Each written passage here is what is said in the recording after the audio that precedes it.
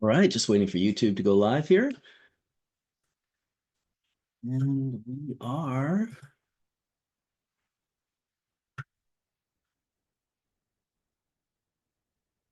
Hello, everybody. Bubble Man here. Welcome to Hash Church 5.0, episode 14. We have now done, well, holy shit, 3.5 months of Hash Church nonstop. So, really appreciating that. Just going to start letting some folks in. I'm going to change Mr. Skunkman Sam, give him his name. There we go. Good morning, good afternoon, and good evening to you, Skunkman Sam. Howdy, howdy. Not sure if oh, that was my phone actually going off. How you doing, buddy? I'm alive. Well, that's amazing. I am so appreciative that you're alive. If I haven't told you lately, it makes me very, very, very happy that you're alive. And yeah, you've helped really shape and change my life in a big way. So I appreciate you, Sam. What is this, show number 14? This is show number 14. Yeah, just the two of us in here so far. Everyone else is a little slower this morning. Usually you see quite a few jump in at 9 o'clock. No special show today, no special guests. I kind of just invited a schwack of people, didn't really have a plan. But I figure we'll still have a nice little hash church. We've got let me see what we got here in the room right now. I think we have there's 46 or 50 people. I have been having some technical difficulties, but hopefully that'll go away here. Can you see Sam I am has been playing billiards? Oh, I just noticed that he had his pool stick up there. Is he a shark? Does he go in and pretend he's not very good and then just utterly destroy the people that he plays? Yeah, he can usually run 5 or 10 games in a row. Oh shit. All right. That's what I like to hear. That is what I like to hear. Well, yeah, nice week here in British Columbia, gearing up for snow on the mountains. We've had, oh geez, I don't even know how many centimeters of snow have fallen on Whistler Mountain. I think we're supposed to get another close to 100 in the upcoming week here, so we're getting a really good base. It's very excited for me because I'm just, happy about the prospects of snowboarding again this season. Wade Laughter has been writing me emails, and we've been in communication. And when I go to California in January, he's going to come down and visit with me. That is awesome. I think that is really awesome. And I'm envious because I would We're also like to visit We're with both of you. actually going to the Curaleaf laboratory in Davis. I am, and I'm interested in the haploid cannabis work that they're working on. Uh, Oh, but but what's it turns out that Diana's brother lives uh, close by Sacramento and Davis. I mean, maybe an hour away, and Wade Laughter lives 16 miles from her brother's house. really? Well, we'll look forward to seeing Wade today. Maybe you guys can talk a little bit about that. And that sounds awesome. Welcome, Colin. I didn't think you were going to be in at 9:03. Maybe you got that skylight shot or No, it's I'm looking at it right now. It's gonna be for another day, I you got a think. tarp over it or something? No, I talked to a guy. I got it. It's like 2 inches open right now. It'll be fine. I just, it's gonna rain tomorrow. I've got a bunch of equipment underneath it. I just cleared it out. It was like an early morning epiphany, and I said, it's really testing me today. Like this thing is like an ongoing dilemma, but opening and closing a window shouldn't be that difficult, right? So. Life is Um, full of side missions. That's what I've noticed. It's all like a video game. You just want to get the key to open up the chest, but then you got to like go down this hallway and find the secret door in order to get the secret clue that leads you to where the actual thing that will lead you to it's just this endless fucking barrage of side quests, which is fine. yeah. I'm accepting of it at this point in my life that it's just like, all right, so if I want to get something done, it's never A to B. I got to go like A to like 8.1, 8.2, 8.3, 8.4 before I get over to B. Yeah, I mean, Well said. I mean, yeah, as I get older, I'm like more, I mean, I've always been this way. I'm completely comfortable in the unknown. I kind of Mm, love it. It's like yeah. makes me feel a bit freer to be content with that. And I encourage others to follow that because it's Yes, very exactly. Man, I spent the last like week and a half to 2 weeks just sort of dreaming about Courtney Pollock's stories that he told us on Hash Church. I can't remember if it was last week or the week before, but that shit was mind-blowing, dude. Yeah, I mean he I didn't get to ask him about how he stumbled upon the technique he created, Right. the thing that The he folding. yeah, the folding technique. That was one thing I went into the conversation was like I'm going to ask him about that because that's a really unique thing to stumble upon and then, to hone in on and then make your whole career about around it. It's amazing. It's like Yeah. an artist finding a particular technique and just making their whole career about that particular technique. And that's it's really unique. There's not a lot of people we meet in our lifetime that get to say that, I created Yeah. a technique, which was my whole He's so career. humble too. The way he told the story, and I remember he was just like, "Oh, I was trying to think, and I just thought, oh, I'll just do like geometric foldings. I'll just fold it in half and then fold it." And I was just kind of like, "Holy shit!" Like it's anything that you do, right? If your passion is there and it's able to fuel and love what you're doing, then it's not really, if you don't like it and you're just doing it because you have to do it, I just don't think you're going to find yourself in the same place. I mean, maybe it's possible, right? You make this weird little mistake and you have an epiphany. I'm sure, look at Sam when he's talking about, watching dude in Africa, like just grinding the material down and just being Sam. Like, what other person wouldn't have said anything? What other person wouldn't have had to be like validate their epiphany in that moment and tell everyone? But Sam bites his tongue and he's just like, oh, I'll just think about that for a I while. just wanted to tell you too that I patented that folding art. Oh, fuck. We knew that. We knew that. That was probably 1963, like 5 years before Courtney even got on the boat. We'll send you some royalties through crypto. Yes, exactly. I, Exactly. I Man, got some, I got a crypto payment, I don't know, a year or two ago, of $5,000 for an FTP that I helped a company create with Skunk. And now it's worth 13,000 euros. Hey, damn. one of the lucky ones. A lot of people came in there with googly eyes thinking they're gonna, become billionaires and left with $1. So What's funny is that Mojave did it. I think he already sold it. And Rob Clark was offered the same deal and he didn't do it because he didn't believe in crypto. I didn't really believe in crypto either, but I figured, I could do this in a day and then I'll get 5,000 bucks. So if I wanted to, I could have sold it then, but I didn't. And I still got it. yeah. You Well, definitely still got it. Oh, wait, we're talking about crypto? You got that too. what's up, That's Wade? awesome. It's a good morning so far. Trying to get my shit together, then I'll get the light turned on or the camera turned on. Ah, the infamous trying to get my shit together. I was doing it myself this morning, Wade. I'm not gonna lie. I do that every day. Fuck. Just trying to get your shit together is that's one of the Tough most one. honest things that was ever said.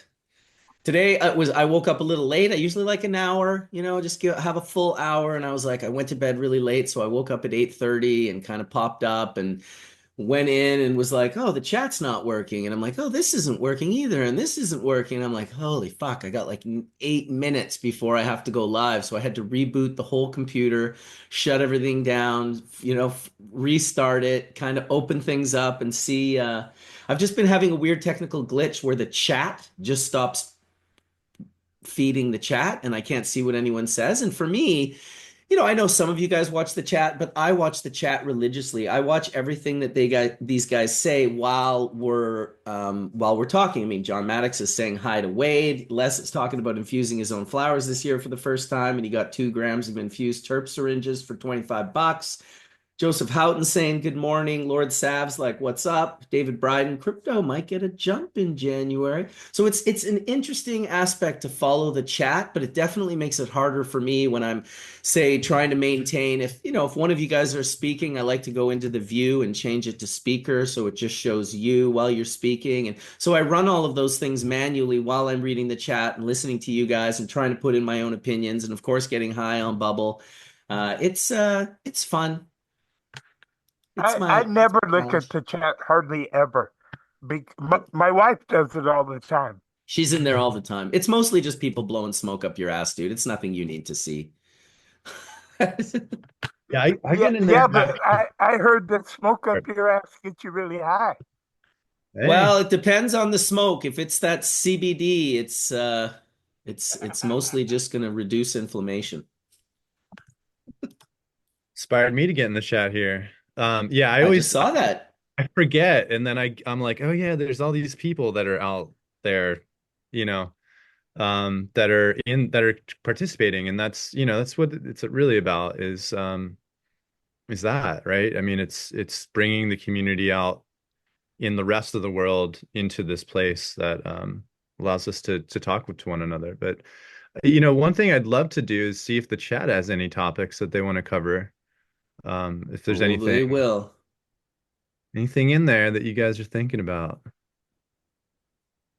Um, but yeah, I thought the last show was really good with having the celebration of life, but also one thing takeaway that I walked away with that I often think about is that the band itself um has created a platform for other artists to utilize their own expertise and work, and that that conjoint collaboration I think is unique because it's what set the tone for where everything's at today, and it's really fascinating to me that as much as things have changed, not much has in that realm.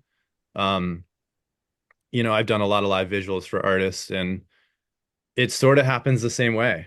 It's just like you show them the work. You're like, this is what I do. This is what I've been doing. They're like, sick. This is amazing. You should talk to, Tunde about doing this for the next show, or we have a new release coming up. And it just happens. Like this stuff just starts talking, bubbling to the surface. So I think it's really great for him to share that experience with him through the band, because they've allowed so many artists that we all love to become. R. Crumb is a great illustrator that did Europe 72. I don't know if anyone in the audience here knows R. Crumb's work, but he's an incredible illustrator that was a San Francisco staple and actually didn't even like the Dead. Like he was all upset that they used his work for their album covers, and but through his work and his artistry, developed a visual language, which we all today still very much hold on to as very dear and true to our hearts. So it's just a lot of like, it's such a big conversation, and you could go into so many nooks and crannies, but they've touched so many lives and so many careers in ways that I just really commend them as entities, individuals, whatever you want to call it. Because it's really, again, it set the tone for where it's at today. It's really beautiful. I wasn't there last week because I didn't want to say negative things about the Grateful Dead, and I'm kind of negative about them.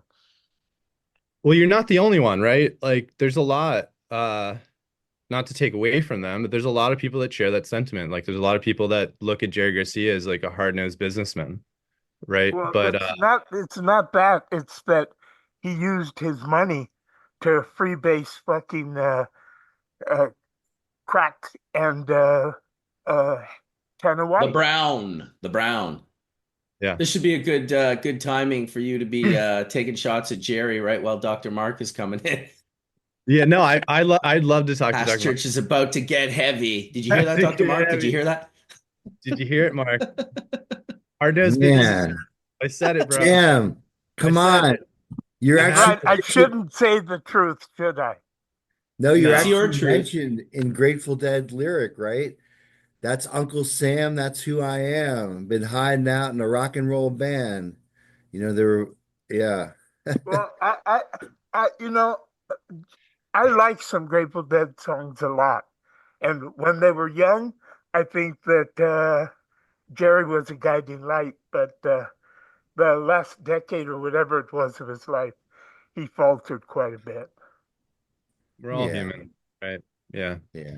Well, Yeah. we all witnessed, his decline, when you look at him just before he passed, he was 53 years old. He looked like he was 80, right? I mean, it's completely white, and the people who surrounded him, yeah, just didn't take care of. But we talked a little bit about this. He had the weight of this huge organization that needed to keep those revenues coming in with him performing, and that ultimately led to his undoing. And I think Phil and Bobby and all they all recognize that in hindsight. But nothing lasts forever, and we shouldn't be sad that he's gone. We should be happy that he was Well, the, here. the And for those Dr. of Beatles are us, still Seuss. together, aren't they? I'm sorry, The Beatles are still together, aren't they? No. two of the Beatles are no longer existing on this plane, but whatever. Yeah.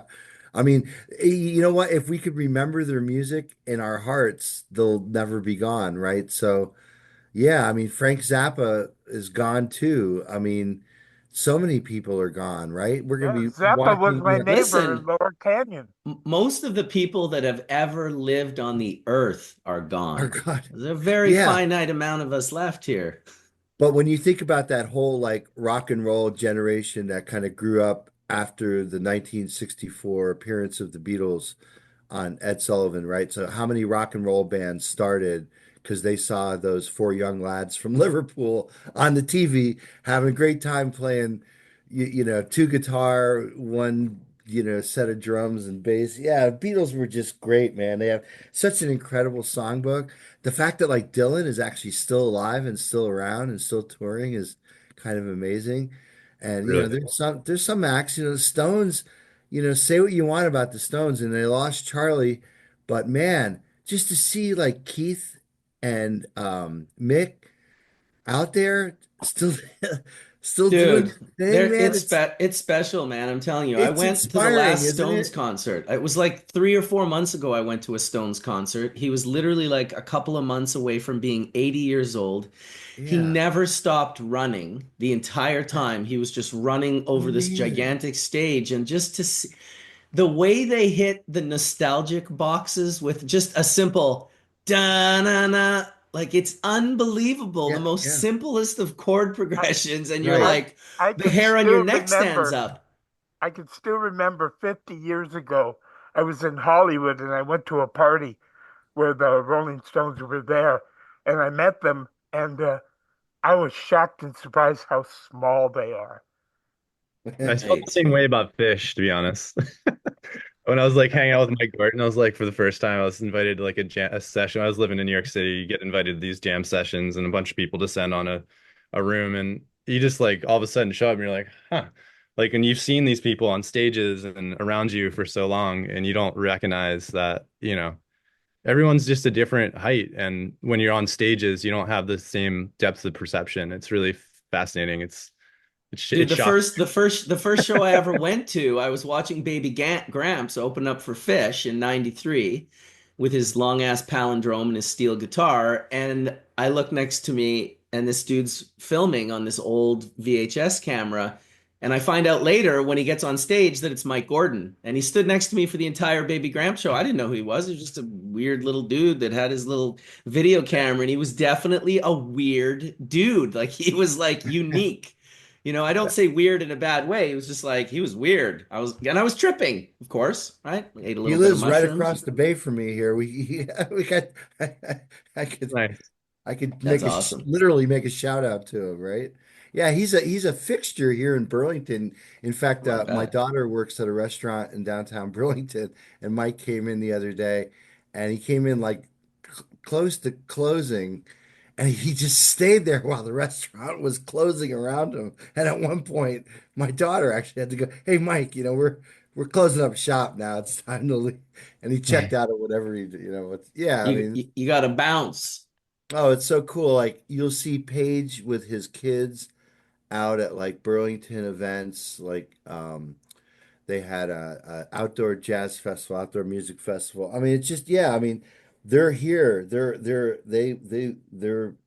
the area, and yeah, yeah, Colin. I mean, it's like when you see them like in a gig, or you see them like one of those, even like a smaller like Mike Gordon gig. I mean, Yeah. those are like in theaters, like Capitol Theater and stuff like that, and I guess it's just weird when you see them just like in a restaurant or a store or Yeah. something, and you want to like go up to them and say hi or say thank you, but you find that most of your people just sort of leave them alone. I just got back from the grocery store. I shop in the same grocery store as Bernie Sanders, okay? Like every once in a while we'll see Bernie there, and it's just like so weird because you just saw him on TV or something like that. Now you see him in the flesh. And Yeah.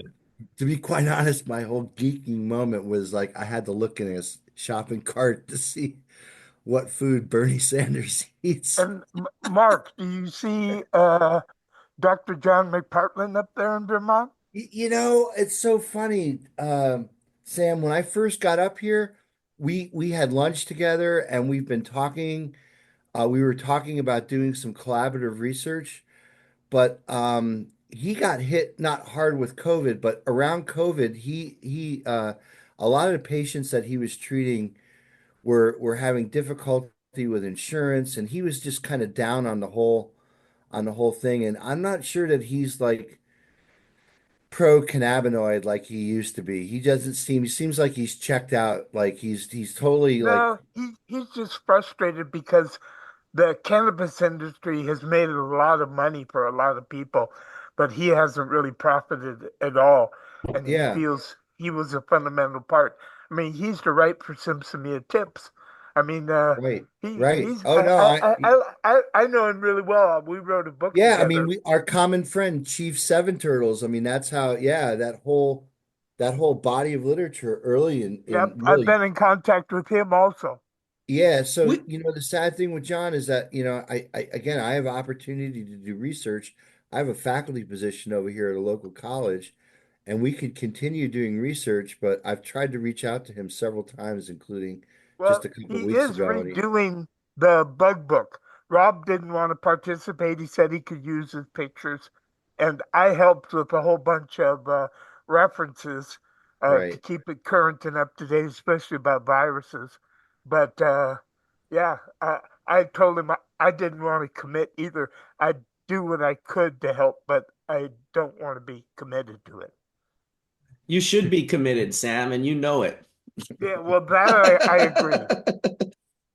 Didn't we see John present at the ICRS Yeah, probably. I in would imagine. Leiden, Sam? Yes, absolutely true. Yeah. Yeah, yeah, yeah. Sitting in the front row with Skunkman Was Sam he while John talking? presents on stage. Yeah, was Usually he And I Paul was talking? and giving him shit because he was doing a presentation about his theory about Right. Tibet Plateau being the That's right. center of cannabis in the beginning, and I I gave him some shit because he doesn't have any really true, thousands of year old artifacts that prove it. It's all based on conjecture. Yeah, Sam, it's interesting you say that because I speculate that that paper was not well received and that he's gotten some flack from that from the community. And I think that's one of the other reasons why he's maybe shut down. He just, I wanted to collaborate with him. I wanted to, use his brilliance and his He, genius. he's a He brilliant really, he's a brilliant guy. He's He really is. totally a savant And when it comes to cannabis. There's yeah, probably no one alive since Meshulam is gone that knows more about the plant than he does. He's really, I mean, and so many aspects. He's an osteopathic a DO, right? So he sees patients every day. And I think he's just completely overwhelmed with that and yeah, he dedicated. told me during COVID that he was completely overwhelmed and Yes, exhausted. yes, yes, I think yes. the whole That's right. industry feels that way, but what I'm hearing from both of you is that we need minds like this. Like we don't just want them, we need them, We right? We do. need people that are thinking about things in ways that others are not, and to shed lights on things that are perhaps small doorways that could open larger pathways for us to explore. It's needed, right? I mean, think about the simplistic way that hash traveled all the way to where it's at today, all the way that, all the work that Meshulam's done all the way to today. We have to continue this research and these things that others that are not so fortunate to be alive any longer were doing. I mean, it's I don't know. I like yourself, Mark, I'm super inspired by all of the work that's been displayed for us to, ingest and learn from. But to your Well, point, I don't, I've said it about Meshulam before on Hash Church. If you yeah. want to know the man, read his papers. And like John is an incredible writer, right?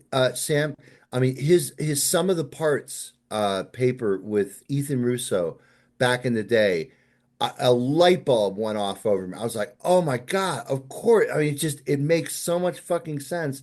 And the way John breaks it down, I mean, again, like when you read Meshulam is probably the most stunning example of this. I've read every one of his papers. Some of them I've read multiple times. And you know the man, you understand how he's thinking. You I understand, really loved Meshulam. oh, his He writing, came to right, Sam? Amsterdam and helped me with a science program. With he was in my greenhouse walking around, sniffing the cannabis plants on the science program that we did for Netherlands TV station Northern Lit. And then he came over and him and his wife had dinner at my house. So I was pretty close to him. How It's cool awesome. is that? So, I mean, like again, just not just about Meshulam, just using him as a convenient example. If you want to understand the person and their convictions and their idea and where they were taking it, you read their papers. So it's kind of like, like the two Beatles that have passed. John Lennon left an incredible legacy of music. Raphael Meshulam left an incredible legacy of chemistry. Roger Adams, an incredible legacy of chemistry. All these things are available, and you could read how the guy was thinking when he wrote the paper, which is so I've fucking got them cool. all. And I know. I'll bet anything you. that's above my head, I used to ask John McPartland to explain it to me. Oh, now And you could ask me, Sam, right? I do sometimes. Yeah, you do. That's right. Absolutely. But it's kind of like it's the scientist's crystal ball. We can look, ironically, into the past and see the future. How cool is that? That's because time is an illusion and everything is happening at once. It's I, I, all I happened. I can remember when Meshulam was at my house, I asked him what he thought about the governments in Israel. This was, like 20, 25 years ago. And he told me that fundamentalists had taken over the government and it was run by Zionists. And he was not a happy camper about it. Shit. We So weren't we weren't supposed to we weren't supposed I to will talk politics, I right, will Mark? mention that we're gonna stay away from that. Okay. Yeah. Well, I'm I'm just not going to joking. discuss it anymore. I was blown away how blunt and frank he was. Dude, he was awesome. Fucking cool old dude. I didn't get to meet him very often, but I definitely met him in Leiden that year and had some nice conversations and managed to some. I don't often like ask people to take a picture. I have met a lot of cool people in the industry and musicians and all sorts of cool people. I never really ask to take pictures unless unless they're my friends. I'll be like, hey, if I saw Dr. Mark for sure, I'd be like, let's take a picture, dude. This is fuck. I can't believe we're like in the same room right now. But with And with we uh 10 with years later, Raphael, we I still did. haven't met face to face, Marcus. I Isn't that know, dude. crazy? It's I, unbelievable, actually. I have pictures with Dr. Meshulam. I've never showed them to anybody, but I've got them. And also at Leiden, Dennis Perone was there also. Oh He wow. was. He was. That's right. Yeah, there was a whole group of really cool people at that ICRS. That is definitely like like not a And lot it of was a people in the half an hour cannabis. from my house. That was also very cool. That was also cool. There, Chimera was there that year, and Dr. Mark Lewis was there that year. We had an interesting group of people that we were Where is hanging it out and next puffing year, bowls Sam? with. Do you know where it is next year? Oh, ever since Dr. Meshulam died, and also I've got health problems, so I don't go to their symposiums anymore. And I was a member for 30 years, but last year I dropped out. The times they are a changing. When I first went there, it was really all funded by the NIDA, and it was the piss testers kingdom. But it all changed really fast when companies like mine and a lot of other companies like GW Pharmaceuticals started funding research for medical applications of cannabis rather than it being a drug of abuse.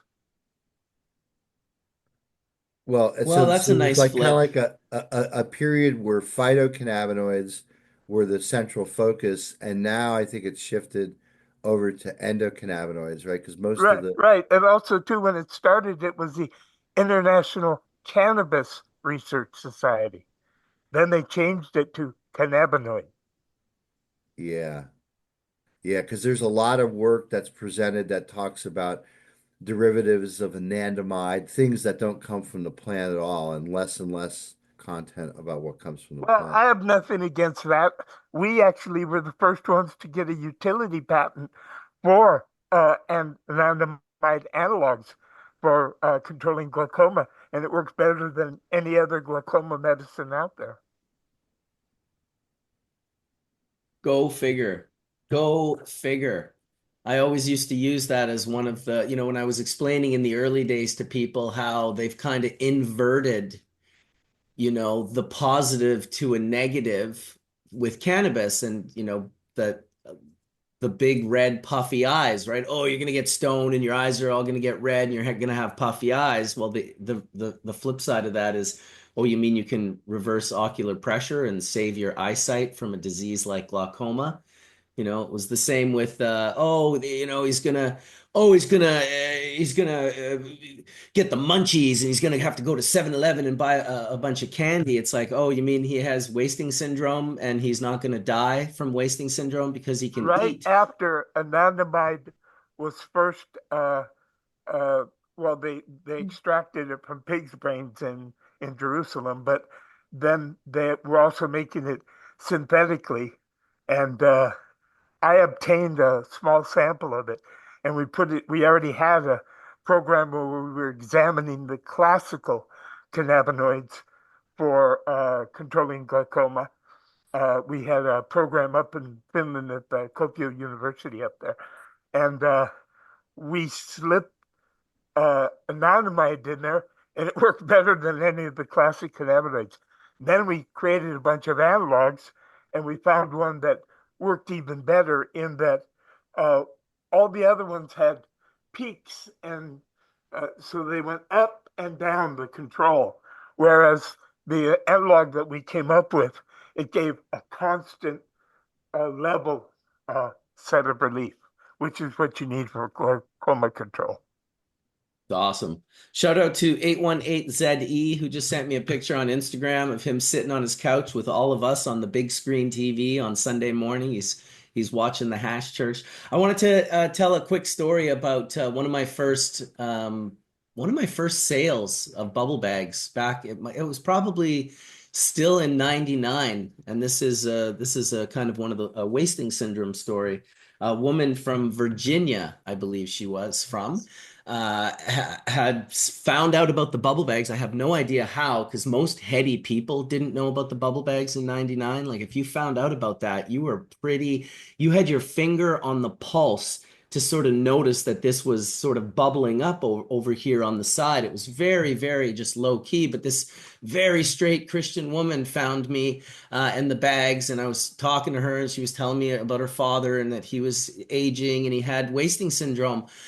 And he was like 85 or 90 pounds, which I don't think he could have gone much lower. He was definitely like on the cusp of perishing.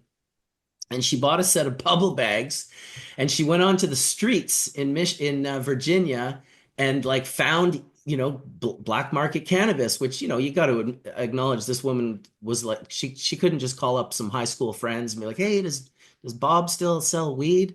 Like, she went to the streets, bought some weed. She bought an ounce because, it was the bubble bags. Even then, I was like, an ounce is, I don't know if you could only run a quarter. I think you should probably. So she goes and gets an ounce. It was an absolutely insane amount of money because it was 99 in Virginia. I don't know what she paid for it, probably like $400 or something.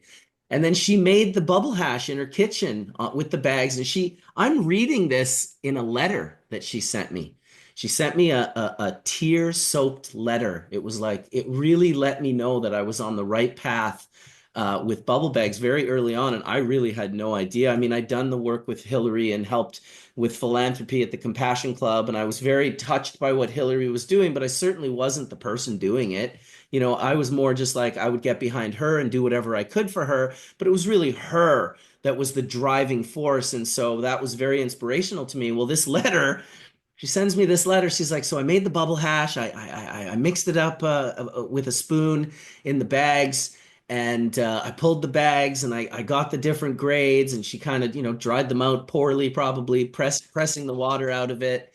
And she says she gave her dad some bubble hash in his corn cob pipe. He had a corn cob pipe.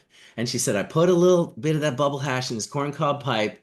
And you can kind of tell, like, the letter's intense and it's kind of sad. And it's like, it starts out kind of like, my dad's not doing good. He's got maybe a couple weeks left and he doesn't want to go to the hospital. So he's at home at my house. And she ends up telling me he smokes this bowl of bubble hash in his corncob pipe. And 30 minutes later, he crushes an entire McCain's cake that she has in the fridge. And she's like, to the prohibitionist, oh, he had the munchies, right? It's a derogatory, like, it's like, let's look down on this fucking guy.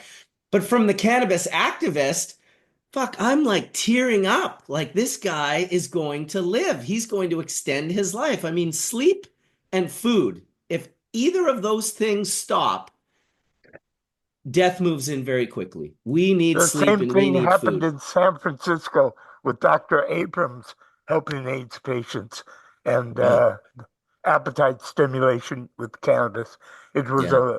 a major push forward.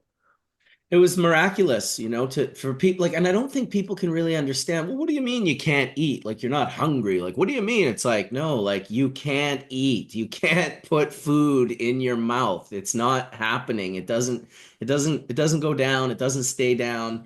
And so, that was kind of one of my first glimpses. I had seen some pretty incredible shit at the Compassion Club prior to that, but like I said, I wasn't working there. I would visit and Hillary would tell me stories.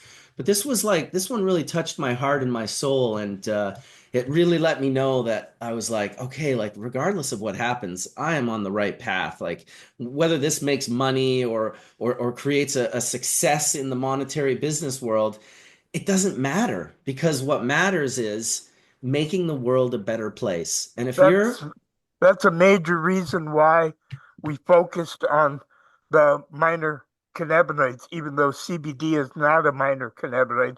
We were the first ones to create a high CBD variety, and that was really to help the Brazilians and other patients in the world. Yeah, it's wonderful work. Anyone that's done it, it's hard not to get sort of sucked into that aspect in the early days as a cannabis activist. I mean, we started as hemp activists and our whole focus was hemp because where we were, Manitoba, it was not the place to like, oh, let's try and get cannabis legalized for medical or recreational. It was like they were still throwing people in federal penitentiaries for cannabis in Manitoba. It was very much close to sort of the US regime's look on cannabis in the 80s, the 70s, 80s, and 90s for that matter. But yeah, to have it kind of, percolate up from the hemp thing, because we were just like, well, let's focus on this. This seems like something we could do. We live in the farmland. Manitoba has 2 million acres of farmable land. That is an enormous amount of land that you can grow on. And so that was sort of our focus. But coming out to BC in the mid 90s and then meeting Hillary and seeing what she was doing with the BC Compassion Club, which of course was inspired by Dennis Perron and Valerie Corral and the people that Hillary had met in California through Todd McCormick. Those were the sort of inspirations, and if you're kind of honest in your cannabis activism, it always goes back to California. It's like the center of the cannabis universe. Even up here, our Kootenays, which is kind of like our Humboldt County, right? The Kootenays, it's this massive area that borders the Okanagan. It's above sort of Montana and in the U.S. there. It was all draft dodgers from fucking California that bounced up to the Kootenays and became the freaks and planted their flag. And if you follow those freaks back in time, they came from California. Like the majority of them came from California. California the center of the cannabis universe Absolutely. because they were Absolutely. importing from everywhere in the world. But That's what then I'm saying. for a little while, for a decade or more, it was Amsterdam. Sure. Definitely Amsterdam was the place we could go and gather. But there was still a lot happening in California. And it always just seemed to with everything that happened in Amsterdam, it never seemed to move past recreational. Like, I guess it did at one point. I don't know the year that Bedrocan started selling in the pharmacies. Was that in the 90s or was that in the early 2000s that started, that you could buy herb at the pharmacies in Amsterdam? We were the first one licensed in the world for medical cannabis research, our greenhouse facilities. And that was in about 94. We had applied a year or two earlier, but we got permission in the mid 90s. So Bedrocan was like maybe, I don't know, 10 years after that.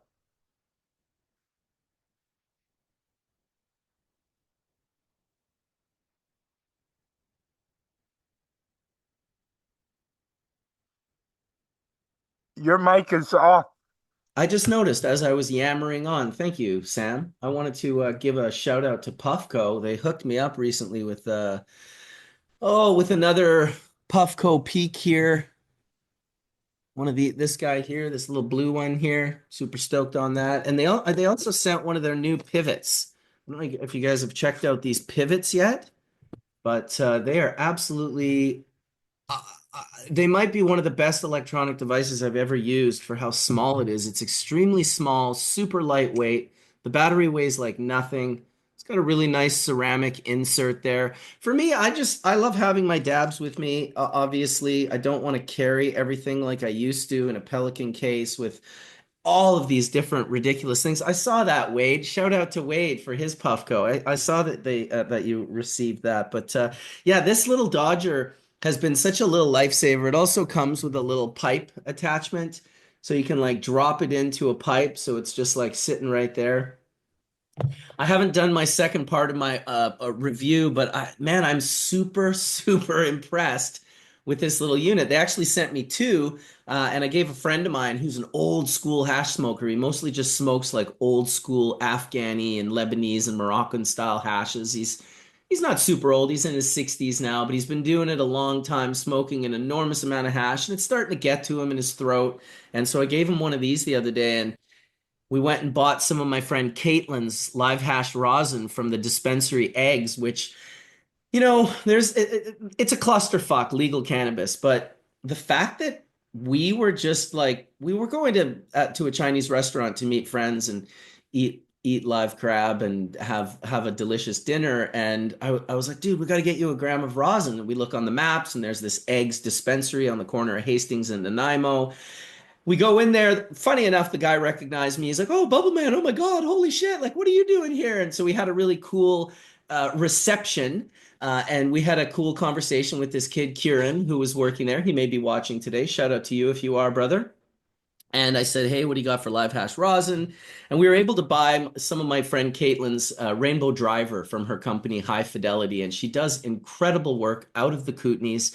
I believe it's Woody Nelson are the guys that are growing the flower for her. My old buddy Ty from back in the day that I used to have a grow with, he's growing exceptional flower for this group. So she has really good material to work with. But I just sitting at the Chinese restaurant and eating and realizing that we had just like we took a dab of it before we went into the restaurant and it tasted so shockingly amazing. I've been smoking strawberry banana from Concentrated X Live Hash Rosin 120 micron specific and it tasted better. Like it had a better, it was such an incredible, it was like the best taste you could possibly get from a rip of hash rosin. And I thought, holy fucking shit. All of these people don't even know that they're like 4 minutes away from being able to walk into a store and buying some of the best hash on the planet. And that's something that we all were a part of making happen. And I think we shit on the legal industry a lot because of the level of where we are in cannabis with our relationship and how intimate it is and how accessible it is for us.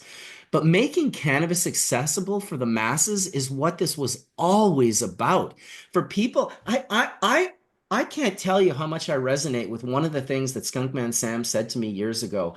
He said, I have been fighting for this plant to become accessible and legal for everyone in the world. And he was always very specific that it wasn't just medical for Sam, that he thought recreational and getting high was just as important. And I loved that about him.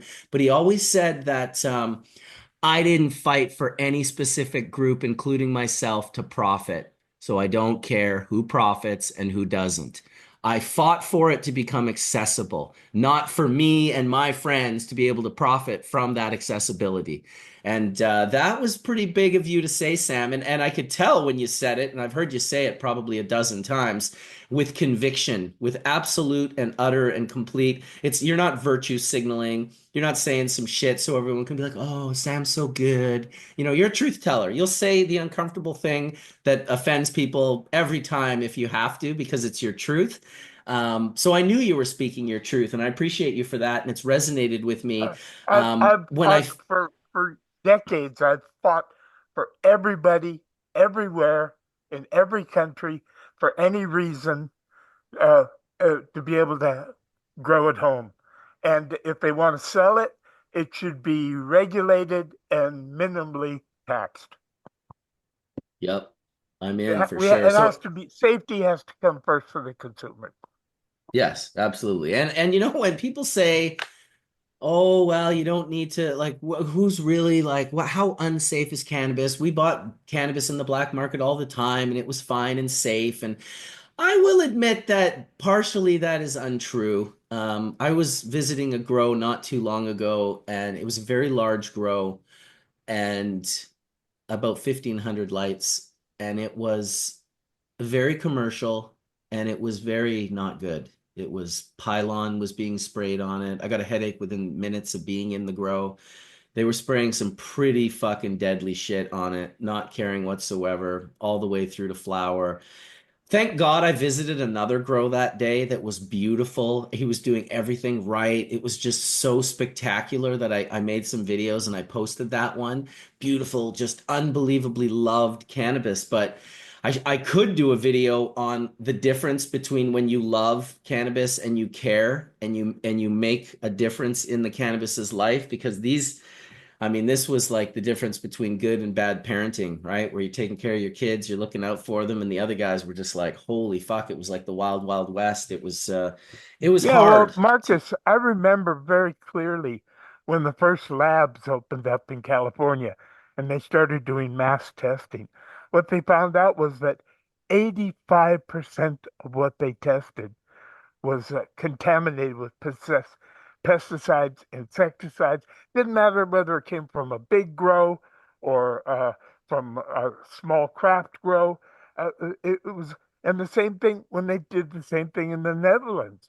Everything was contaminated, either with artificial sprays of some sort or micro contamination because they just weren't growing carefully enough.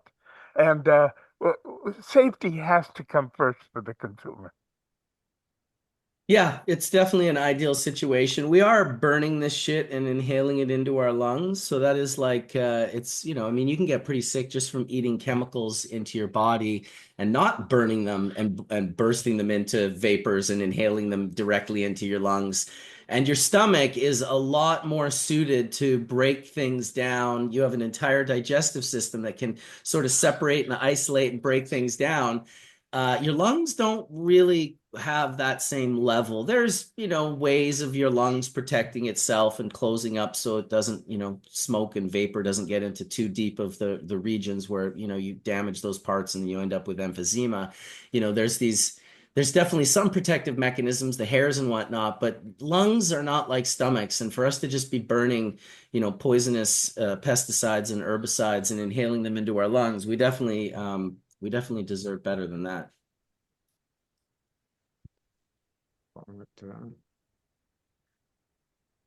Ooh, sorry, my mic was muted here. I was just thinking about, when I was a lot younger, and the gist of things was that I grew up in an agricultural environment in southern Vermont and also in Pennsylvania, and you know I remember being told to use certain things, and I think it was, things like were normal to use on other crops.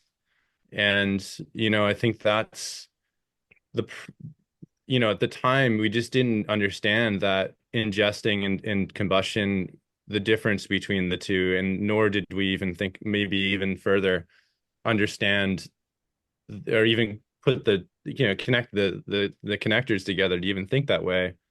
But, I wonder if the tobacco industry, I think about this a lot with aspergillus and a lot of the other things and constituents with microbial content. Like, what are they passing for, and how are they getting around it?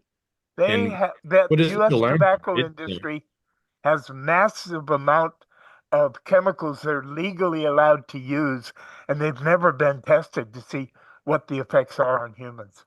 Got it. So that's, and I just wonder, because there's a lot of research to be done in so many facets of this, right? There's the plant, there's the agriculture, and then there's the agricultural technology side of it. And it just seems like there's a lot of things that we're trying to do. We talk a lot about in just growing, like you start at 100%, and everything you do kind of knocks it back a percentage point until you get to harvest, right? And then you have a whole new set of parameters for dry cure, if that's what you're doing, or if you're going to fresh rosin, same thing. So, there's just a lot to figure out here, because when I, select material for washing commercially, it's just a whole different mindset than I ever had before. Um, just a different lens is put on it. It's a lot more scrutiny.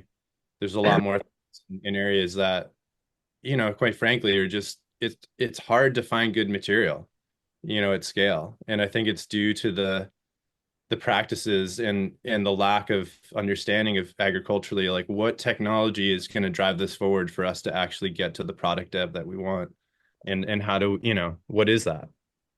Because we're so far behind, it seems, if you look at other agriculture. We Yeah, just don't I have came we I don't have came from that agricultural belt as well, like Cargill has their main office in Winnipeg, Manitoba for North America. And they're, one of the largest companies in the world. They process, I don't know what percentage of grain that is grown in the world, but it is a very high percentage. And it just seems like the bigger you get, the more things get lost and the more things sort of fall through the cracks. It seems like there's a belief system that you can't scale with integrity and consciousness. And I think that's untrue. I think that it It's can be done. absolutely untrue, Marcus. You Well, can, you're the one that but taught me but that, I'll be quality honest. has to come first and quantity second. For sure. Yeah, for sure. Well, I think the industry is learning that, everyone got really ego driven. I'm going to build, we're going to let technology drive this, and well, controlling those environments is been proven time and time again to be so expensive, and really chasing a tail, because we don't really have the right equipment to do it. Just recently, we've just all figured out that reheat technology is the way for dehumidification, right? That alone is insane. We've got a lot of work to do on those fronts to make the standardization of being able to grow a crop time and time again well. It's All just we have to do is use artificial intelligence. It'll tell us exactly what to do. Yep. I'm sure it will. I'm sure it will. Apparently, AI right now has an IQ of about 120, which isn't by any means the highest IQ on the planet, but it's 120 IQ in every single subject on the planet. And that's what And it's makes it, blind. It and doesn't it's realize when it's making mistakes. no, sure. but you realize when it's making mistakes. And I have to say, it shocks me. Like for recently, I was turning Thomas from Grandmaster LED. I was like, oh, you got to check out ChatGPT. John's going to flip out that we're talking about this now, and he's going to go off for like 7 hours. And welcome, John. We will welcome you to go off on this in a second because John's been studying this for like 10 hours a day. He's studying it right now. If he took his camera and pointed it around his house, he's got fucking papers. It's like Memento in his house. It's fucking Memento. Everything on the walls, just all around him in his office. But I will say that, it doesn't know everything, but it did impress Thomas to a degree when I was like, oh, what do you want me to ask it? He's like, oh, I don't know, ask it. And it was a specific chat GPT that John actually created for Thomas called Lumina GPT. It was like a specific light chat GPT that John built. And it knew a lot. Now, did it know exactly the percentage of far red that was inside an HPS or one of his specific lights? Well, no, because that if the information hasn't been published and it can't find it, then it's going to be difficult for it to come up with that. It's not just inventing and coming up with shit that same way.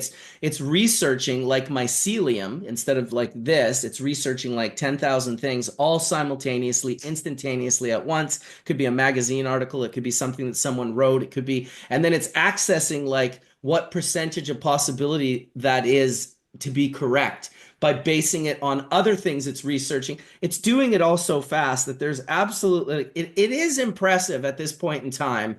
I can't believe it. The thing that freaks me out about it is you can program it to like think like you and answer the way it would sound if you answered. John has a fucking robot AI that's not a robot, but like it's a clone. It's him. It's his picture. You punch things in and then it answers you in John's voice, but it's not John answering, it's the AI. And that's pretty cool too. So I definitely have had fun with AI. It's definitely heading somewhere. I don't really know where, but it's exponentially growing. And when it gets up to like a 500,000 IQ on every subject on the planet, I don't really think people have an understanding. I don't think we have the ability to understand Well, how I that think is what it's going to going to affect realize us. is that AI doesn't need people because it's so much smarter. It needs to be in the loop. But do we not need everything else in the world because we're so much smarter? Like, do we not need ants and bumblebees and like all these other things? Like, we're way smarter than them. But if you get rid of bees, I'm pretty sure our entire society will collapse and we'll all perish. So, I don't know. I don't know. Well, AI is definitely it's a complete change. It's changing everything as we exist right now. It is probably the most biggest change in the history of mankind, what we have and where it's going. I mean, it's bigger than a light bulb, it's bigger than anything, and it's like a fourth turning in where we are. And AI is a co-pilot in our lives. It's a super intelligence that's going to help us get to us to where we need to go quicker, faster. And that's what it comes down to. And it's able It to, might be where we need to go. It might not be where we need to go. Let's just put that out there. no, that is And the other problem is most people will become dependent on it and they won't think themselves. who's got a cell I phone. think that's already happening. I think that started happening when the radio came out and then the TV and then the computer. I mean, my God.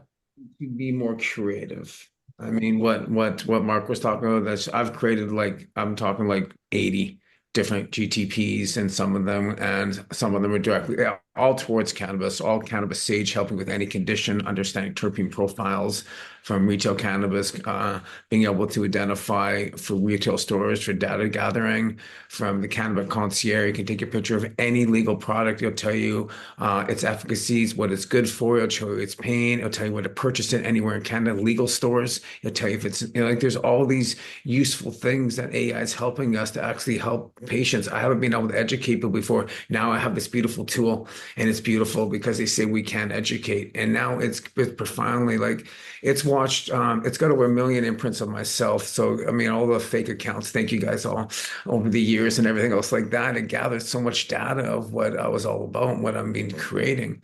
And you can do this. And now it's able to help me access more of my own information that I forgot about. Yeah. Dude, we need a Skunk Man Sam breeding AI, to go 100 years, and I'm going to ask Skunk Man Sam about this, and to have it answer in his voice, have the picture of the little Dr. Seuss doll up there instead of his actual I face. did ask Chat AI to write a story about me, and it you? was scary what it knew. Yeah. That's Look, what I'm saying, dude. The fact of the matter is, Sam, you brought it up earlier, you're like, the Beatles are still together. Well, kind of, because they did just release a song using AI, and it did chart, which is insane. And it's super dangerous for a lot of reasons, but also really fascinating and interesting and so deep and profound in so many different other ways, right? So, I think, John, yeah, explore new tools, and technology is great, and don't be afraid of things that you don't understand. If you're afraid of it, try to understand it. So Yeah, That's it, man. that's awesome. So what are you doing?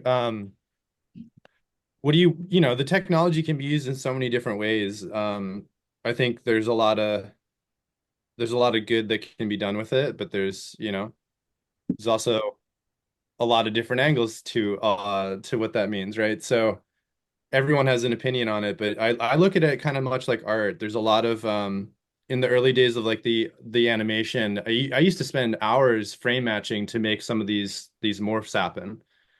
And now it can be done with a keystroke, and someone's data technology and infrastructure can be applied to your ideas. And that getting those ideas done faster for a creative, I think, is really helpful. And I think you can change your role as a creative as you grow in the role as being a creative and putting out work into the world.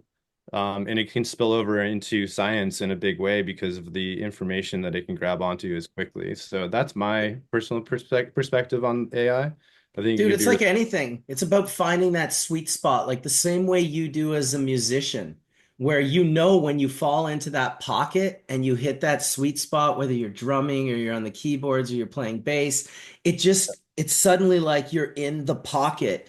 When Google first came out, when internet browsers came out, most people did not know how to input a search query that would find them what they were looking for. We just didn't know it. We didn't know the sweet spots. There are people now who can punch in like a paragraph query into Google and find exactly. There's people who are better at searching Google than others, let's just say. And AI is absolutely no different. If it's coming up with a lot of mistakes, you haven't fed it the right inputs. So right now it's young, and you need to tell it in a very, very specific way. And the more and it's most people want to write a question, like a sentence. Hey, can you do this? But the sentence should be, okay, in this form, you have to describe all the sort of textures that you're looking for, all of that.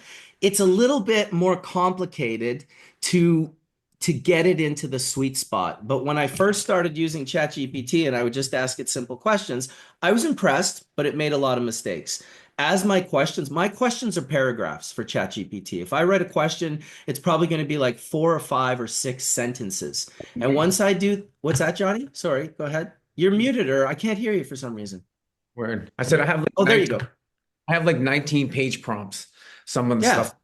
So that's what I'm saying. It's got to be, it's prompt engineering. It's a new way of talking right now. It's NLP to a computer. You can get like, it is so profoundly so amazing what you can create from this and be able to use a tool. I wrote a book. It's coming out. It's Smart AI in Cannabis. It's 26 chapters. It's everything I've learned over the last couple of years to help integrate in different stages of using it and what I've been doing and give people the tools that they can use to utilize going into 2025.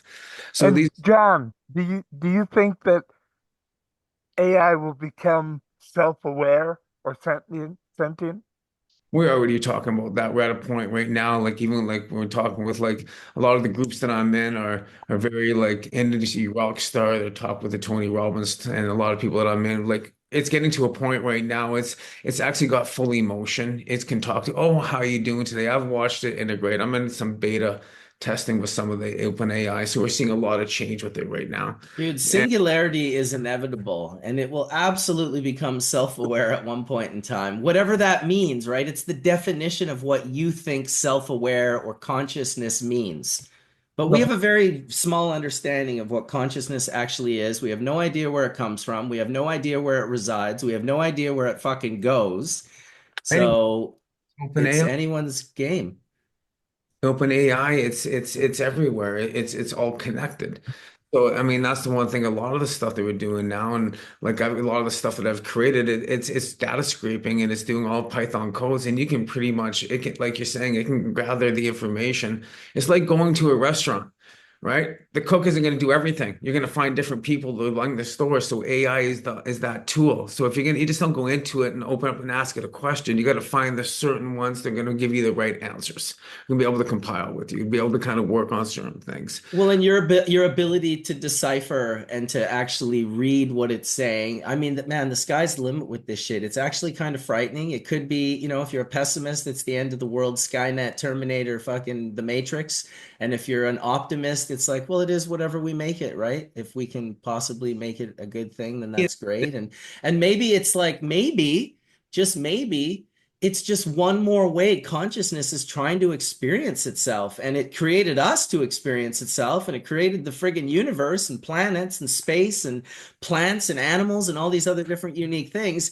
Who's to say that this isn't the universe just creating one more fucking way for it to experience itself? I used to think that the only thing important was creativity, but it's already helping people create new things. Huge. No doubt. John, Yes, check out in a big way. Buzz Listen, Scout. I have a friend in Lions Bay here who works for like Pixar. He does animation, like really high-end cartoon animations. And he told me this. Now, it's been 1 year since he told me this. Now, keep in mind, Pixar has access to artificial intelligence that is not publicly available. So his stuff that he was playing around with is probably stuff we'll see in like a year or two, a year ago. But he was freaked out, dude, and all of the guys that worked there were freaked out. They said the animation they made was so flawless, so quick, so incredible, so accurate, so exactly what they wanted it to be. So, like, they just couldn't. They mostly all knew, I don't think we could have created this without this tool. And Yeah. so, for them, it's all tools. They're not making anything with their hands. It's all like tools that are going through a keyboard into a computer system. So AI is just another tool, but he was frightened. He said that he thought that most of the people in his job, these animators, would be out of a job in like way less than 5 years. And he said it could just be like in a day. It could just happen like over a weekend kind of thing. But he said in the next 5 years, most of those people will absolutely not be doing that same work. They'll be doing prompts, some of them, a small percentage of them. But like And with it's all automation in the greenhouse, we won't need pot growers anymore either. take a look at the Bud Scout I put in our internal chat. I worked on that project a couple of years ago with a really great guy, Scott Wilson, and out of Chicago, and it's really awesome. It works. There's a couple universities are using it. I'm really excited for the future of that. Just helps us be better. I was at Um, a conference calling you guys in Kelowna here about a month ago, and they have a full automation AI farm that grows mushrooms, takes to the market, everything. It's completely AI, completely. It is the first farm in the world that's completely AI. That's all automated and completely run by robots and AI.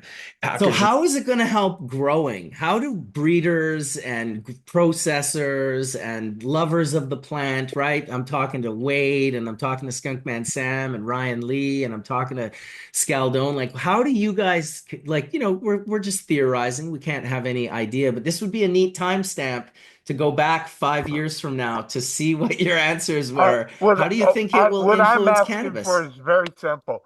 I Yeah. want, first of all, resin heads that are the size of footballs. Okay. I want that too, actually.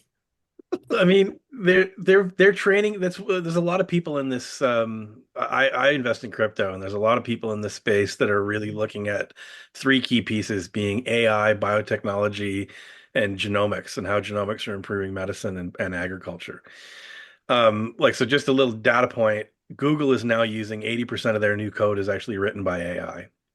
So, before it was humans that are overlooking all these genome sequencings that we're doing, but now we're going to have AIs doing all that stuff. And they can, like, for example, they started looking at AI, like this is a few years ago, like 3 or 4 years ago. They had an AI that was looking over cells in mammographs.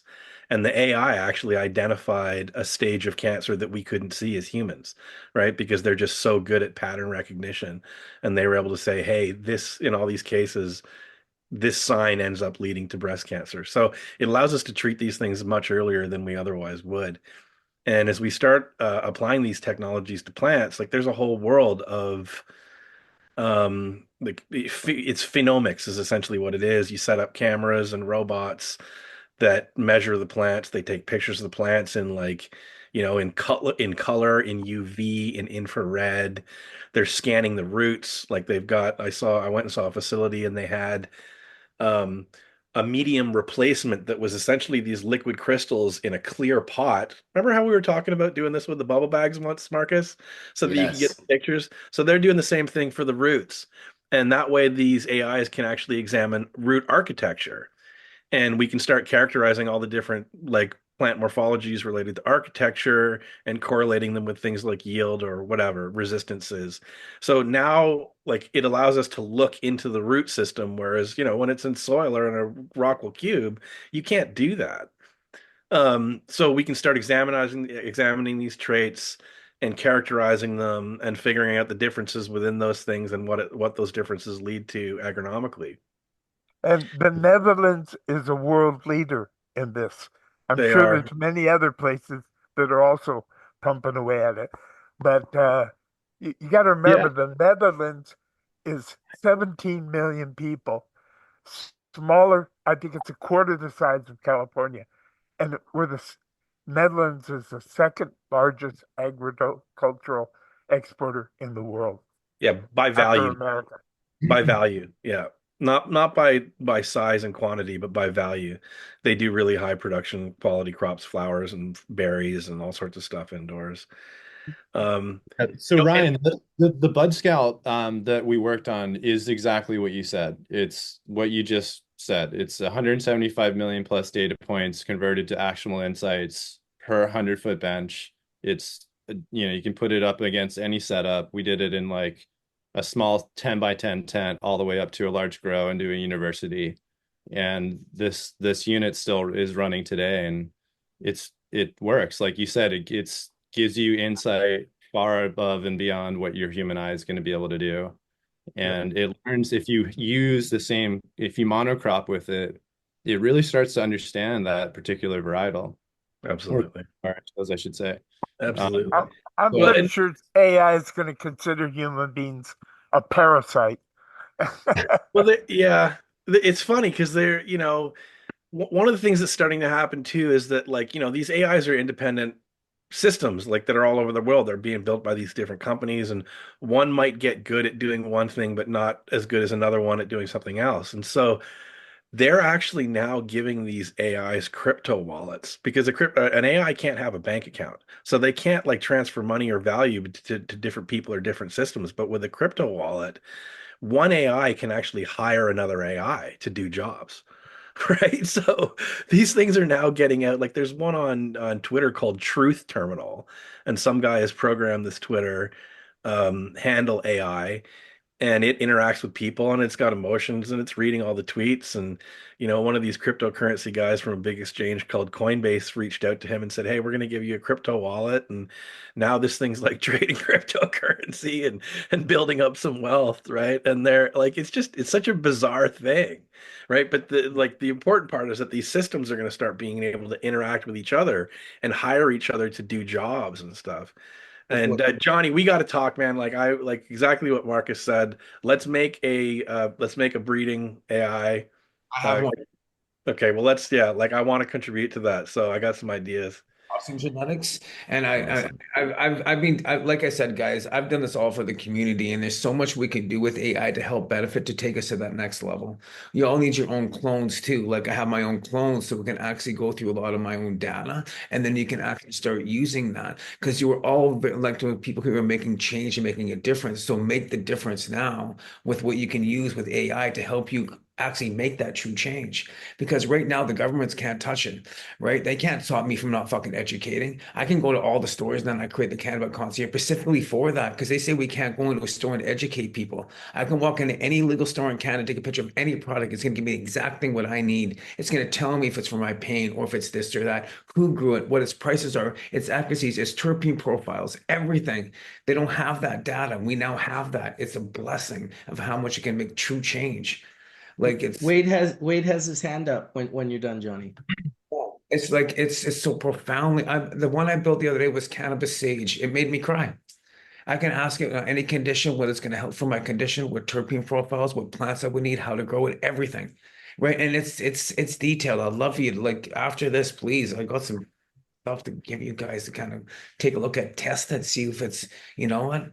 Like we can actually make a true difference. We put the greater good into something that's we're going to get back what is going to give us what we deserve, right? And we have that opportunity right now to build on, to make that change for the future because we're in that change right now in evolution. This is a fourth turning. Be a part of it. Don't Yeah, run. good for you, Yep. dude. Wade, how are you doing today, sir? Um, Today I'm doing pretty good. It was a slow start. I wanted to jump in this conversation about artificial intelligence, and specifically, I'm loving the vision that John's describing and Marcus referenced of it being an expression of the consciousness of humanity, taking a new form. And that's certainly a point of view. I'm still sort of stuck in the view of it's a tool that we're learning how to use, and hopefully we program it in such a way that it is of benefit to us as a whole. What I wanted to talk about earlier on, y'all were mentioning about the idea of having cannabis grown by robots. And again, I think it's a great tool. I think there's all kinds of opportunity that Chamara was pointing to of ways we can keep track of the plant's progress and whatnot. But back to that thing of consciousness, I'm utterly convinced that the presence and consciousness of the cultivator has an effect on the plants they're working with. So I don't know how that energy, that presence, that caring kindness towards the plants can be programmed into a tool to express itself through robots. Maybe that's possible. I don't know. It's just, I wanted to call out what I feel like is a really important component of making the highest quality cannabis product, flower, call it what you will. If you want the highest quality, you need someone involved who really cares about the plants and what they're doing with them. That's just my opinion. And it is my experience again and again. I I'll go back to agree with listening. it. Thank you. I agree with Uh, it, Wade. and there's always going to be jokers like me that'll say, I want to make artificial stupidity. There's enough of that on the planet already.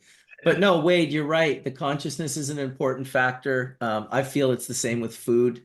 I don't want angry people preparing my food. When food is prepared with love and like a positive, it really is. And the whole raw food community kind of taught me about that. They're really obsessed with, making sure that, while we're preparing the food, we're putting this sort of positive energy into it. And I do believe you're right, that it's a tool.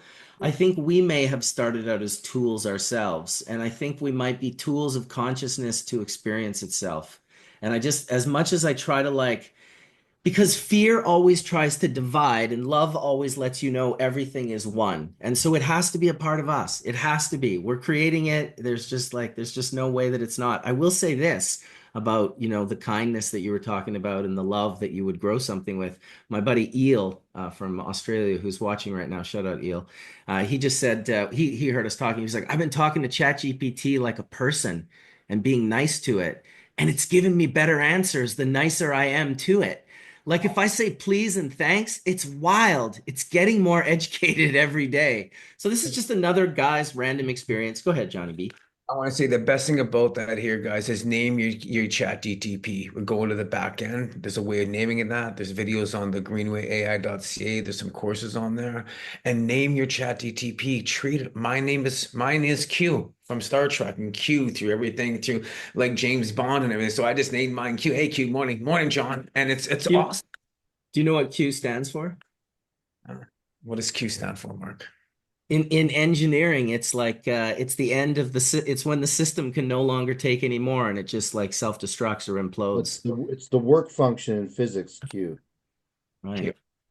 Mine's and it makes me and that's exactly what you, and I love that you were saying that. So you guys, if you're using ChatGPT or Claude or Perplexity, there's all different LLMs out there, and understand that. Treat it like you treat anybody.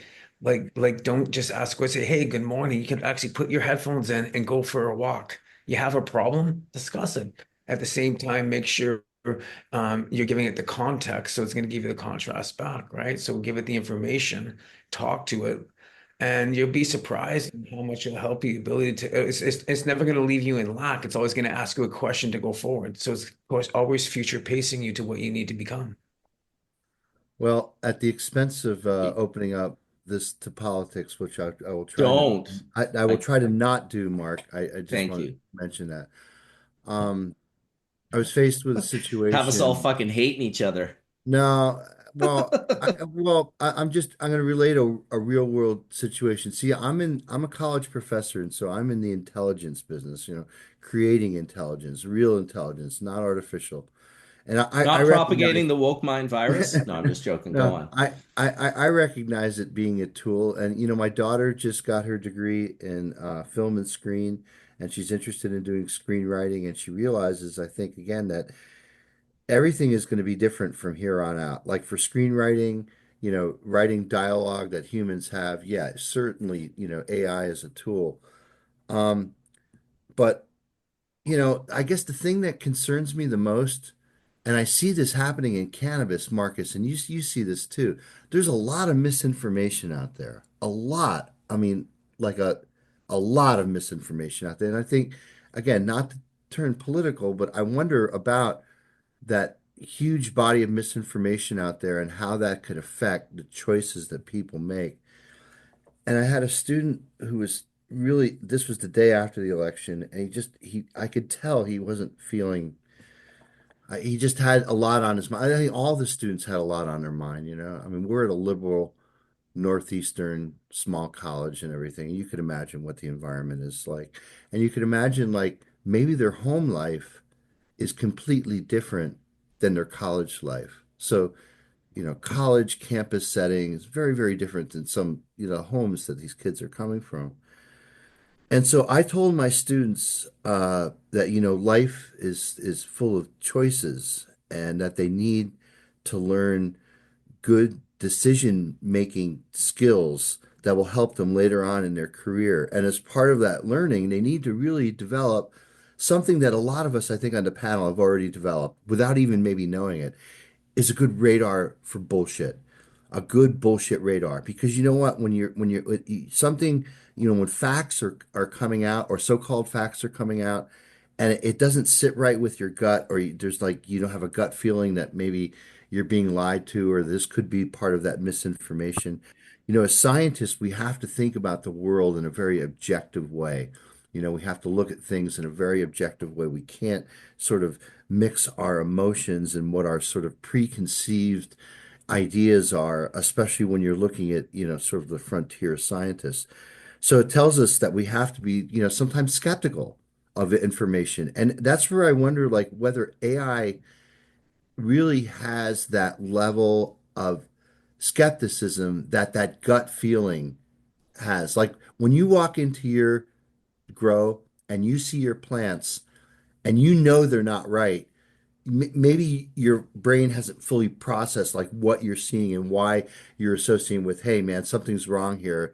You just have that gut feeling, right? And so can AI substitute that human intuition, that gut feeling? Maybe there's like a gestalt thing going on, like when you're working with a talented set of colleagues and you have a team, and through everyone's different perspective, you're almost gathering the same kind of information that a neural network or genetic algorithm, that's the fundamentals behind AI, would do. Because your eyes and ears in the grows are your people that are there, and they're like, hey, something, you know what I'm saying? Like there's information that's feeding back to sort of like you as the central person or whoever the Yeah.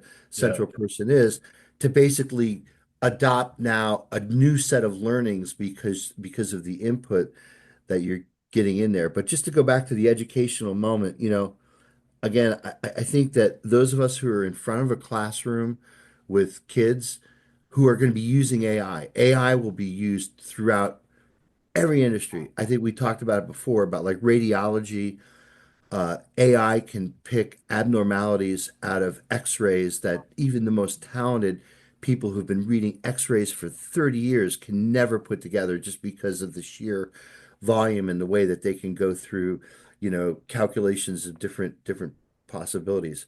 But I still think at the fundamental essence is of the human experience is the critical decision making that we have to learn. I have to learn, like, oh, when we approach the road, there could be a car that's coming. Well, would AI necessarily know that? They would see a road and there'd be a road, but they wouldn't like be able to base things on previous experience that, what, a car could come zipping by, so I have to, stay on this side of the line. But again, those key critical decision making that you teach your children when they're really young, and then, we teach in the classroom, I think create the mental gymnastics that your brain needs to be hardwired to make rational decision making. And again, I'm not trying to relate this back to the political events of the day, but I think the world needs more rational decision making. I'm hoping, Johnny, that the tool of AI will enable humans to create better choices and better decisions because of the learning that you can get out of using AI as a tool. But I'd be interested in what everybody else thinks. As a teacher, again, like we have to, like I was getting essays back on one assignment last semester, and I could tell right away, man, this is just from AI. There's no learning going on. The student is not learning because they're putting something into AI and now they're getting an output, and that output is a substitute for, like what Sam was saying, original thinking. And that original thinking is the mental gymnastics that our brain has to have in order to build our own intelligence, not some artificial intelligence out here that's going to keep us off the road from getting hit by the speeding car going by, but our own intelligence, which tells us that we have to be rational in the way that we make decisions, and we have to understand, risk, reward, and benefit, but draw on our history of saying, hey, you know what? When I come close to the road, sometimes a car goes zipping by. So you know what? I'm going to stay far back from the road. But again, I wanted to just share that because it was related to the election. It didn't discuss politics at all, Marcus, but it No, discusses, no, you did a good job yeah, it skirting just, that issue. I And I tried want to. to, I just tried to bring, I'll stop here. I tried to bring up part of the human condition, which is that we have to learn, especially from our mistakes. In a laboratory, like when we're doing experiments and stuff like that, we'll learn 10 things from an experiment that doesn't work, as opposed to the one thing from an experiment that works, right? And so, like, automatically you're programmed to think, okay, this experiment didn't work, it was a failure and everything.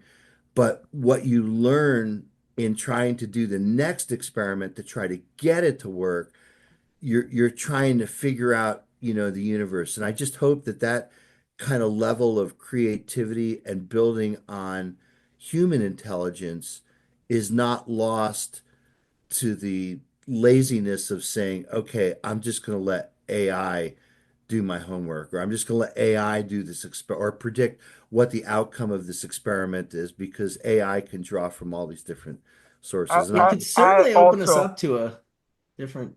Go ahead, Sam. I've learned so much from my mistakes. Research and development, I'd say the majority didn't work, but it allowed me to find the path that did work. So imagine if AI could like speed up that process for humanity, take us away from dead end conundrum, jobs, get us back into cognitive activity like creating and music and dance and art and all of these beautiful things. Dr. Mark was talking about misinformation. Well, yesterday's misinformation is today's truth. I remember when they told me if I smoked cannabis, it would rot my brain cells out. I remember when they told women, I don't remember it, but I remember reading about it, that thalidomide was very safe to take, and you'd be good to go while you were pregnant to take thalidomide. Trust the science; it's going to be fine.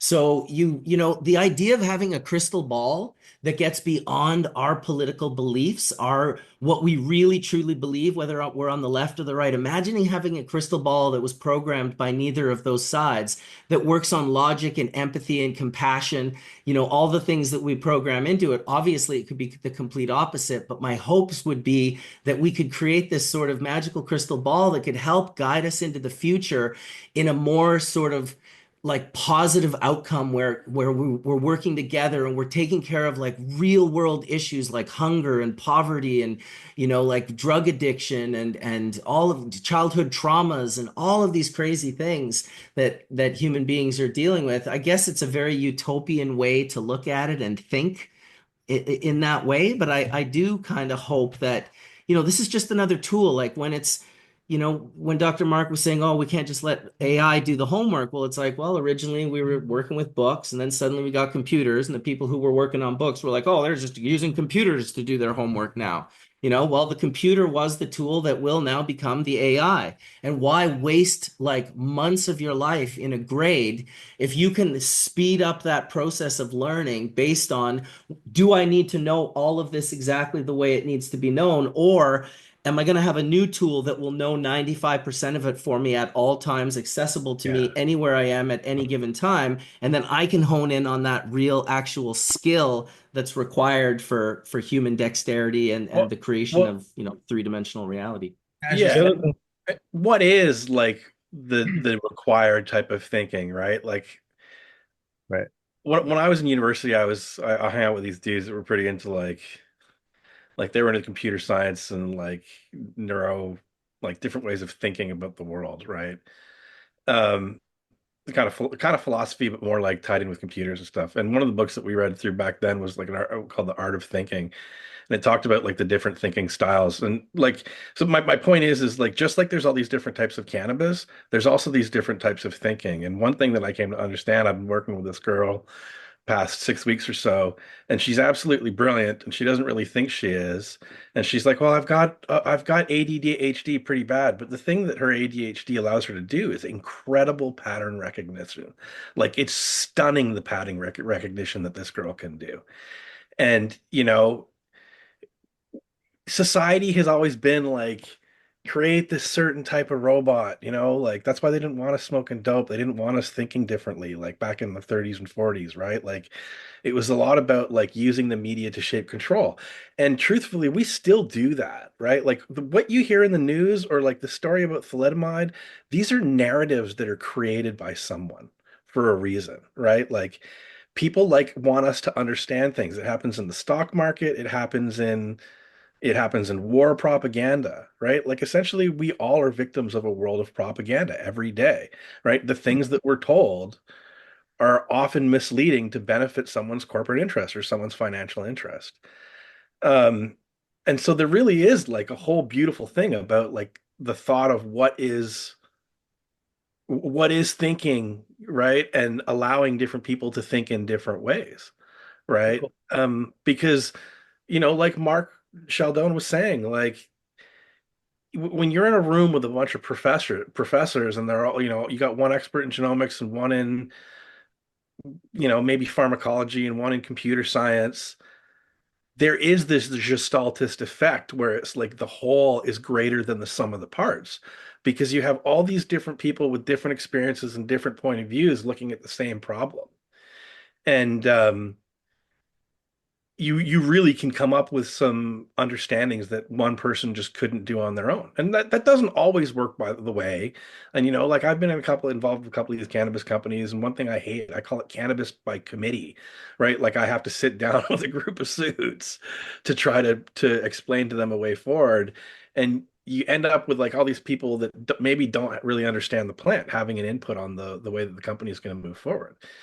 And it screws things up, right? Like it kind of diverts you. It's just let's just put it like some groups are less functional or more dysfunctional than others, right? And it gets in the way of the projects going on.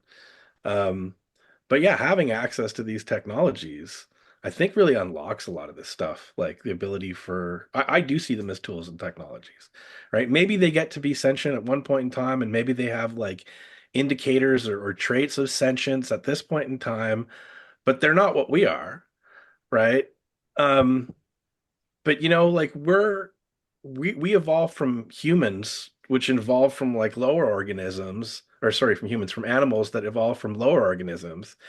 And like if you think about what the world was back like way at the beginning, like really plants didn't flower for a long time on the earth. They only propagated asexually or through spores. And then they figured out how to flower and start having sex, right? And that sexual recombination allowed for an evolution of a whole line of organisms that had this gene shuffling method where every generation you get to try different combinations of genes, right? And sometimes a certain combination of genes becomes more efficient, right? And that evolves off into it's either its own, like let's call it like plant line, like high potency OGs and GMOs, or whatever, like a color trait or whatever. And so in a way, plants shaped us, right? Like as organisms, like insects and lower animals started interacting with these plants, the plants changed through breeding to suit a specific animal that was kind of co-evolving with it, right? And that's why we have like, these like flowers with the long kind of tube-like looking corollas and the bats with the huge tongue. They have to come in and like flick way down into the flower to make the cross And pollinate. do you think the older plants were like, oh, those young plants changing? I wonder if they feared that change in their consciousness the way humans seem to fear change. We always seem to have this pessimistic outlook on like, it's like, look, whatever's going to be will be. And you can try to get in the way of it and stop it or be afraid of it or criticize it, or you can be a part of it. I've We've been evolved through conscious. some we've I evolved think through some pretty rough times. Like, let me just put an example out there. My mom was a true baby boomer. Okay, she was born in 1946 in England, right after the war, and that whole cohort, that whole group of people that were born around that time, they inherited the emotional traumas from their parents, just having gone through these large wars, right? And we've been going through this crap for history, like way back when, and it's only kind of a more recent advance that like we can all gather together on Sundays and talk about interesting stuff and share ideas. And, people do this with their trauma and psychology. And like, there's so many people in the world that still have these generational traumas that have been handed down to them. And it really impacts who they are and how they express themselves in the world. Like the worse the trauma, like a lot of people can get pretty, we have some pretty horrible people in the world. But most of the time, they've had horrible things happen to them, right? And so, I see like AI as a tool that like maybe it helps not it's not going to help heal our traumas, but it changes the way that we live in society. Like there's a lot of people out in our world, and I know from people in our cannabis community, I talk to growers and stuff, like, they're living check to check, right? Like these people are not being able to get ahead with all this like inflation, all this crazy stuff that's going on in the world right now with the government spending crazy on wars and all this other stuff. And it keeps us in a rat race, and it keeps us from being able to take the time back and improve ourselves and deal with traumas and, you know, yeah, I don't know, like as Yeah. much as we're evolved and we have all these crazy technologies, I think it's always important to remember, like, we're not that far out of a time of incredible, terrible wars and famine all the time. Like it hasn't been that long. Um, so, you know, Yeah. I think what you're saying is yeah, it makes a lot of sense to me. It's also, Dr. Mark, I look at AI like a cognitive tool. It's another extension of what you could ask it and how you could get it to respond back. Now, to answer your question on the data science aspect of like how does it know how to have a gut feeling? I mean, that's how well the whoever built that infrastructure and the data science behind it puts that information into it to get that back. And you can do those things. I mean, I have some friends like yourself, Ryan. In New York, I was surrounded by some really incredibly brilliant people who have gone on to create some amazing things. And it's really easy. It's like in the world of animation now, to answer your question about, all of the come with the entertainment world and what it looks like, for your daughter. It's, the roles are shifting. My brother's wife is in the Actors Guild, and it's a part of her everyday life. And it's just she roles are shifting, and it's not that they're going away, it's just that they're changing, and the roles themselves are evolving. Just as film and production has evolved away from film and loading mags, it's now loading batteries and new hard drives, and all of that data is now managed rather than logged onto mags that are then developed overnight and then cut with, scissors, and they're now cut on Premiere Pro and Final Cut. And, it's just going to be an evolution of those things that I had to learn and live through, changing mags, going to, loading film and doing all of that stuff all the way through. So I understand where she's coming from in terms of writing, but I think in time, you know, I think she'll find her flow. It's Colin, you know what? You know what though? So my daughter just got her degree in film and screen with an English minor, and she had always wanted to get into screenwriting. yeah. But I'll be totally truthful here. Do you know what her most favorite class was in her 4 years of What? college? She was going to school at the time. She graduated high school in 2020, so during the pandemic year. So she was in that senior year of high school that didn't have a prom, didn't have a graduation. So her graduation was all fucked up. And in the beginning of her school, a lot of those kids who went off to Arizona, Michigan, Stanford, they all got COVID and ended up having to come back home. So it was a tough time to make the transition from high school into college. But for her first 2 years, she was at Pace University, and not the one in Westchester, the one down in Manhattan, the one down on Wall Yeah, Street. I know exactly the Yeah. location. So Yeah, so so it's so funny for you to say about again how things have changed around video production. yeah, Her most favorite class, photography, where she was given a 35 millimeter black and white camera with film and was yeah, told to go out in Manhattan. And you know Manhattan, there's a ton yeah. of imagery and just great. So her favorite class in all of her college was, yeah, and she learned black room technique or dark room technique, hanging the film and developing it using silver nitrate and all that.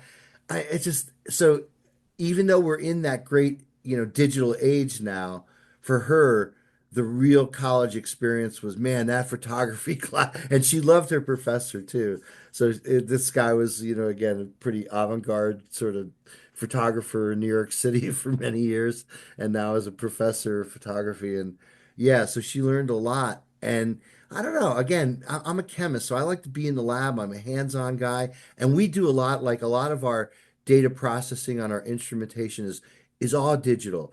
And you know what I could do now, Colin? I could draw a structure into ChemDraw and ask it to predict the NMR structure, the NMR spectrum. Yeah, so I mean, there's all kinds of AI that helps scientists and helps chemists. We're told again that we can do drug design by AI and look at different, drug-drug interactions and different protein interactions, all using AI. And that is endlessly fascinating. But you know what? It doesn't take the experience away from like setting up a chemical reaction, weighing out reagent, dispensing some solvent, like you're in the lab, you're hands-on, and just from my daughter's experience, again, her favorite class was where she had to strap on an apron and get into the dark room and develop her images, and you watch your image come to life. I guess like instantly, like when we take a photograph on an iPhone or a digital camera like the one you just showed, you get immediate gratification. You get to see that Yep. image that you just took. But remember when you're out there, with camera and film, I mean, there's just a whole lot of Yeah. So, just like all right. the, So the human. let me Here, just let me I'll finish in dovetail just off of a it. second. But the human element that goes into that makes Yeah. me think there's something special when I see Taylor Crothers up there with an old school camera taking pictures of Bruce Springsteen, right? And it's like he could have the craziest digital setup in the world. And what has he got? He's got like a box shutter camera up there taking pictures of Bruce Springsteen. So it's like there is something about, again, that transition to the digital age for employment. And like Sophie, when she storyboards, they used to storyboard, literally write out storyboard like to a video production. Now that's all electronic. It's all, on the computer. There's, all Yep. kinds of programs for that. But maybe again, there's a balance between the chemist getting into the lab and hands-on and touching things and looking at things and seeing things. But there's also, again, that artificial intelligence environment and the whole digital kind of thing going So on. that's what I was trying to get at is like, I was the guy, transferring my 35 millimeter, on Yeah. really expensive lenses, using a Bic lighter to like shave light reflections over it. And the guys were like, yo, what are you doing? I was like, I'm just trying to get flares. And what I'm getting at is I live that, so I understand like exactly what you mean. It's why I own a bunch of analog instruments because I don't want to save the preset. I want to get in there, have that moment with the instrument, record it as it is, and understand the setting. And I can always go back to that, I guess, perhaps. But it's that interaction that you're talking about, and that hands-on approach, and that call and response that you get from a true instrument, like you're like an experiment, right? An experiment's Yeah. very much like that. But there is also elements that these tools that I found through my life, and I think others share this perspective on the panel, that they're helpful. It's like I don't need to look at this image. What your daughter needs to learn is all those she needs to learn the lighting, aperture, what lenses Right. that she when, and that I Not think is not not just editing it on her iPhone, right? Like you could fix totally a picture on the iPhone to make it look better, but she now knows shutter yeah. speed. She now knows exposure and different film. But wasn't there something magic? I mean, I never worked in a dark room before, but it sounds like you have. Oh yeah. Wasn't there something magical when your picture, which you didn't know whether it came out or not, and all of a You've sudden worked in a dark room. it You comes to have a lab. life. It comes to life in front of your eyes, and you see this image that you're like, "Fuck, I didn't know this was so good," or "I didn't know it was so bad." But that whole anticipation of, gee, did I do it right? Did I do it wrong? I mean, that must have been exciting to go into the dark room and actually develop a bunch of pictures that were just on this small little roll of film that you had no idea like how they looked or how they came out. And I'll just share one quick story. I brought my dad's Canon AE1 to when Jerry Garcia played on Broadway in 1987. He played like 13 shows on Broadway, and I was in the fourth row one night, and I'm like, damn, I'm gonna bring a camera in. I'm gonna be so damn close. I gotta take photos, But I was a photography hack. I didn't know anything about film speed or I didn't know anything. And a lot of my pictures, none of them came out. I mean, Jerry was all moving with this acoustic guitar and it's like kind of like blurry, but like two or three of them came out. And I remember, bringing those rolls of film to the drugstore like we used to do. Remember? Like you had no fucking idea like how your pictures looked until you brought your roll of film to the drugstore or wherever, photography store. They used to have those little Kodak Kiosks. kiosks. Yeah, those little photo booths, right? Where you could, that was Oh just yeah. some guy sitting in there who would take your film, and I guess what they took it to a lab, had your pictures developed, and a couple days later you come back and get your stack of pictures. Ratted you out to the police if there was weed pictures on there. I remember the good old days. I think the thing is, and I don't know if it's our natural interest of just projecting ourselves into the future as fast as we can. It's always about speeding everything up.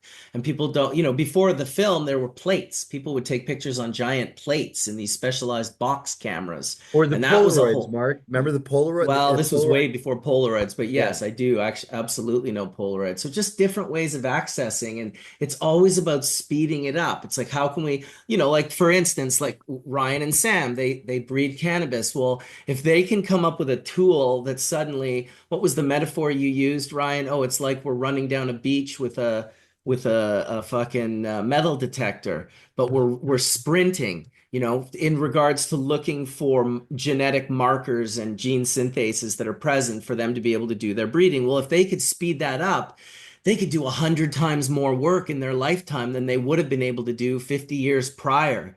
And it's the same thing with water hash, right? You've got people, Colin was talking about, that different ability to like have the hands on and be able to, well, the people that were hand stirring, they didn't like the machines. Oh, these machines, they'll never do the same job.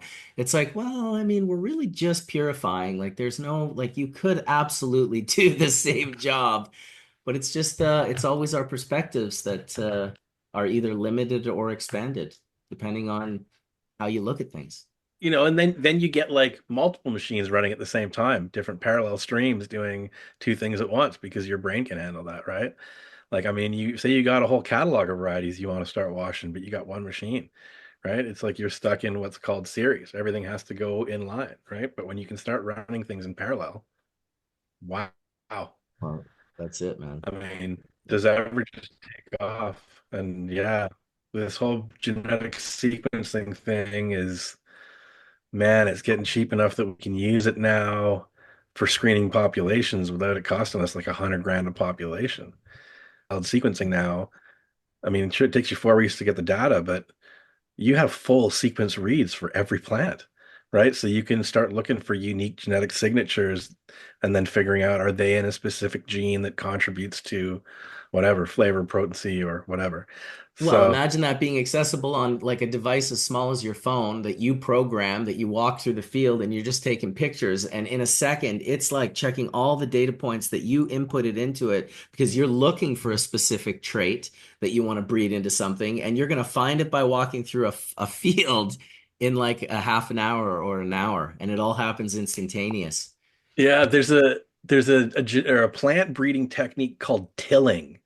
And what it is like you're essentially you induce a mutation, but when you induce a mutation in like 100,000 seeds and you're looking for that mutation in one gene, remember plants have two sets of chromosomes. So if you induce a mutation, it only ends up on one of the two chromosomes. So the other chromosome might cover for that if you get homozygous mutants that will actually show the mutant phenotype. So these guys came up with a technique where they're essentially looking for genetic variants, and they realized that they could do DNA pools. Like rather than doing a DNA extraction on every single plant and keeping it isolated through the thing, you can put like 100 plants together.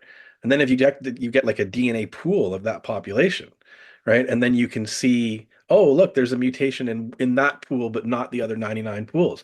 And so you've just decreased you've increased your accuracy, and you have to do another subsampling, right? And do 100 that are in that pool. But it's really a way that you can actually hone in and start finding true mutants in specific things. And like the things that the scientists have figured out at this point in time is so incredible.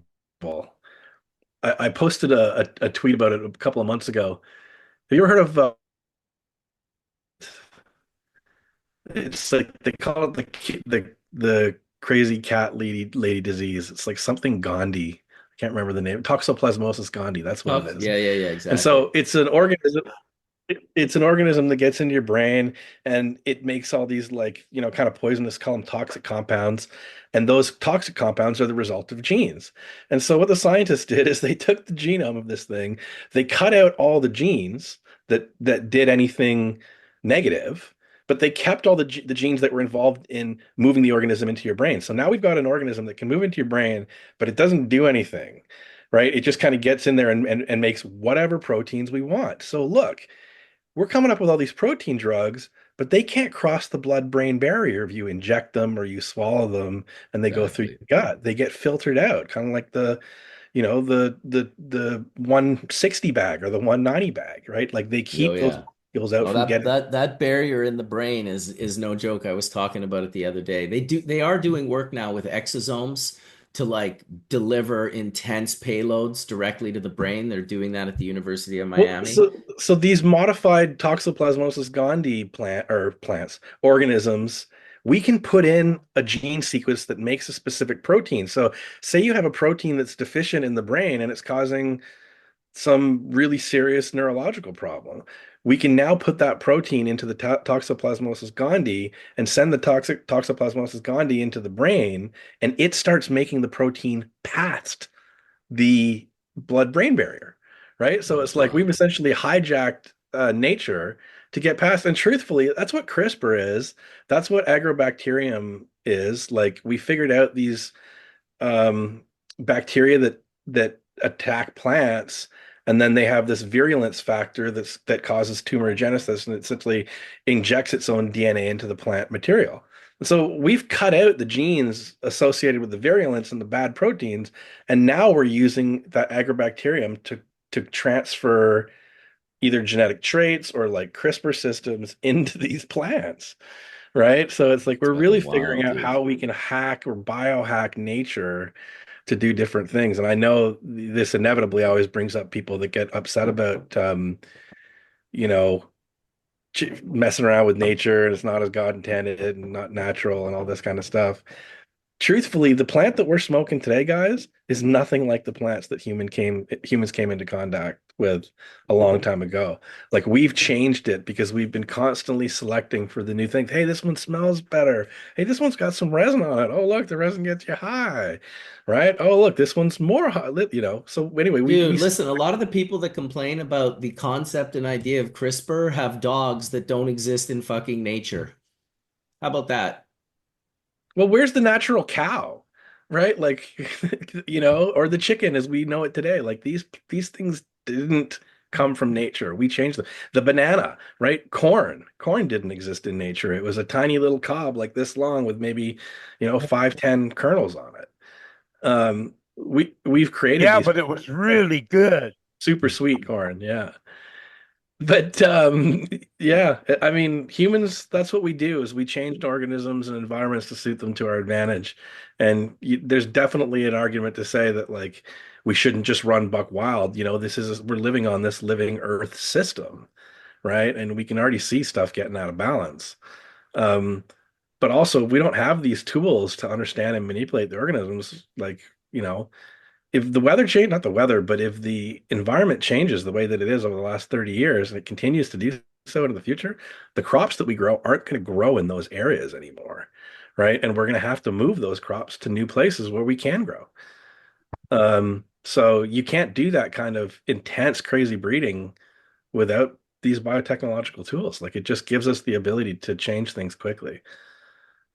So it's a really neat time. I mean, This is an amazing time. it's an amazing time. And these AI models, they're all trained on data, right? So, yes, they will evolve as we evolve our ability to not only query them, but also have them design themselves, right? They're going to be coming up with new versions, and we notice, hey, this system is not really giving us what we need in this way. Let's change the code or the way that it looks at the world. And um, we're going to custom make them for, like I said, genomics. We're going to do a breeding one. We're going to do a hash making one, and like we're going to set these computers on a path of trying to figure out really important problems.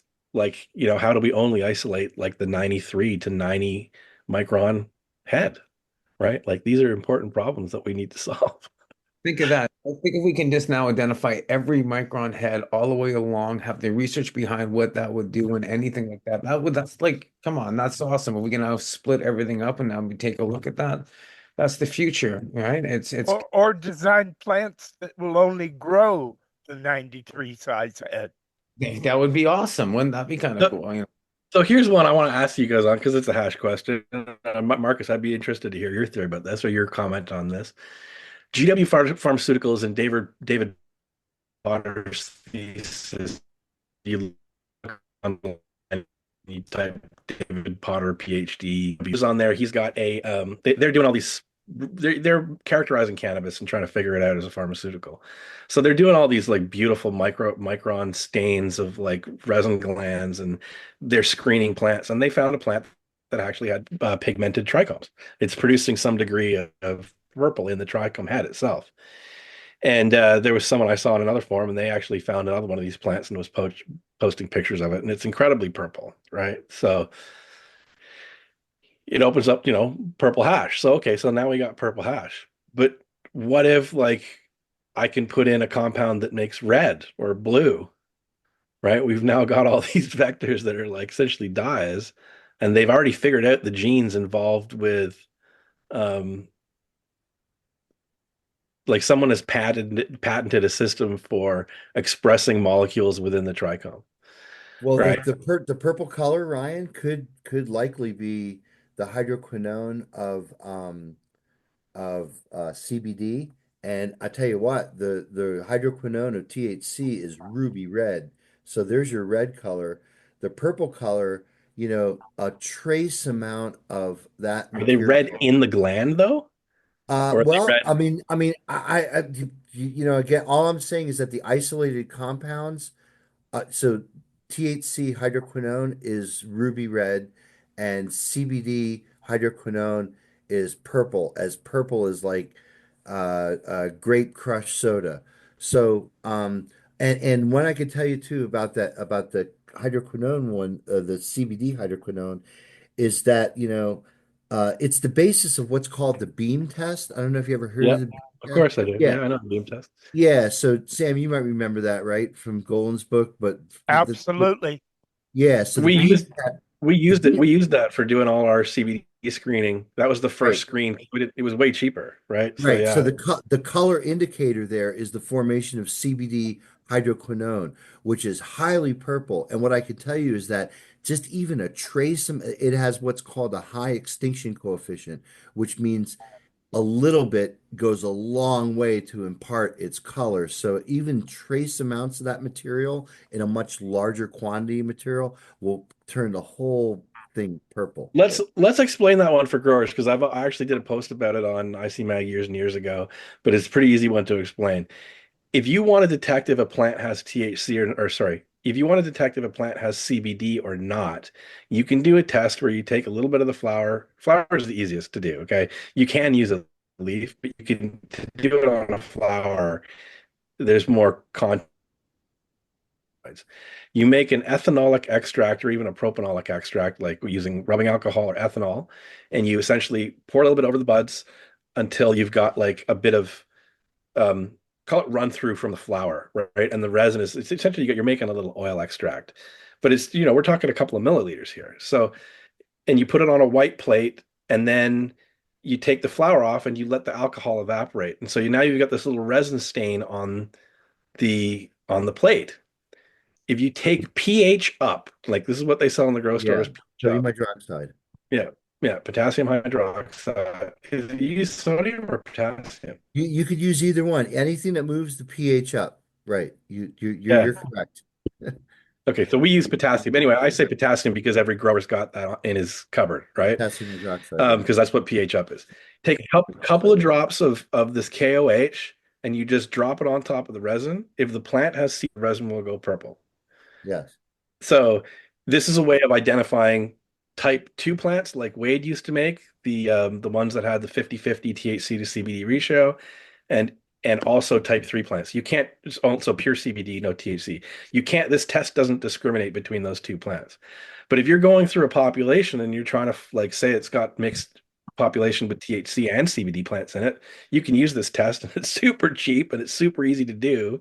Anybody can do it at home and you can identify which plants has CBD, no lab, right? Just like a little bit of ethanol or a little bit of ISO and isopropanol and pH up. It's incredible. Yeah, and if you It- use an yeah. ultrasonic shaker, you can get a much better extraction faster. Yeah. It's what a chemist would call a qualitative analysis. So Exactly. you're not quantifying it, but you're giving a qualitative result. And you could also, Ryan, you could just make a solution of like 10 weight percent of your sodium hydroxide or potassium hydroxide in ethanol and literally just take a small little piece of Smart. plant material and put it in there and shake it up. Smart. Uh, that'll do the trick too. Yeah, well, that's a Okay, really cool way to think about doing here's where I that. was going with that. Here's Yeah. what allow me this. So again, you need oxygen to make those compounds, right? And typically you'd think of the trichome, or at least the inner contents of the trichome, as not having oxygen permissible to it, right? I would think, right? Well, the formation of THC creates hydrogen peroxide. From CBGA. I believe that's one of the byproducts, yeah, of the whole catalyzation reaction that happens. Yeah, and certainly there's lots of biological oxidation that could happen. There's certain, enzymes that again have like nicotinic cofactors and whatnot that help drive the redox chemistry that enables, again, atmospheric oxygen to basically do these oxidations. But here's the other thing that I've seen, and I don't know if you've seen this too, Ryan, but if you ever see a product that contains CBD isolate that's been formulated and it's pink, chances Yeah. are that CBD has degraded to at least some extent of that hydroperoxide. And I think that hydroperoxide is actually not the hydroperoxide, but the hydroquinone. I'm sorry, I misspoke when I said hydroperoxide. It's a hydroquinone. It's actually got an HU number. I want to say it's HU 33, which means Hebrew University 33. So I Yeah. think at one point, Meshulam was interested in the biological effects of that because this is what would be the oxidation product of THC and or CBD. So these Right. hydroquinones could essentially be viewed as almost like metabolites. So that's why I'm curious if whether or not they've done the analytical chemistry on those trichomes of that plant material to see if it was somehow the hydroquinones. It's interesting. It's hard to because usually what happens is they're doing an extract first, right? So does the chemistry happen in the plant or in the extraction? There's always um the university that Rob used to work at or he studied at. What was it? What was the prof's name, David? Sam? Indiana University, Bloomington. Yeah, but what was Malberg? Yeah, Yeah, Malberg. Paul Dr. Malberg, yeah. Malberg, correct. They did a study when they took these glass rods and they pulled them out Yeah. super Oh yeah. thin, Oh yeah. and Yeah. they were Yeah. actually collecting individual resin glands so they could get the Yeah. testing. He Um, he too has an incredible body of literature. He's probably published about what, yeah, like maybe about, I don't know, 4 or 5 dozen papers, all about the accumulation of cannabinoids in the trichome. And it's yeah, just a marvelous body of work that when you it read sure it, is. it's eye-opening what they did and like this technique that you're just talking about. Yeah, using some kind of, micro Micropipette. catheterization air Yeah, pipette yeah, into the middle of the yeah, trichome to suck the yeah. It's contents wild. out. It's Yeah, wild. totally cool. But I Yeah, guess go back to the pigment for a second, like about maybe about 4 or 5 years ago, right, Marcus? Remember the guy who made blue hash? Or we talked about it at Hash Church because I remember we were talking about there's a terpene that's blue called azulene, right? And so there was someone who made basically a concentrate that was blue. And I think it was maybe in the spirit of the Walter White thing, or whatever, well, Breaking that's Bad, where I was going, right? Yeah. making blue Can dabs. we engineer plants to do that? Well, purple Yeah. dabs, like you said, can exist, and certainly there's purple, things that look purple, but the blue Rainbow flowers thing, for the LGBTQ community. well, There you go. the blue thing was just a little bizarre because when I looked at the blue thing, it was intensely royal blue, like It the didn't look color. real. It did not look real, didn't And I it? didn't see it in person, so I was a bit of a doubting Thomas. And didn't Well, listen, that guy disappeared these too? are So this is it actually was bullshit, I think. there's a really interesting thing that happens in plants. So, the one flower color that doesn't exist in the rose family, blue. And so there was like for years when I was going through university, there was a multi-million-dollar award for the first company that Right. could come up with blue rose. And right now, what they do is they take white roses and they dip them in ink, and it sucks it up into the petal, and it looks blue. But they were like, no, we need to make a blue rose for flower. And it turned out, so they were taking genes from all these other plants, snapdragon, and I can't remember what other plants, and they were putting them into roses. And what ended up happening was that like these pigments were expressed in vacuoles inside the plant cells. And in these different plant species, the pH is different, is at a different level. And so these pigments that they were putting in wouldn't be the same color as in another plant because the pH was different and it was messing with the way that these things showed up. That's right. And so it was a big Often in these dye molecules, there's kind of like a positively charged end and there's a negatively charged end, and there's kind of like a conjugated system for those electrons to run around there. And that creates again an Okay. energy transition that's visible in the UV or visible in the light spectrum that humans are able to see. So that's why we could see certain things colored blue or certain things colored whatever. But Marcus, I believe you're correct because that guy disappeared from Instagram. I mean, he was showing blue dabs, and just about everybody who makes concentrates all over the world were like, "Okay, how did he do this? Try to figure this out." And there were two people that tried isolating azulene, and azulene is really it's such an interesting looking compound. When you look at it, it definitely has kind of like a blue hint to it, but it could never really deliver the intensity of the blue that was in the dabs that kid posted. So I It was think that was just sus for sure. yeah, I think it was just food These coloring added to it to kind of like make an Instagram post or whatever. But that guy's gone now, so we don't have to worry about it. Well, See, I so just AI. bought my hey, Okay, look at so that. here's the AI question. Would The AI blue rose. would AI look at that guy's blue hash and say, "Hey, you can That's make..." not real. Well, so would they be able to discern that? So, I don't think today it would, but I think that there's a day that it probably will. well, so, Absolutely. so Marcus, think about all the chat that was on those threads talking about, oh, blue hash, oh, how did you do this? Oh, Walter White, this.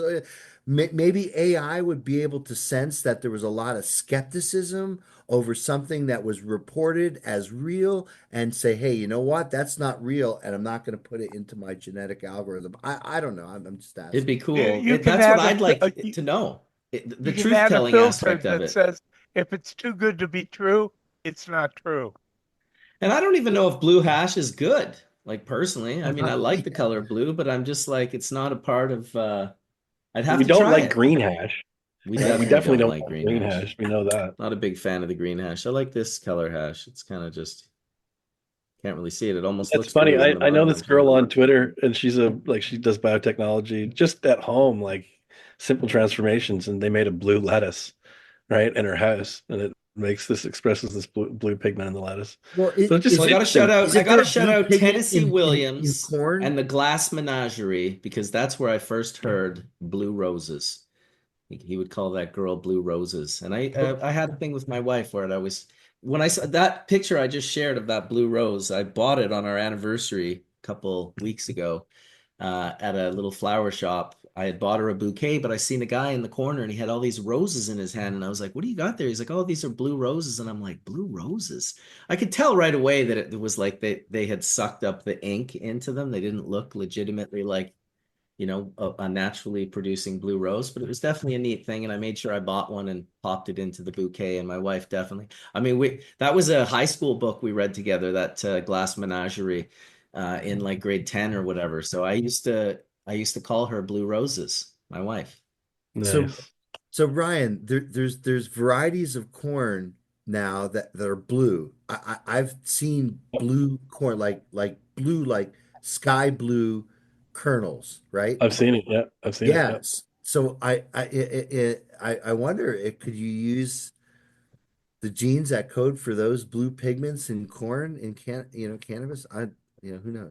Yeah, yeah. The corn is an interesting one because there's something called the alurone layer in the seed, and it's actually the pollen that determines the color of the corn based on this trait associated with the alurone layer. At least for I think it's for anthocyanin, but they've got all these really interesting corn. There's one they call candy corn. If you Google candy corn, it's incredible. I mean, it looks like a bunch of glass marbles glued together. It looks like a corn on the cob. It's really And beautiful. it's really based on an ancient Indian variety. That's right. That's right. It is. And again, Mark said it best. Marcus said it best. Do we really need blue hash? Right? But I also kind of would like to have cannabis plants just growing around that maybe aren't even used for consumption, right? Like there's what's the hemp researcher Dave name that made Panorama you worked with? Dr. Boschka? Boxa. Boxa, yeah. Yeah. He was a Hungarian guy, wasn't he? He was in Hungary? Absolutely. He was probably the premier hemp breeder of his time because most of the French and the other ones were making monoecious varieties, which just Right. don't have the health and vigor and resistance that dioecious varieties actually have. Yeah, and so he found a plant that he actually registered as an ornamental cannabis plant, and it He grew in offered to this sell glob. it to me, but I wasn't interested Remember? because it wasn't a drug variety. I know. I wish, man, I would have bought it today if I had it, that offer had come up. But I actually found plants very much like it in Morocco when I was there with Rob. But it grows like a globe, right? It's like a it's like beach one of the ball, correct. yeah, yeah. So, you could plant those in your front yard and kind of plant like these little mini kind of globular hedges. And so I'm kind of interested in the idea of non-drug use cannabis plants that we can have grown all over the world. Like, why not? Right? Um, I'd plant them in my yard. Absolutely. absolutely. Yeah. I feel bad for AI. I just asked it if it was ever going to be able to feel like what it felt like to be stoned on cannabis or hashish. And it said that as it stands today, systems like mine can simulate aspects of feeling or experiencing effects by analyzing descriptions of experiences, psychological states, and biological effects. However, true subjective experience, like the sensation of being stoned from cannabis or hashish, remains inaccessible. We just have to So add far. CB1 or CB2 receptors. to Bingo. AI. I was just going to say that. Yeah. Well, add neuro. and you're not wrong. You don't even, they're already using these things called in-brain computer interfaces, BCIs. Those fucking Yep. things. They're literally like, that's just scary. That's just scary. Yeah. But I mean, it goes to show though, again, if like you could attach some little synthetic brain tissue to the AI, a computer associated with the AI, and you express cannabinoid receptors on those cells. I mean, conceivably you could get a computer high, right? Or at Holy least shit. so. What Then a all of a world. sudden, cannabis is affecting the AI consciousness the way it affects the human Or consciousness. reverse it. Maybe it's and We're what the breeding AI specific needs. varieties for them. add We're breeding AI specific chips to varieties. everybody's I brain. love it, Wade. I'm watching you, brother. That's a crazy thought, though, isn't it, Wade? Yes, Holy gotta shit. jump in. I'm loving this conversation. It occurs to me that back to the idea of consciousness and its effect on us and plants and AI. Dr. Isaro Imoto, a number of years ago, published some work about the effects of words on water, specifically water that was frozen into crystals, and saw really dramatic differences in the structure of ice crystals that were spoken to with the words like thank you every day for a month, and then freeze it, get these beautiful crystals. Meantime, same thing with, he did a series of experiments with rice, cooked rice, and then put the rice, sealed it up in jars, cooked, labeled them with "thank you," "I hate you," and then over a period of a month, watch what happens. And this is an experiment any one of us on this panel can do and or might have done at home. Thank you, Marcus. That's exactly what I'm pointing to. And to me, because we are mostly water, the plants we love so much are water, this is, to me, an indication of the level of involvement that's involved with our consciousness and water. So the experiment would be, John, in your voice, would your AI be able to induce those kind of changes in rice or water in the same way that your voice would do? That would That's be my cool. question. That's a great experiment, Wade. And I will say I did meet Dr. Emoto years ago at one of his talks, and he was a pretty cool dude. He didn't speak English. I had to speak through a translator, but I watched him present, and I've had his books, and I thought it was a pretty cool, just a cool concept and idea. Very cool to bring up. Go ahead, John. I was going to say, like, the words you attach to your experience become your experience. I just want to, reflect on that. A lot of us talk subconsciously negative to ourselves. We start more positive about anything. We get more positive results, and that's just shown profoundly in those pictures there. So with AI, it's for the greater good. It's always profoundly making more changes and escalating you to become a better. And as it's now more changing, it's being able to apply emotion. Oh, you're not feeling that well this morning. I say I'm in a lot of pain. What's best to suit you for that pain? Have you tried a hot bath? Are you doing your morning walks again, John? Were you able to do your push-ups? It asked me those questions. I was in so much pain yesterday morning. I had a dialogue, and I walked out the door. I did my thing. So it's interesting in how AI is able to help. I've been deep in it for years, so it really knows me extremely well.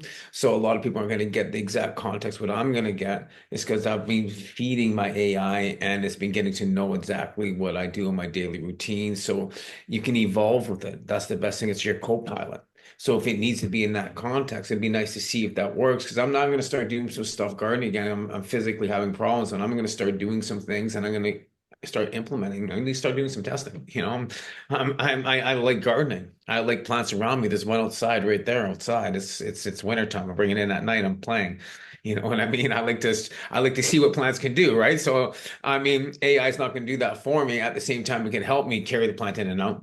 It can help me. You know what I mean? So It will when you can buy the robot. I'm signed What up. will happen when vegetarians find out the plants scream when they're pulled out of the ground? They'll be like, "Oh, whatever." It's not that. Even what we're looking at. So I mean, will AI evolve? Yes. Is it going to start happening? These questions that you're asking will probably want to becoming a reality. Right. So these will occur as we start moving more forward, because the advancements now it's endless. It's what we make of it. It's what we choose to do with it. So as we evolve with it, will it be able to do these tests? Let's see what happens. We said it here now. All right. So we'll look back That's on a good test. That's a really good test to see if that translates. And then if it does, the scary thing, Wade, is if it does, the way John was saying, we use our words to create our reality. Well, what if you've now created an AI that's creating your reality with its words, your words, and people are asking it stupid questions, or they're leading it down? And like, could you imagine if you somehow attached you created whatever that spark was and got it out of you into this thing, but now the ramifications are impossible. I started reading about this stuff in the late 80s. 1989, my dad gave me a book called Engines of Creation by K. Eric Drexler. He runs the Institute of Foresight in Palo Alto. Really brilliant dude. He coined the term nanotechnology. That's really what Engine of Creation is about. It's all about nanotechnology. And at the time, it was really theory. And he was actually pretty bummed after he wrote that book, because it was what he wanted it to do was create this branch of thinking, but instead sort of like Hollywood and science fiction got a hold of it, and nanotechnology really became more of a science fiction story for the next 20 years. He did write another book recently called Radical Abundance. That's sort of the 25-year later or 30-year later version of of that concept, and they're both exceptional books and worth reading if you want to expand your perception or your perspective on these subjects. And the way he put it in 89 in Engines of Creation was that we would create AI kind of accidentally, or that AI would accidentally, not by our own intelligence, would reach singularity. And once it did, it would become so smart so fast, very quickly it would create these replicators and assemblers, which were nanoscopic bots that could stack reality, basically, that were so small they could just take atoms and create reality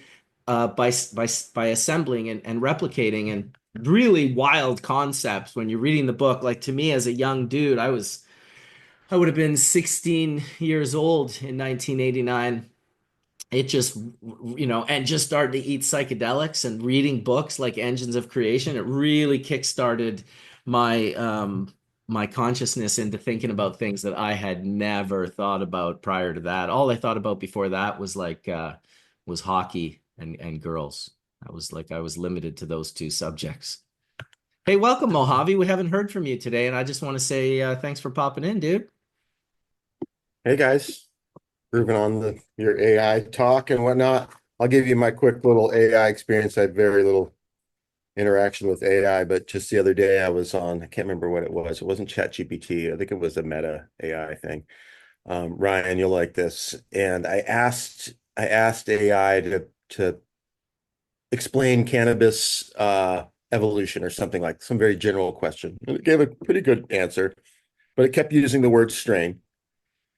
So I said, yeah, I was like, well, I said, is strain the appropriate word for what you're for above? And it said, no, actually it's not. And we will be using cultivar. And then I said, no, it said, actually, no, cultivar is a better term. And I said, yeah, you're right. Tell your friends. That's all I said. I said, tell your friends. And AI's response was like this big, long, thank you, Mojave. I will make sure to inform other machine learning databases to use appropriate nomenclature when talking about cannabis. And I was just like, oh shit, tell your friends. Holy shit, dude. Yeah. And then the other one was, then I was just like, okay, because I had talked to Rob about this, he did his own little ask ChatGPT, who is Rob Clark, and so I just asked ChatGPT, I said, who's Mojave Richmond? And it said Mojave Richmond is a expert in carnivorous plants and belongs to this carnivorous plant thing, and carnivorous plant, carnivorous. And I said again, I said, carnivorous plant. Can you point me to any websites that actually, I can't find anything about a Mojave Richmond and carnivorous plants. Oh, I'm sorry. I didn't mean carnivorous plants. I meant cannabis plants. It's just like, I was like, whoo, that's a big leap. That's a big leap. So it is that, like, I'm here for you, but I'm really not there yet. And the more you teach me, the better. And it's interesting. But as a parent who has two kids, age 10 and 13, I do worry about the creativity aspect in removing the human element from the process. And just with whether it's cultivation or making music or, painting or whatever, to me, art and everything that's great about humanity has more to do with the flaws than the perfections. And I couldn't imagine, music that I grew up with, if there had been the influence of modern digital technology, we wouldn't have had a Grateful Dead, period. They just wouldn't have existed. They're like, no, too many mistakes. Harmonies are not right. It's no good. Fix it. Bzz, bzz, bzz. Auto tune. Yet the Grateful Dead brought us right to what we have. 100%. They were part of that creation. I mean, 100%. Colin mentioned it too the other day, earlier on in the discussion about the connection between the human and I'm the same. I also play guitar. I have for many, many years. And I've always been a bit of a pure as well. Like, I really love the way that the humans interact with instruments and the things that they can do. That said, like, I was a pretty big purist even against electronic music. Just they'll use these tools in a different way than Colin and I might. And I kind of came around to accepting, like, who am I to say what is right? Like, if people like the other thing, Yeah. then it's also valid. Well, But it's not. but I also agree with they're the best quality food, gardens, cannabis, hash rosins, all that stuff. It's done by a human that is thinking through, and that's not going to change, right? It's just, but I really see these tools as tools that can help us. For sure, some corporations will try to automate the whole thing and get the people right out of it so they can make more costs. They're going to be the Tweeds and the Afrias of the world, right? Like they're not going to be producing fly. They're going to be mass produced garbage for the masses, right? And I just know that at least for the people on this panel, we're not going to be consuming it. Um, so what you got there, Mojave?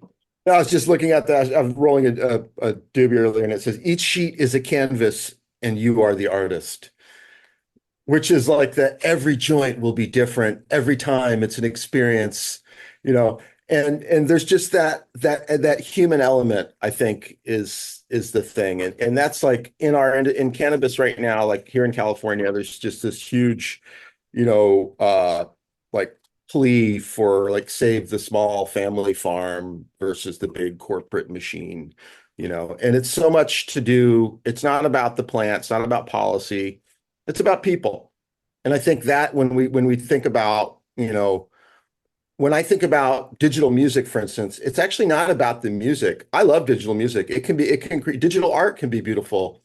It's not the art, it's the people doing it that I worry about. And I think that's what the fundamental thing that we worry about with AI.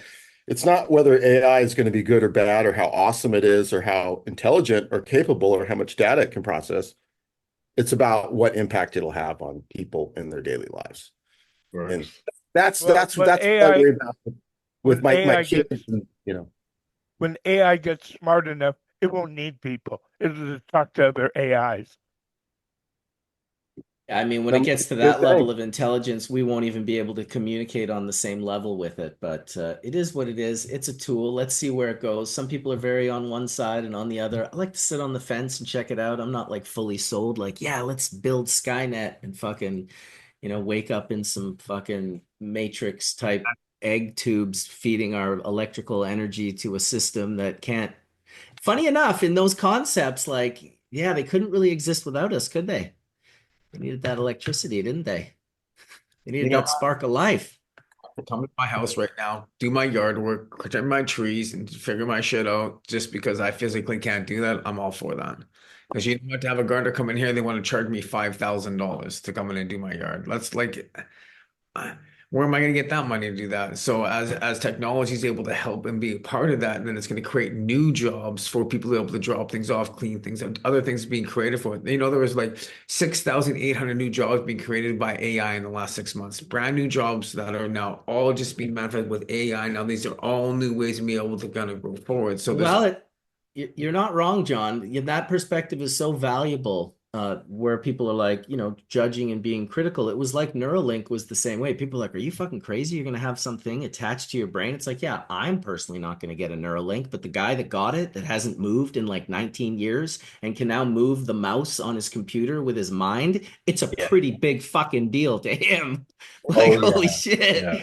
It changes when it's coming Yeah. with disabilities and when it comes to healthcare and stuff like that. It's just so profound with Life Force and all these Tadco at home and all these new technologies. I'm thanking for it because it helps me. It helps a lot of other people who are in need, and that's what a lot of these things are for. These are tools to help us so we can actually grow more forward. And the people that need them, we now have access to it. And my dad has a pacemaker and everything like that. He's 84 years old. The technology's kept him alive for years. Like everybody else here, we've had all these new technologies. Now we can actually see what's wrong with it. We might be able to look underneath the hood for once, see what's going on under here, what we need, right? A little bit of oil. We don't look, we just assume. And then we go to a doctor when it's too late. Imagine we can have that technology tell us before anything happens so we can live past our 100 and be healthy and not broken down. That's exciting. Yeah, I just saw last week they're using CRISPR now So what you know, we have these cancers, right? The cancers, it's a tumor. They're gene sequencing the tumor, and these tumors are coming up with they're becoming resistant to the drugs that we have that are effective against them, which makes those drugs not effective, obviously. And that's been a real problem. So what they're doing now is they're infecting these tumors with viruses that have CRISPR systems that disable the genes that cause the resistance, so they restore the susceptibility to the medicine, right, or to the treatment. It's just like You it's know what? incredible. And It's and these things are built on, like, that's the thing about knowledge, right? It's like it's compounding. It's every next step is built on the previous one. So I think humans start getting like upset about like a certain step and point in time, but without realizing it's like this is just a step in the knowledge that we're building that's really going to change the way that we are able to heal ourselves. Not only heal ourselves through plants, but like there's some things that you just can't do with plants, right? There's some diseases that get so bad that they just take over the body. And whether it's blindness or, repairing a gene that's like detrimental to a family that has Huntington's disease, or, these cancers that are taking people out way too young. If we can defeat these things, we can keep people alive and have better lives. So I guess it's really cool about this, Ryan, because when I was on a plane coming back when I was in Europe last year, and the gentleman sitting beside me for 13 hours was Dr. Stephen Jones. So Dr. Stephen Jones was actually, I don't know why this is just happening. Sorry. Dr. Stephen Jones, he was the inventor of the CRISPR technology and talked about exactly what you're talking about. He showed me the presentation on how this was how they're actually going in and actually being able to go into the DNA. I had a great conversation with him about how terpenes took my pain away when Mark put 15 terpenes underneath my nose. That conversation led for 10 hours on a plane. And the technologies that are being produced now with cannabis and what's coming into that now, we're looking at how we can override these certain things with these technologies and be able to actually change how we can actually, with using AI, be able to identify what's been going on now. As you know, like there's some things that are definitely changing right now on such a huge level that it's going to help life.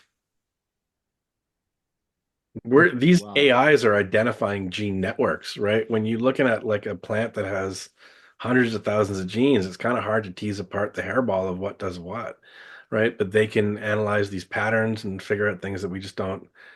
Our brains have a hard time sorting through that kind of data. And like I said, with the breast cancer, these AIs are able to identify patterns that we don't understand. And yeah, it's If it gonna can reduce really. suffering and increase quality of life, then that's an amazing thing to do with that tool. If there's nothing else that we do other than that, and obviously everything can be a double-edged sword in life, so make sure if you are cutting with it, you're cutting with the right side.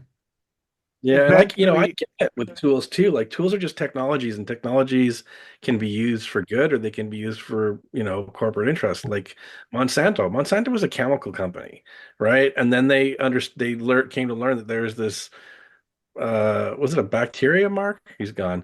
I think it was a bacteria that produced a compound that had a resistance to their glyphosate, right?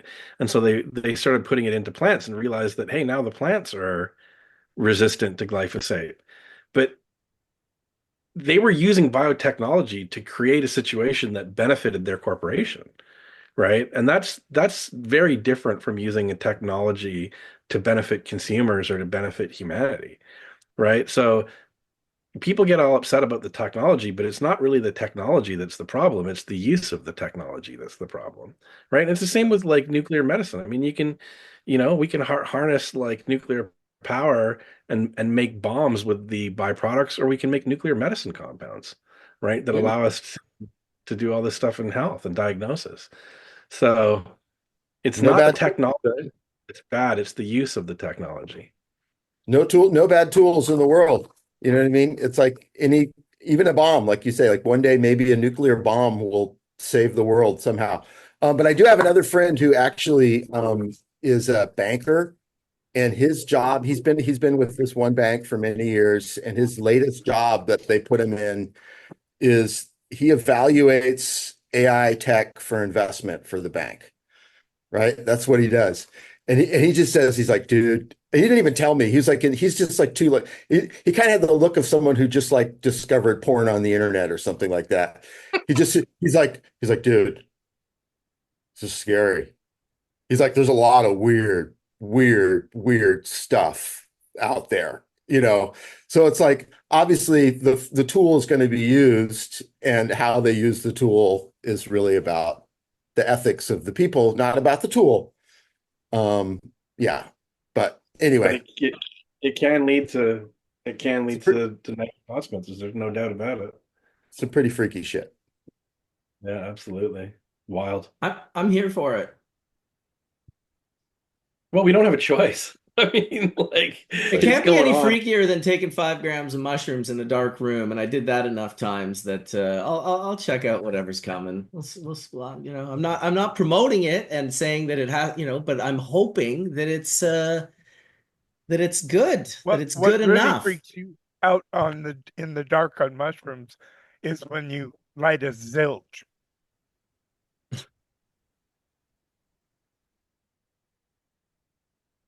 You know what a zilch is, correct? Zilch, nothing left. It's done. Zilch, finished. No. It's what it was you got that really thin plastic that what like when clothes come back from the dry cleaners, and you tie it in a knot so it's more like a rope, and you light the bottom on fire, and then it drips down drop by drop on fire. I'm out. The smell alone would destroy me. I'd Oh be like no, vomiting. it's horrible, but it's also amazingly beautiful.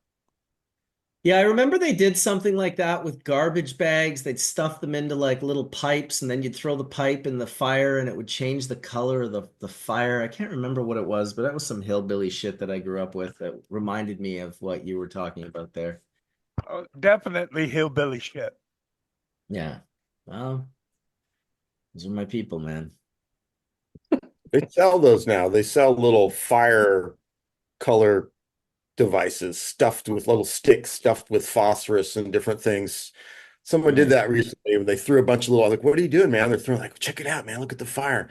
It's all colorful, all these different colors. And I'm just like, whoa, dude, we're in like now we've got this big fire color smoke thing. Yeah, really weird. Like I was at a party on Halloween with my wife, and I met this wild, like he was dressed like kind of like he was out of Lord of the Rings, but after hanging out with him for a while, I was almost certainly this is how he dressed all the time.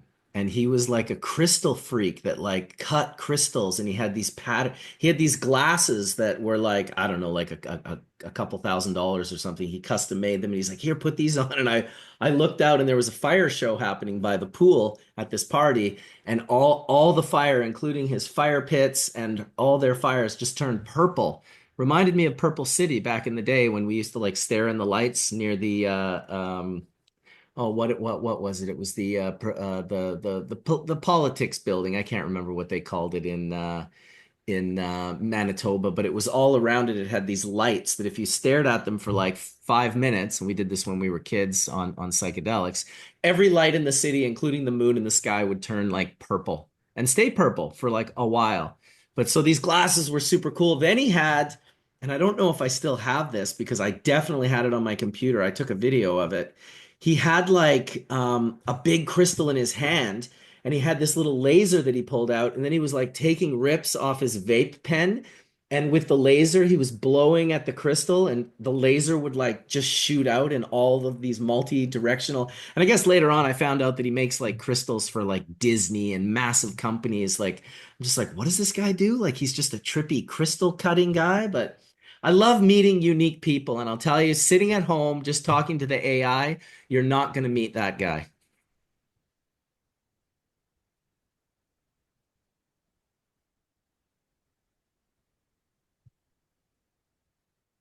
Long, dead pause. I said, of course not. I thought that. I said, of course you're not going to meet that person. You have to go and mingle and see people and understand people and gain that rapport and find the energy that's going to help you see the future vision where you want to go. It's community collaboration. AI is going to help you see your vision and help you kind of push you forward. It's not going to hold you in lack. It's not going to second guess you. It's not going to say, "Oh, you're doing it wrong." It's going to give you some more context. It's not going to lie to you. It's just like I have something here. It's the fastest way to understanding something because it's going to give you the context behind it. It's going to help you, right? And it's going to help you grow. It's going to move things forward in your life. It's going to be absolutely honest with you, right? It's going to help you focus on on where you're going and your choices. And above all, it's a power teacher. I just wrote that down. That's what AI is. AI is also used by scam artists to Yeah. fake a voice of a child and say they need help, and you have to send $1,000 to the con man right now. There's that dude that I met. I found that video. There he is in the background. He's holding this crystal, and then he's like blasting it with light, and then he's blowing like vapor all over it. And it was so trippy in person. My phone is definitely not doing it justice. But check that dude out. Is that not a fucking dude that you want to hang out with? Of course. Dude, I love meeting characters. I love meeting characters.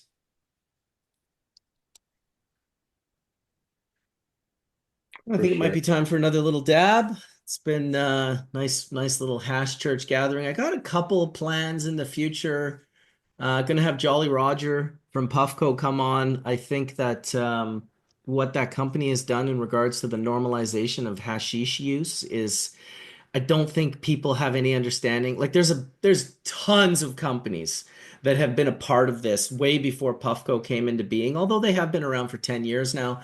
But what Puffco did in particular, the numbers and the masses and how they just went about sort of mainstreaming these little devices. Yeah, got mine here. They've absolutely like increased the normalization of hashish consumption and really like I just think that he'll be an interesting fellow to talk to. I've also invited a PhD chemist from Instagram, and I can't remember her name. She's an Asian woman.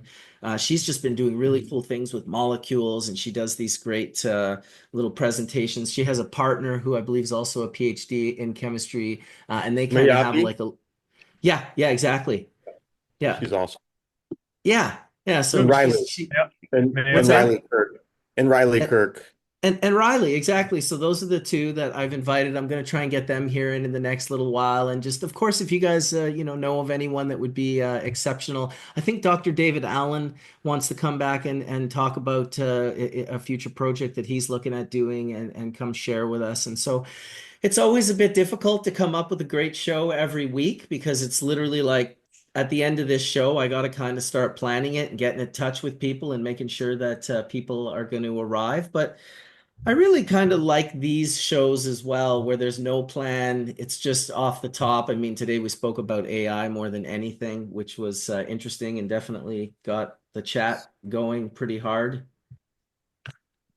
I have something that I'd like to talk with both Riley and Maya about, and maybe we can start that conversation with you guys today. And I don't know how many of you guys are familiar with the basic strategy around crop steering that like Arroyo, the sensor company, and GrowLink, the intelligent the controller. They're the basic idea around just daily crop steering with nutrients and using different ramping up and maintenance shots and just anyway. One day I was looking at a crop steering diagram and I was like, this really kind of also matches up with consumption patterns for people who are daily consumers. That there's this kind of nighttime phase 3 reset where you reset your receptor system, and then there's this kind of this ramp up of using in the morning, and then these maintenance shots throughout the day to maintain a certain baseline. And then this kind of, reset at the end of the night, and then this full, So anyway, so I was looking at it, I was like, man, this really matches like how people consume cannabis. And not only that, it matches how people consume a lot of different substances. if you're a daily consumer. And I know it's like a super like, taboo subject to talk about people who smoke weed all day, every day of their life. But one thing that both those two researchers have been doing is kind of like focusing on the stoner and what is a real stoner and how it intersects, for instance, with people with who are neurodivergent stoners, and the common like, is it a chicken or the egg? Do neurodivergent people consume lots of cannabis, or does cannabis consumption and neurodivergence work together? And anyway, but just this idea of consuming a substance and trying to create a baseline almost the same way you would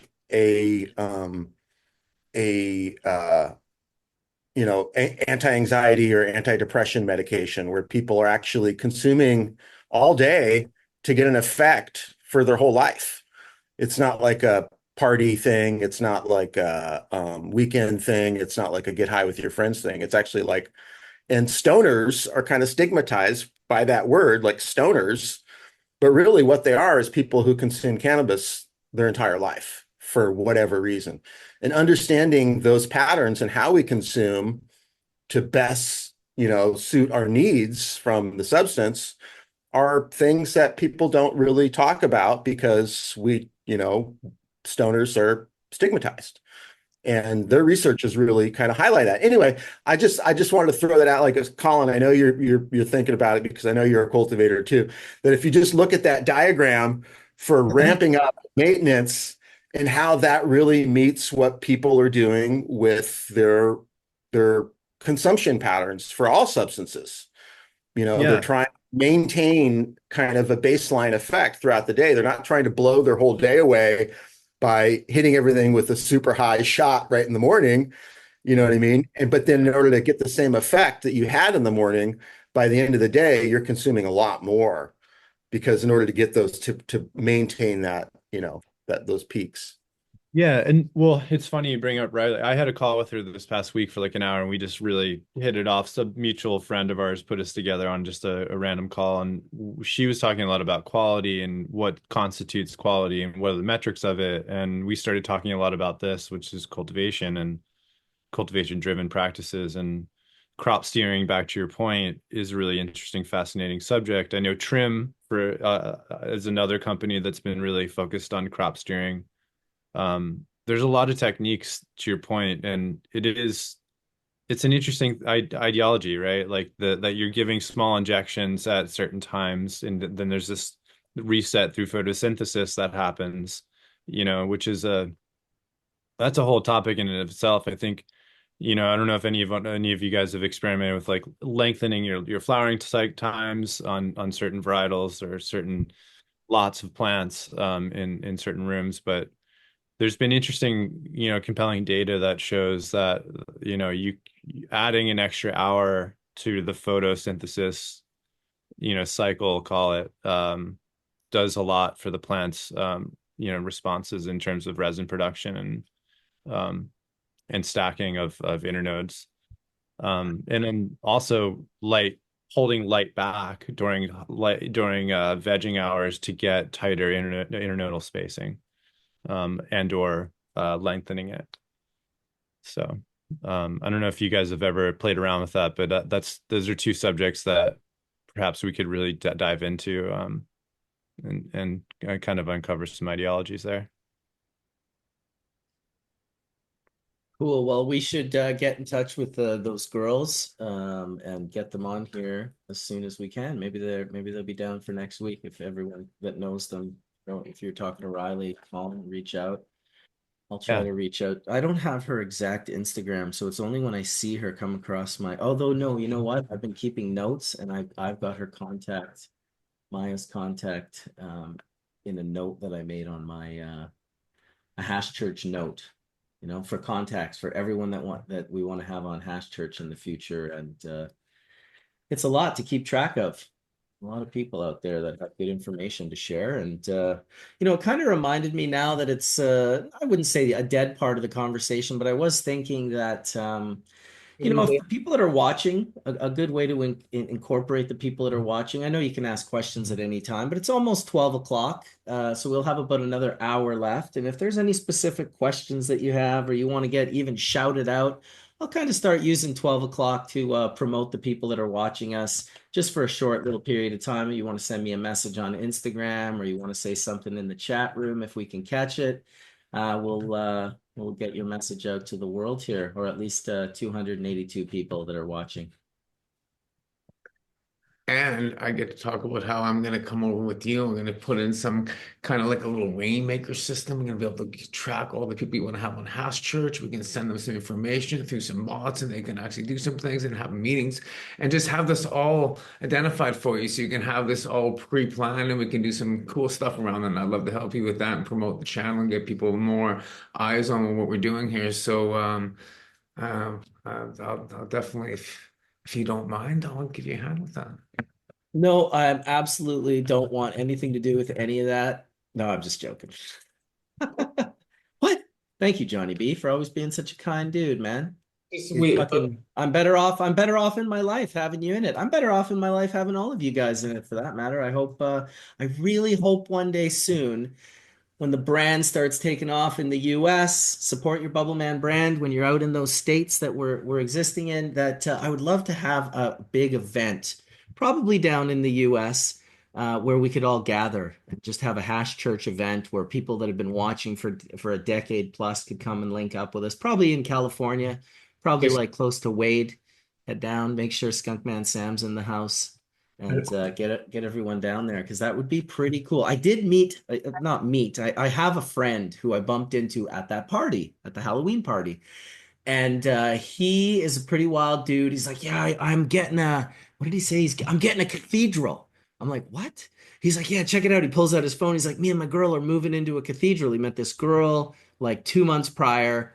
They're getting this cathedral. He shows me pictures. It's got like 40-foot ceilings, like massive stained glass windows. And he was like, you should come and do some of your Hash Church there. So I may be doing Hash Church from a cathedral in the near future. People that are in and around BC, it would be cool if we got you to the cathedral. And then anyone else that wants to come in on Zoom is welcome to do that as well. But I thought that was a pretty good option. I've never had anyone be like, hey man, you want to do Hash Church at our cathedral? I don't know anyone with a cathedral. I'll be honest. This is the first person I know that has a cathedral. And wow, what a cathedral it is and was. So I'm looking forward to that. I better probably read after I ask people. Oh, go ahead, Wade. Perfect. I can read if there's any questions and you can speak.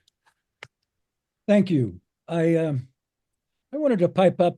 We're talking about community and the feeling of camaraderie that exists in this group of folks because we do this on the regular, and I for one very much enjoy our conversations. But this week, for some reason or another, seems to be Wade Laughter Week in Nevada County. For example, the first time in my life that I was in the newspaper was 51 years ago, and I was above the fold, and it was not good news. But yesterday I went to an event at the first vertically integrated top to bottom nursery right through to retail sales cannabis operator in Nevada County. It's a wonderful development in terms of like 12 years ago, 2/3 of the people in this county thought that cannabis should be outlawed. Didn't work out that way, but anyway, it's changed quite a bit and had a wonderful time, saw many people that I know, but hadn't seen basically since COVID and I got sick. I've really been isolated. It's one of the reasons this is so wonderful to me. But yesterday, yeah, I saw literally hundreds of people at this beautiful farm run by a fellow named Juan Pentiago. I've known him a couple of years. He's a pretty special cat. Got a nice group of folk around him. Ran into some really interesting chemists. Dr. Mark, I want to talk with you at some point about something called pico cannabinoids. Anyway, back to what I was saying here. Check this out. This is the newspaper, our local newspaper. I'm being called out. The Board of Supervisors is doing a special recognition after they pass the new cannabis ordinance amendments that we've asked for. Yeah, they're asking me to come up and stand there and be acknowledged for, I think the way it's phrased is how I have helped to build community on all sides of the cannabis question.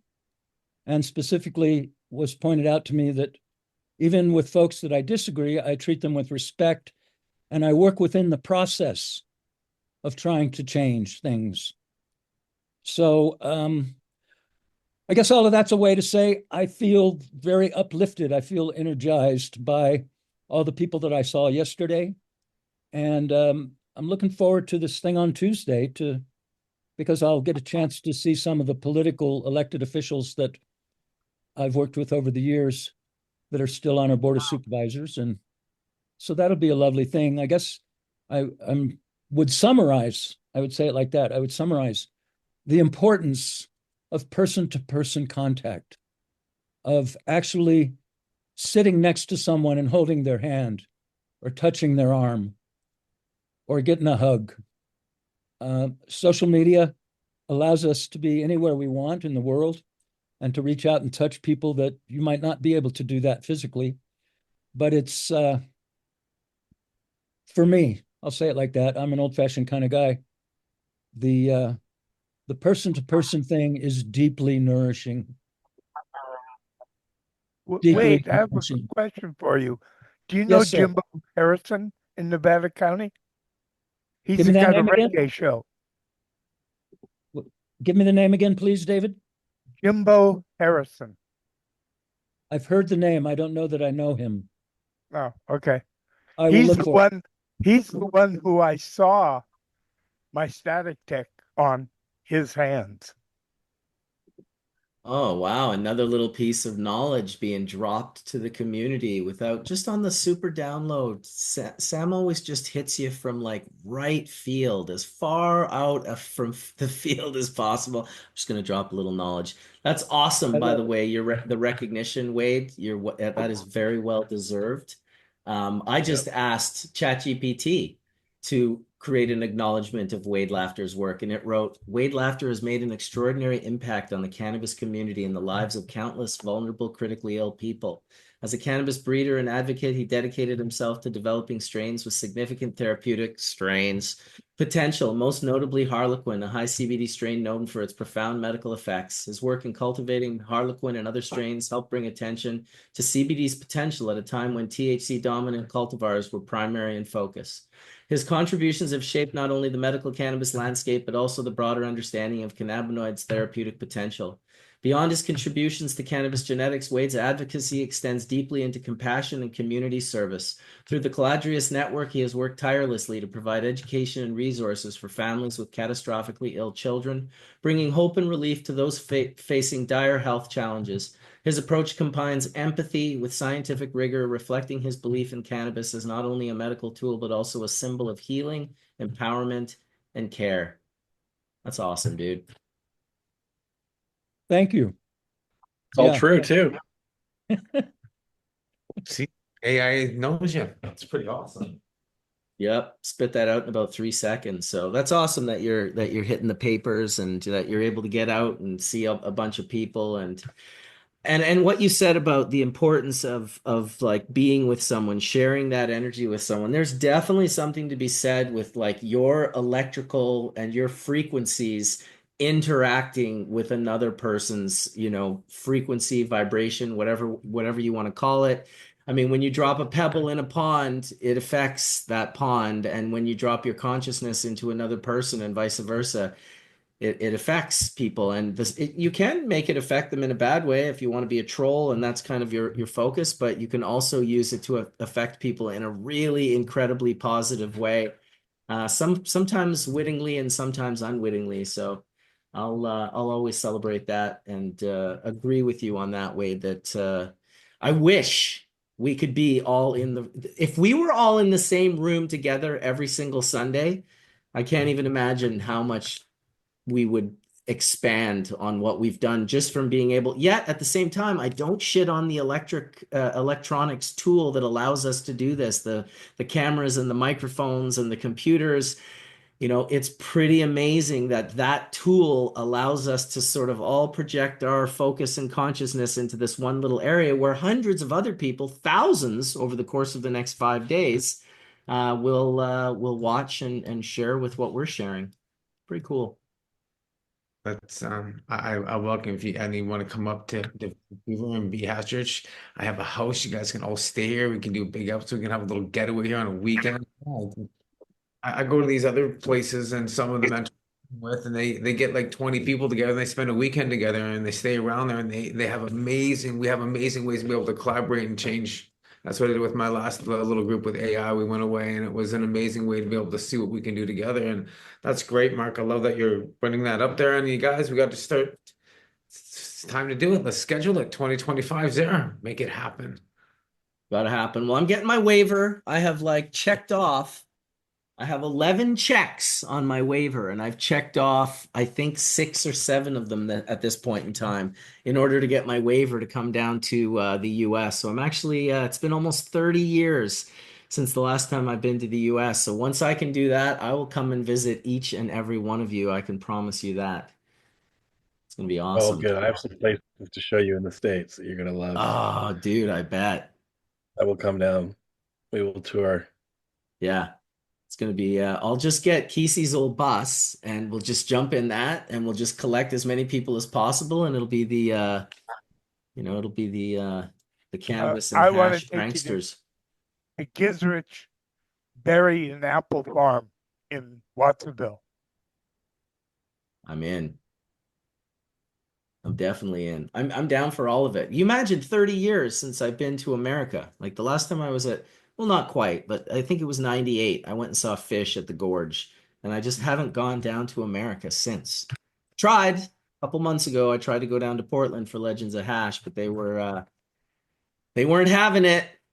Although I was surprised at how nonchalant the border guard was. He kind of punched my name and he's like, "Oh, you got your waiver," and I'm like, "What?" And in that moment, I knew, I'm going to the room. This is not going how I want it to go. But he wasn't like, "You got your you've got a criminal record." It was just, he was super nonchalant. "Do you have your waiver?" I'm like, "No." He's like, well, geez, you'll have to go over there then. He was just expecting me to pull out a waiver, give it to him, and then let me go. But I had not done the right, I had not jumped through the right flaming hoops to enter the great America. And so they turned me back. Although he did it very generously, he gave me some document that's called, it's called a withdrawal of application for admission consular notification. Basically, it's better than getting denied, right? If he says you're denied and they stamp you denied and they send you back, that is like not just a waiver, that is like a whole other thing that you have to do as well. So he was very generous in that sense. I've always been very just afraid of US customs, mostly from the experiences that I've had. And I know that my American brethren and sistren are the same way with Canadian customs. They can be very harsh. They can cause you great problems, but they are the gatekeepers in that sense. But these American guys were just nice and down to earth. There was no threat, I wasn't young anymore. I was just like, I knew, like, what trouble could I get in? I'm just like, I just tried to go to the US. So hopefully in the next 6 to 8 months, I'll be able to come down there and spend some time with all of you guys. Hopefully you will. So we just gotta change the words. When DJ Short was living up in Vancouver, he used to call going back down to the States permeating the membrane. Right. And it really kind of is that, like, no matter where you come from, you have to go through the big screen. And yeah. He's not wrong there. I miss DJ Short. I think it was that so many that we know went to the border and said they smoked weed and they got banned for life. We know them. And it's like, so like, I don't even want to go to the border for that one reason. Because it doesn't just say cannabis. It's like, so like, what do you do about that? Like, what's this? When it legalizes, I don't think you ever have a problem. I don't think there's going to be a problem. When it 'Cause federally legalizes, sure. But at this point in time, the membrane is the federal government that you have to pass through, right? It's like it's legal in Washington. It's like, that's fine. You're not in Washington when you're at the border. You're at the federal government. That's where you are. It's just sliver of federal government that goes right But across the whole it's really country. interesting too. Like I worked down there. I got a visa to work down there. And so we went through this whole process with a lawyer to get me down there. And I showed up at the border, and what I don't think a lot of people realize, the guy that reviews your visa application is whoever you end up in front of, right? So it's not like there's someone that's qualified. It's like it literally could be some dude having a bad day, and you're just not getting in because you landed in front of him. And yeah, I had a little bit of a rough part. It wasn't too difficult. Um, but I had attended a specific border crossing where they already knew that I was coming through, or someone knew that I was coming through, and they were like a higher up in the organization, and the lower guy said, "No, you're not coming in today." And he went and spoke to his boss, and he was like, "Actually, you're good to go." So they Oh. gave me the N visa, and I walked in. It was quite an ordeal. Like, it was an epic thing because it was like, I didn't get the visa, I wouldn't have been able to do all that work down there. So Yeah, that's just it'll be one in a book person. sometime. If you think of all the people that are affected by not being able to come up and go down, it's like it goes beyond compelling speech. It's compelling meeting up in person. It's compelling sharing your frequency with another person in real time. Like the first time Sam came up here, not the first time, because I know he was here in the 90s at the hemp symposium, I think whatever, 93 or 94 or whenever that was. But when he tried to come up to visit me, they were like, "Oh, you have like a charge from 1968." You got, they literally turned him around from something that was like 30 something years Well, old. it I was just partly that, and it was partly that I had the flown money. in from Tokyo, and I only had $50 in my pocket. I My remember. wife was going to meet me in Vancouver with Yeah. $1,000 or whatever, so we could spend some time there and then go down south. But they wouldn't let me in, and they kicked me out, and that's still on my record. Yeah, of course. When you get kicked out, it's a big deal. It becomes a whole thing. So that could have kept us from hanging out. Like, it's just a real bummer. And I get it. It's to protect the border and this, that, and the other thing. I get the official line of why they're there doing it, but it is unfortunate that And, someone having a and it bad was day can ridiculous because, totally as you ridiculous. know, when I flew back to Seattle, I rented a vehicle, and Yes, within 24 hours, I was at your house. I know. It was absolutely awesome. I was so I happy remember that you that. were I persistent. remember you. I remember you guys coming down. And I met you down at Hill's place over on 13th. Yeah. At Yeah, and at the club, we went and toured the club and their little pharmacy, and we went and had lunch and drank Tings over at Zuby's. I think it was, wasn't it? Something like that. Tings at Zuby's. That's a good memory, dude. You know, I love things. Yes, you do. You buy them by the case, man. I've seen it with my own eyes. if I didn't, I was born, I don't have a birth certificate. And if I didn't get a nice person at the federal building 32 years ago, I wouldn't be an American citizen. AKA, you wouldn't be a slave to the IRS. Well, actually, what? When I was 16, my mom gave me the option to exist or not exist. She basically said, she's like, look, you've got a school record, you've got some doctor records, but basically you're not in the system. But to move forward in life, we're going to have to put you into the system. I had some kind of weird proxy social security number kind of thing. And at 16, she's like, okay, well, we can start this. But she gave me the option, because we didn't have a birth certificate because I was born at home in Big Sur, but also because my parents thought that the Vietnam War was going to go on forever and their children would one day get born and drafted into Vietnam War, which was kind of crazy. But actually that happens now in the Afghanistan war. That did happen where people were born during the war and 18 years later signed up. Anyway, but I didn't have a birth certificate. And they told me, they said, you can't leave the country. They're like, if you leave this country, well, first of all, you can't leave. But if you ever do and you try to get back in, you can't come back in because you don't have a passport. You're not an American.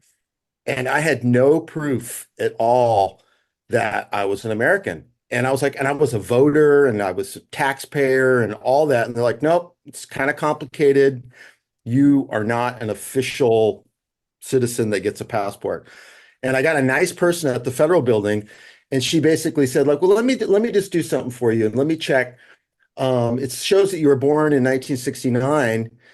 There was a census taken in 1970, and there's a chance that you were counted on the census.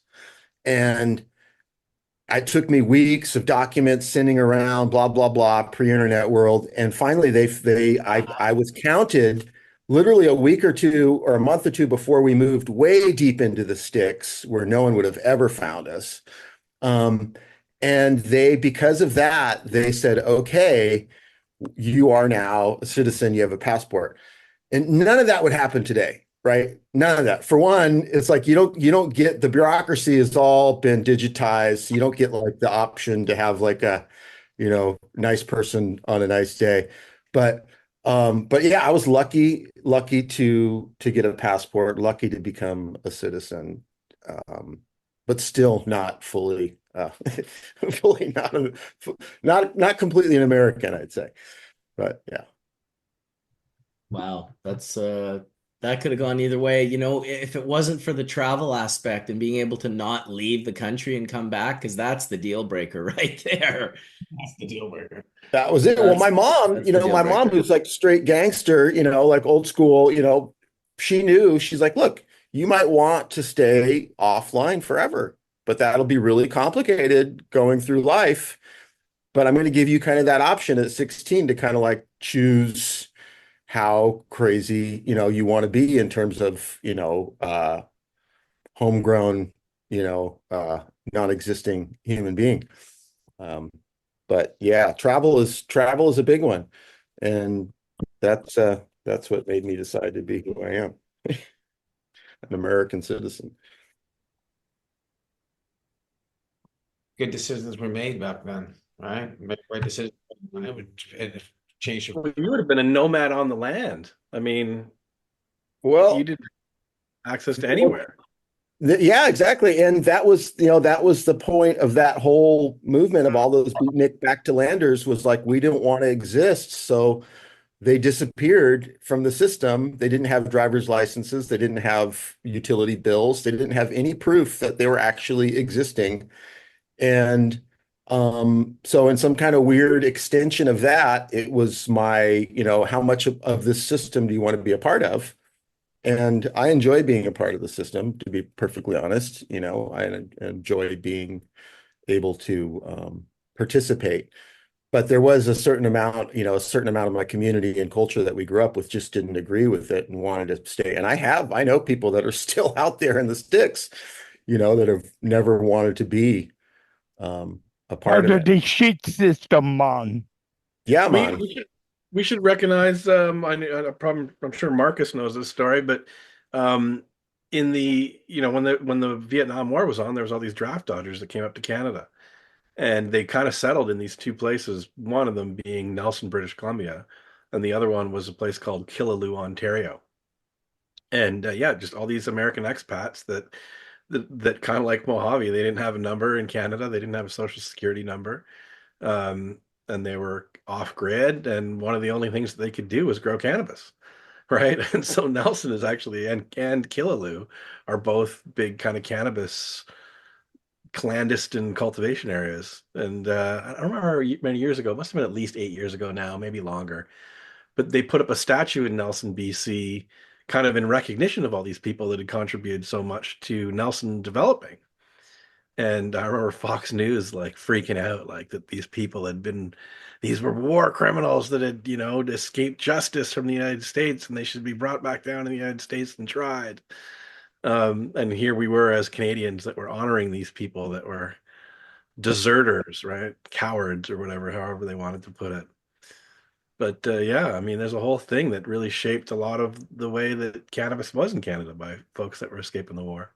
I swear I mentioned that today, that the Kootenays became the Kootenays because of these American draft dodgers coming up, bringing seeds, planting plants, growing weed, bringing that whole Cali weed culture and that knowledge up north and in those particular places too. I mean, Nelson is the heart of the Kootenays. It's a really cool fucking town. And there was a time in the 90s, and I'm sure it was probably like that in the 80s as well, where holy Christ, there was kids that would run weed across the border, like right from Nelson, right over the border. Little kids with pagers, 11 and 12-year-old kids. I'm sure it was the same in some of these places in California.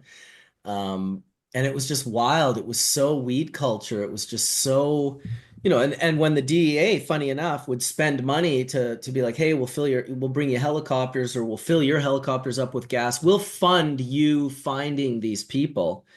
I'm sure it wasn't a coincidence that they went to places like Nelson, set up, local police did roadblocks in Nelson's in the 80s and 90s looking for gardening supplies. Like if you had shovels and pots and earth, you could get in real trouble just from being pulled over at a roadblock. I went through those roadblocks in the early 90s when I went the first time to Nelson with the Holy Smoke guys, Alan Middlemiss and Paul DeFelice and Dustin Sunflower, and I helped them plant a crop of this cultivar I will never forget called the A1 Magenta. Oh my goodness, I wish that could come back to into existence. But we mixed soil. We created, our own soil on tarps, and then we, had to go up onto the mountain and dig holes, and we had to get the plants and the soil up them. It was just an incredible experience to be a part of. It wasn't my grow per se. I never got a part of it. I ended up smoking some of it for sure. But it was just really me interning for the experience. And I think that was 91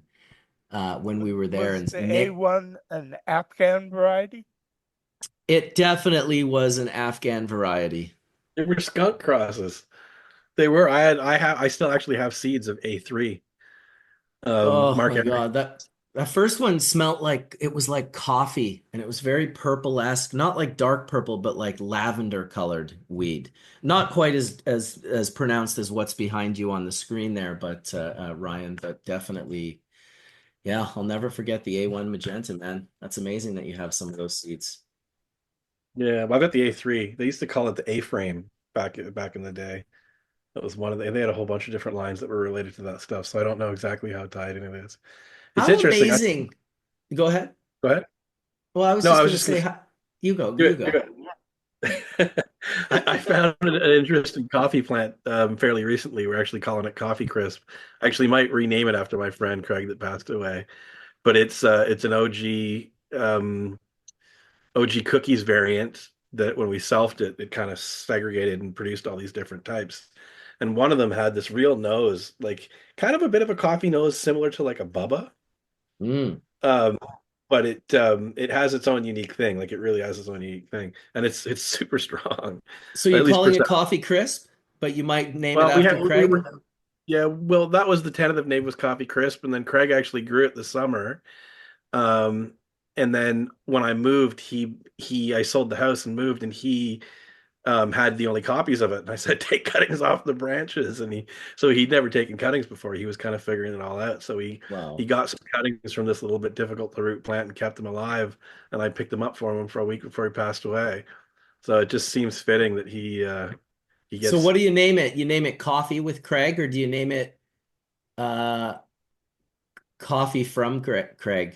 Coffee from Craig. I don't know. I'm open to suggestions. If anybody's got good ideas in the chat, rip them off, and awesome. We'll make sure some get to whoever if they get chosen from their name. But yeah, I like going to the community for names. I did another plant years ago called that we ended up calling Calazar. It was that California orange, that AE California orange clone that used to go around in all the forums, crossed with a shishka berry line that I had been working on. And someone in the community came up with the name Calazar, so that's what we went with. You still have those seeds? I've got Calazar. I keep like at least 1,000 of everything in the vault. I never sell out of variety. Love to see some of those. I'd love to grab some of those. That's 100%. Craig's Coffee Shop was one that just got mentioned. Craig's Coffee. Listen, I like that. Craig's Coffee. That's not bad. I like Mark's suggestion. That's great. That's awesome. If you have if you want to do some Shishkabari work, dude, I've got a number of really, like, I would call them improved Shishkabari lines. They're hybrid lines. But they've got all the good characteristics of Shishkabari. So if you want to actually break into a bunch of them, then we'll set it up. We'll do some DNA extractions, and we'll do it right. And do you Cool. have the both the lines there, Ryan? The yellow and the red, yeah, and a bunch of hybrids of each. Ooh. Perfect. So Yeah. I No, tend to it's- collect stuff. Like, I'm nuts with that stuff. Like, I don't just make seeds and sell them out. Like, I'll always keep 1,000 and put it in the vault for yeah. just A these. rainy day?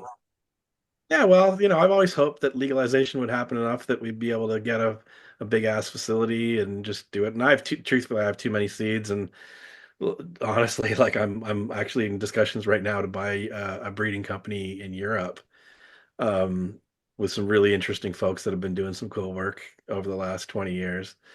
And just the situation in their country is not really open to that type of work anymore. And a lot of it's hemp, but the guys that are doing it are real OGs, and I want to keep their work going. So we're gonna collect more seeds, which seems insane. With I have like 3 lifetimes worth of seeds, but and we're always making more as well. So that's kind of the crazy part. But like, interest in cannabis populations just can't go away or fall into the wrong hands, or I'd like to set up a foundation and just keep the work going, right? Yeah. You're maybe you're even like some kind of genetic resource or something. I'm not like a resource center. I don't know. We'll figure it all out. But you know, these things have to be kept alive and available to people. It's kind of like the heirloom, every heirloom plant variety work, right? Like, these things need to be shared because we're going to be changing the way that we breed the plant soon coming up. And even growing the plant, I think we'll get to real uniform from seed crops. Um, and For some people, that's fantastic, right? It changes the game for being able to plant crops from seed. But there's also going to be the people that want to keep making hybrids and screening, doing whatever, pheno hunts or whatever. So we got to keep all this stuff alive for somebody that if they want it down the line. It's all Yeah. about paying homage for sure, and not forgetting as you travel into the future to not forget the past and not forget your roots. I did a post on some I had a really nice piece of Afghan hash that a friend of mine had the other day, and I took a picture of it. And it just looked like cake. I put it up on my Instagram, but I wrote a little thing that was basically, there's something pure and perfect about a traditional Afghani hash, a reminder of where it all began. This hand-pressed beauty carries the wisdom of centuries, rooted in the craft and devotion of generations. As we continue to push boundaries with new processing techniques, because that's what we love, elevating hash to a new level of refinement, we must always honor our origins. Because the traditional hash is more than a product, it's a legacy. It's a bridge between the ancient world and the future of hashish. So I like to always say, let's remember our roots as we reach for higher heights. I'm not personally smoking that hash all the time, but just to be around it and hold it and feel it and smell it and burn a little bit was a really, really nice experience. And it reminded me as I'm taking this like almost blind, like running as fast as I can into the future to try and refine cannabis resin to the highest purity that I can possibly achieve, while also using material that was grown to the most perfect expression that could be achieved. The combination of those two things just takes you into the stratosphere. But never forget, and that's what Legends of Hash was always about too. We always wanted to pay homage to the hubbly bubbly, to that old school smoking culture, to how they went about collecting plants, right? They weren't growing from a clone in Afghanistan. You'd have a variety of varieties in that field that were all getting processed into a hash, and that sort of created what that magical profile was. So just paying homage to the past, and you do that with your seed work as well. And if only we collected and maintained all, we don't want to lose things. If you made something amazing, that's great, but the thing that you made it from, hold on to that. Yeah, You got to especially because today the truth of it is that traditional land races worldwide are being polluted with foreign genes, and we better grab it quick. For real. Well, yeah, they've been. But yeah, no, you're not wrong. And Marcus, I know you've got quite a collection. Yeah, I use this term called cannabis fashion. I mean, it's kind of like the mini skirt, or not the mini skirt, bell bottoms. Like, how many times have bell bottoms been popular and they kind of recycle, like every 10 years I like they mini become skirts more than bell bottoms, but go ahead. sure, sure. But I mean, it's like it's the fashion aspect of it, right? Like trends that were popular once coming back, they come back, and plants have renaissances, right? So much love to the people that are truly preserving stuff, not just names. Like, a lot of people get like two plants out of a seed and they cross them together and they say, "Oh, I've kept this line alive." It's like, well, kind of. You got some plants from it or some seeds from it. It doesn't mean it's going to be like the original, but you know, yeah, it'll be nice when we get to a place where we can start really preserving these things. It's like that guy in the States that collects all the old apples. I don't know if you've seen him. He's got like 500 accessions tree that Dude, he's that guy is a like protect that man at all costs yeah, and yeah, protect his collection. I pray that when he moves on, that someone in his family is inspired to keep that going, or some other Apple geeks and people that are obsessed with that. Because yeah, I've seen the picture of him sitting at the table with like, I don't know, 50 apples that yeah, basically wouldn't exist if it wasn't for him. 100%. And apples is very similar to cannabis. I mean, it's an obligate outcrosser, not obligate outcrosser, but it's highly polymorphic. So like the seeds that come off the apple tree or out of the fruit, Dude, they don't reproduce the parent. they couldn't be Um, further from the parent, in fact. They're yeah, about as far from the parent, and which is funny because the term "the apple does not fall far from the tree" is like, yeah, it does. yeah, very misleading. Yeah. Yeah, the cannabis is the same way, right? Like that's why, there's this pheno hunt thing where people go looking through. It's really important to understand that the seeds that you often get aren't going to be like the parent. That's why I find it so funny when people say, "Oh, I got the Chem Dog pheno in this cross." It's like, no, you didn't. Like you got like again, and that's why characterization is so important, right? Like until somebody characterizes the plant and say, "Hey, these are the compounds that are in it. This is the smell. This is the cannabinoid range." That gives you a guidance for what to look for in the population. And then to understand there's nothing wrong with the other plants, but they're just, you know, it's like naming some. It's like if we started calling Marcus's son Marcus, right? It's like no, he's not the same guy, right? He's a different. Definitely Not different. only that, but a lot of people trying to conserve or preserve a land race are doing it with really small numbers of plants. And you've got to grow a couple thousand males and females and let them freely pollinate, or you lose genes every reproduction cycle. Yeah. I Well, agree and yeah, yeah. with you guys. It just Land races are like they already are like that's really the definition of a land race is like a heterogeneous population of heterozygotes, right? So it's not what people think of as a strain. Like it's not one thing, right? Like they're really a series of plants that were bred for a use by a culture, right? Like be it like the Thai stick culture or the hashish culture in Afghanistan. And if you're Um, planting them, no matter how many you're planting, are you not now reducing the validation or the definition of what a landrace is? Now you're involved, even if you're letting them No, freely. land races do include human beings. It's a Okay, we're combination part of of it. human well, beings Well, they and they the they yeah, environment. they include the reproducers of the culture, but like Mojave said the other week, when you take the landrace out of the environment and go into a different Hmm. culture, it's not the same thing, No, Right, right? exactly. that's true. Although well, I the guess line, you could try to use a phytotron and imitate the area it comes from, but you'd have to do altitude, humidity, soil. I mean, it's not easy. but But and the, I think the most important thing is you don't want to lose genes if you're trying to right, maintain a land race. And right, that means you need large numbers and freely pollinating. Right, and and, no and one's doing that. I mean, you buy a Uh-oh. landrace, Looks you like get Fletch 10 heard feet. us talking. uh-oh. And Ryan, the line was when it leaves the land, the race is over. Right, Just there you just in terms of it, just because. But no, that's where I think the conversation around land race in situ and ex situ is really important. Land race in situ is the complete package of the geography, the culture, the land, the genetics, the whole thing.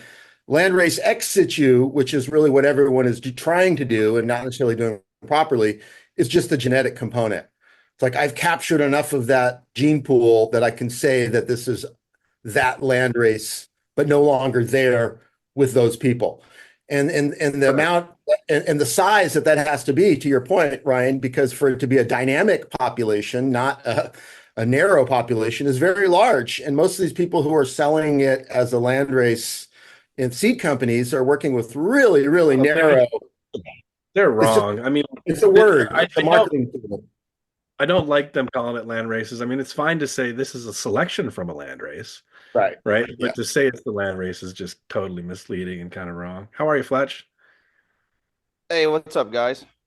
Good to see you, I man. was just thought about this. I'm kind of on the other side of the globe, and I popped in. You guys were having a good conversation, so I just figured I'd pop in and listen. And Well, we're glad you did, man. You got a big fatty joint. You got the coveralls on, looking for like Farmer Fletch. I like it. hitting the tractor all day. Hell yeah, Where are tractor you? clothes. Where are you right now? I'm in Hawaii. Oh, lovely. Beautiful. Yeah. Yep. Just hanging out, smoking. I was interested in your guys' conversation about like land races and consistency among populations. And like one thing that I find interesting in cannabis compared to a lot of other agricultural crops is that the amount of things that we're looking for, traits that we're looking for, that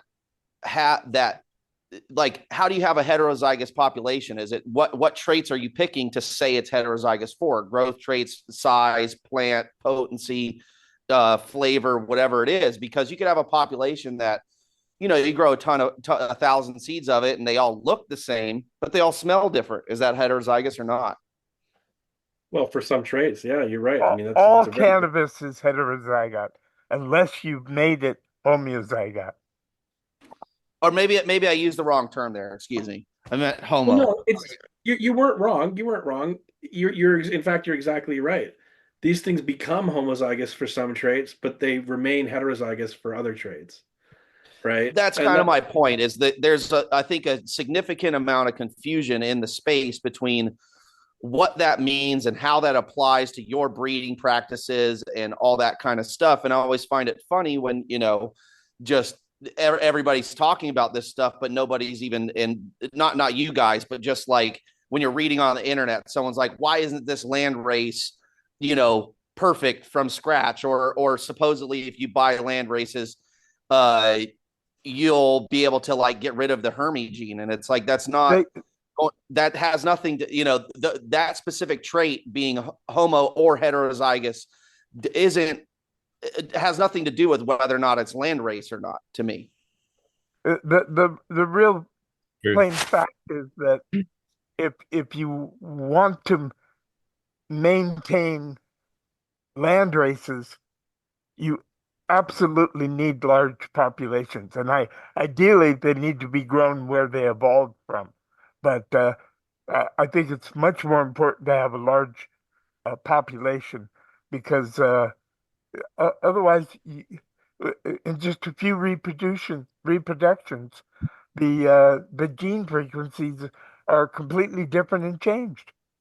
it's hard for people to understand that in your context because few people like you have grown hectares of plants for Yeah, maintaining top. and also they confuse tomatoes with cannabis. Tomatoes are are homozygote, which Yeah, means they're self right. when They're you self pollinate them to themselves, they produce children that are just like them. yeah. Yeah. That's yeah, selfing species versus outcrossers.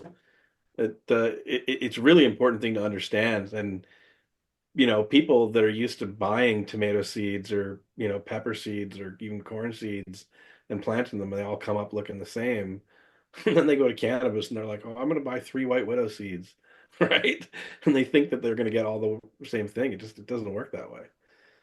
So unless the real breeding's really been done on. Yeah, when I imported seeds from Afghanistan, and we grew large amounts of them, thousands, and we tested them by gas chromatography, what we found out was that 25% of them were high in THC, 25% of them were high in CBD, and 50% of them were somewhere in between. So yeah, they're extremely heterozygous. Well, Well, and that. Go it ahead, goes both Colin. ways though. It goes. I was just thinking about it. I was like, objective, just being completely objective about it. It's like a bag seed could be as important as a well-worked line, right?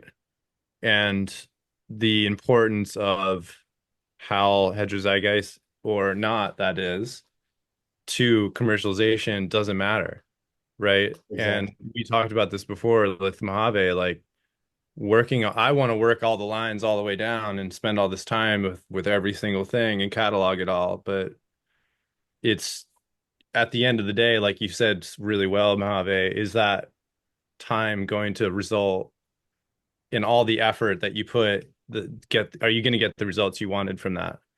And I think that question's yet to be answered. And through breeding, I think we love to chase these, like, I'm going to stabilize this or do that. But, to be real, like, I think Fletch, you've done a great job of just understanding your tool chest and knowing how things interact and reacting well to it. And you've put out really great work because you have deep knowledge of that tool chest. And it really shows, and you've really, I'm not trying to blow smoke here at all. I'm just trying to call it as it is. Like, you've actually done the work where most people don't. And that takes time. It takes effort. It takes real true passion to catalog a tool chest of things that you deeply understand and resonate with, and then grow them individually and then understand that. That's just deep work, and that's that. I don't see any breeders out. I would love to think there are breeders doing that work, but it's just not the case. A lot of the time, it's just if they are, they can show you the jars. And I think that's one thing I'm known for, is showing up with the jars. We can sit here and talk about it all day, but how about I just show you the results? How about that? And I think it's not, it's a willingness to put in the work, but to agree with Sam, it's population size is a huge part of it. Just being being willing to risk it and pop 1,000, 2,000 seeds per year, every year for the last decade. It makes a difference. And I don't mean just popping them and growing them out, but popping them, taking clones, preserving them, running through them a couple times, the best ones, actually doing your research. And it's, I'm thankful for having access to, and preserving the genetics that I did when I had access to them. That's a huge part of it. And then it's just popping seeds after that.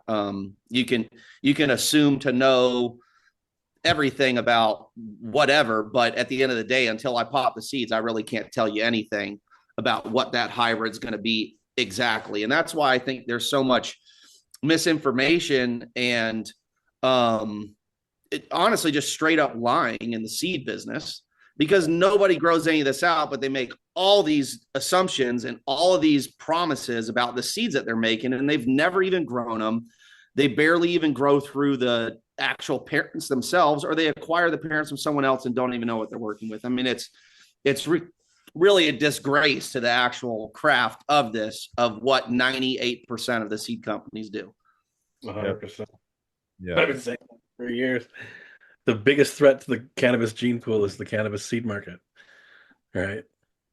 It's just such a weird dichotomy. And at the same time, it's what spread it to around the world to so many people.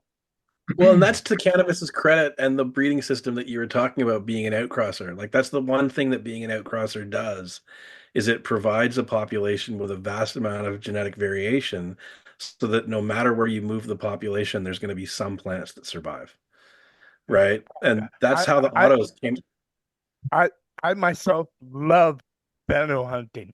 And I did some that were 20,000 of one single variety. And Yeah, that's serious. well, and that's what Colin's saying. Like, I think it's kind of what Colin's saying about, and I agree. Like,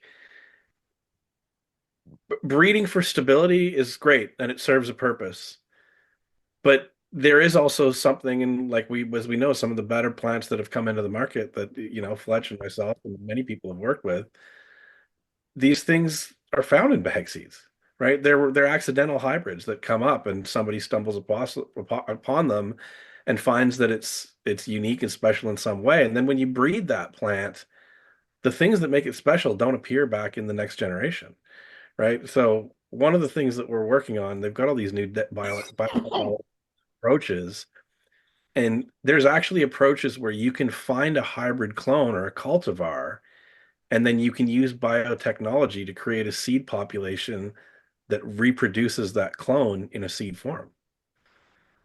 Right. And so you essentially, people can stumble on these incredible things, and then, you can give the plant to me or license the plant to me, and I can make a seed line that is all exactly the same as the seed. Right. And they're no good for breeding. I mean, they're no better for breeding than the clone is, but at least now you have a plantable unit from seed that you can plug into a system and grow from seed. Right. So, like, there's the science that we figured out over the last 30, 40 years in all these other species, we can now apply that to cannabis, using things like CRISPR. So it's like, it's the time that we live in is absolutely insane, right? Like, it's knowledge upon knowledge upon knowledge that we're just compounding. And these tools that once seemed esoteric, they're becoming cheap, right? Like gene sequencing, like I said, genome sequencing, you can get done for $5. It used to cost millions, right? But then it was down to thousands. And then the medicinal genomics guys got it up to like high hundreds, right? But now if it's down to like $5 a sample, you can actually think about, hey, okay, we're going to take 5,000 seeds and each will spend the $25,000 to use genomics to truly improve a variety, right? Like, it's pretty remarkable. And it's just evolution. And Where are you finding it for $5? That's sounds like, I feel like well, I'm I've gotten this. It's not a commercial thing. It's with a university, so they've got it down to your cost. And the sequencing platform isn't just built for one company. It's built for a bioinformatics institute. So the yeast guys use it, the crop guys use it, the medicine guys use it, right? So that machinery is amortized across so many different people. And then what they do is they develop a pipeline and a system so that it's like, okay, we're going to germinate 2,000 seeds. The cost is 10 grand, and get your results in 4 weeks. So it's amazing. It's a different world, right? I think the toughest part about trying to use genomics breeding for cannabis is just that the amount of traits that we're looking for in particularly flower. Now, resin's going to be probably a little bit easier, but the more traits that you want, like it smokes good, it does this, it does that, the plant grows a certain way, etc., they tend to be qualitative markers more than they are actual genetic markers or singular genetic markers. And until we figured out what all these different gene sets do, you might, let's say we're just looking for lemon in a lemon peel cross or something like that.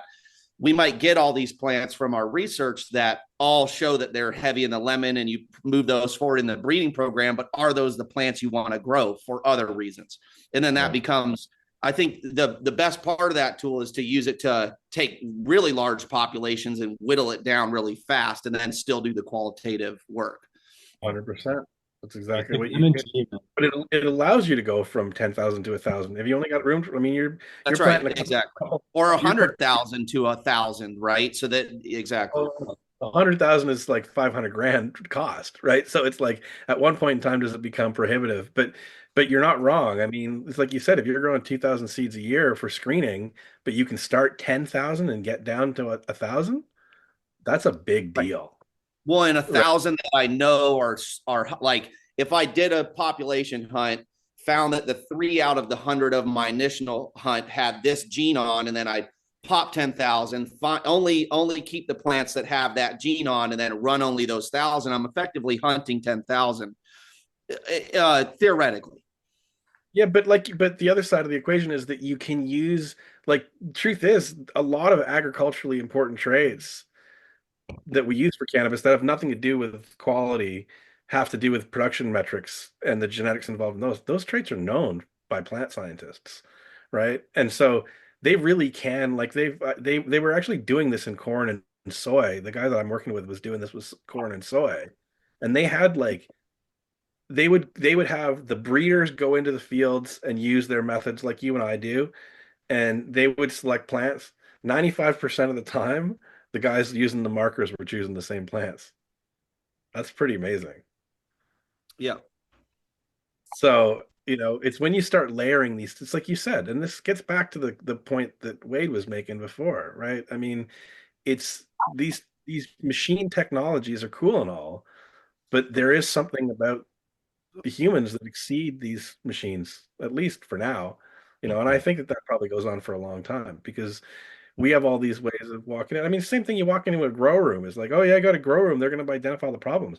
When I walk into a grow room, and I'm sure you guys are the same way, you're not just smelling and seeing, you're hearing, right? You hear when there's a system down, you hear when there's a fan gone, you hear when there's there's something wrong with the pump or the emitters, right? So it's like it's an immersive experience going into a room. And if you're working in that room all the time, just like your friends, you get to know your friends, you get to know the room and the sounds of the room, right? So yeah, AI is not going to be perfect, but it's a great technology to assist us. But I think it at least for some time, it's just going to be an assistant, right? And it'll make us better. There's no doubt about it. It'll make us better. But you know, we have learned things by living. I mean, Fletcher, you are a custodian of this plant, right?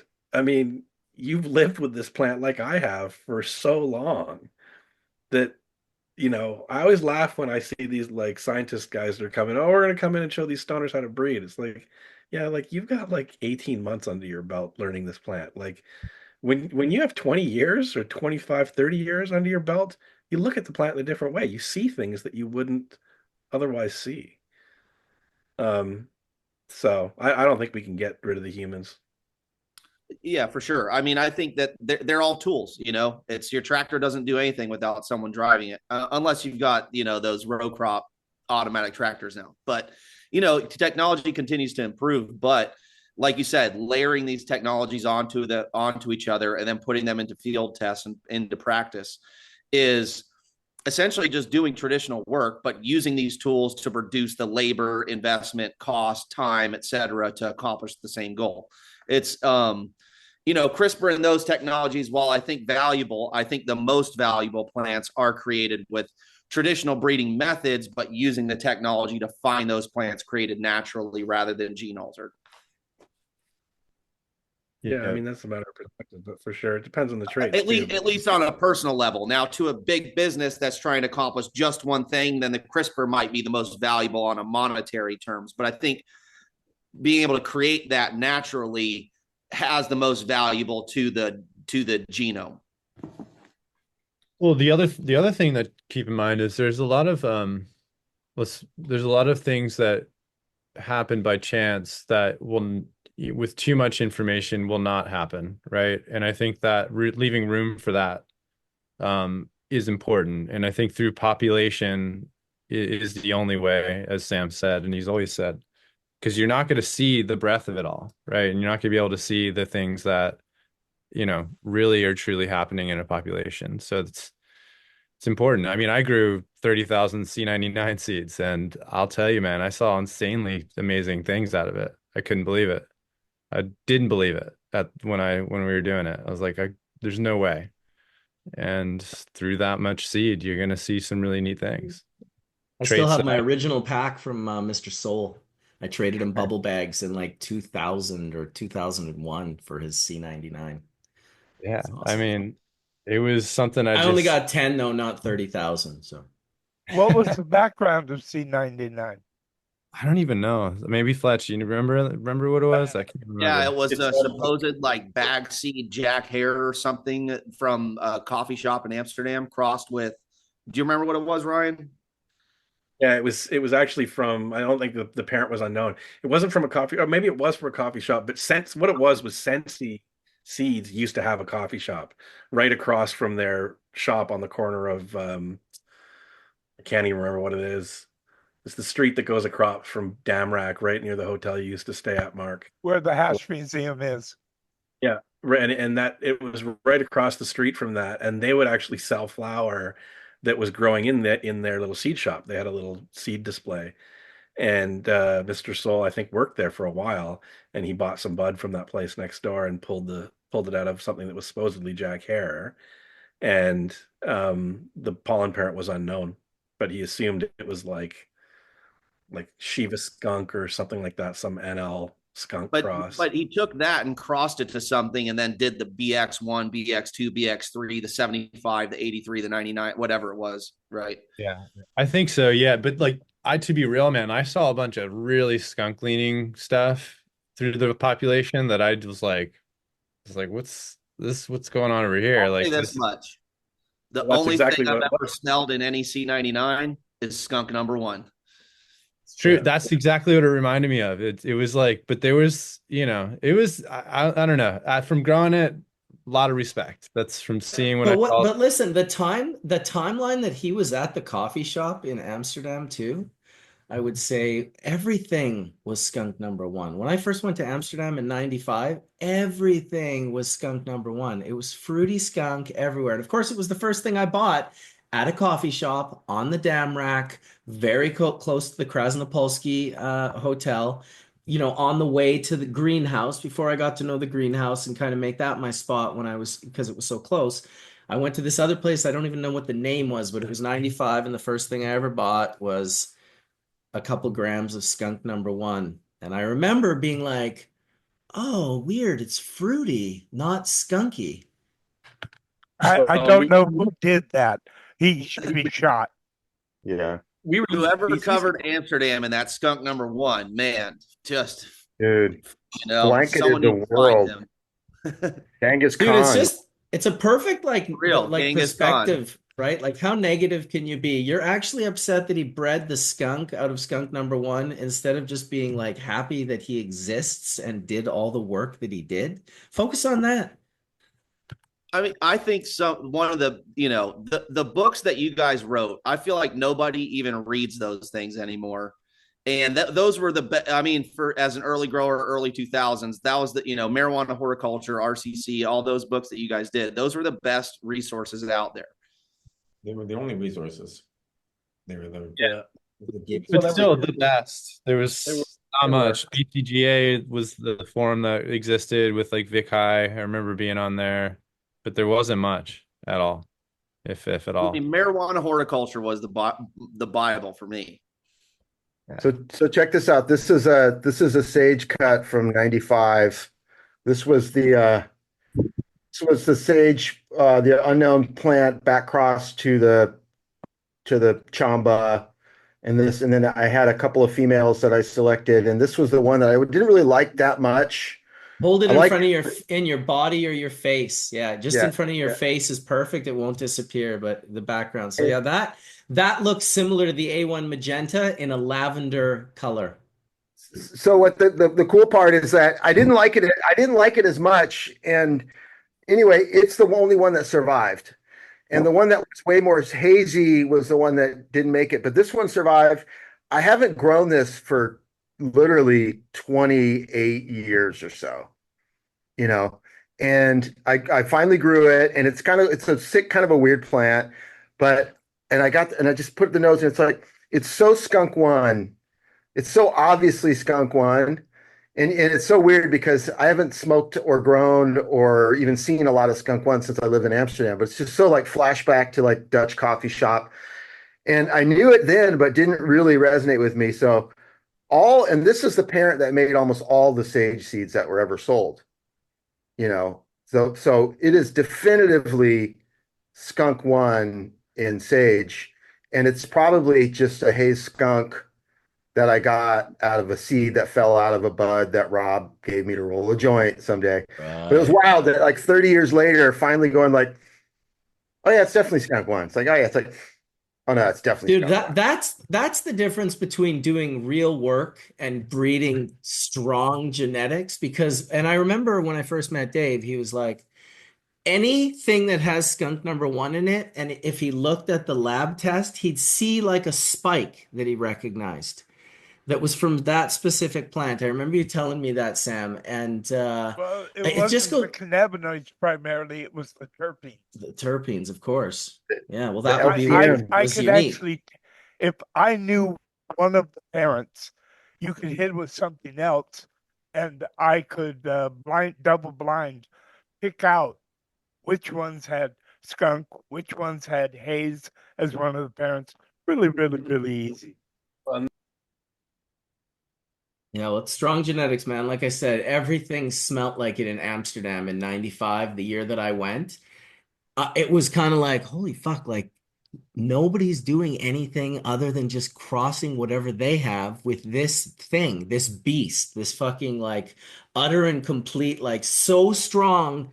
You could cross it with kind of so-so genetics and come out with something still amazing that people are like, yeah, I'm an amazing breeder. Look what I made. I took the skunk number one and I crossed my plant, and you put that in there and you've got an advantage for certain. That's all I'll say. Well, listen, what I was going to say before I cut out, skunk, we know this because of the way that when Sam created it, he had this thing where the plants all came up kind of uniform when he was making these different hybrids. That's because those traits were dominant.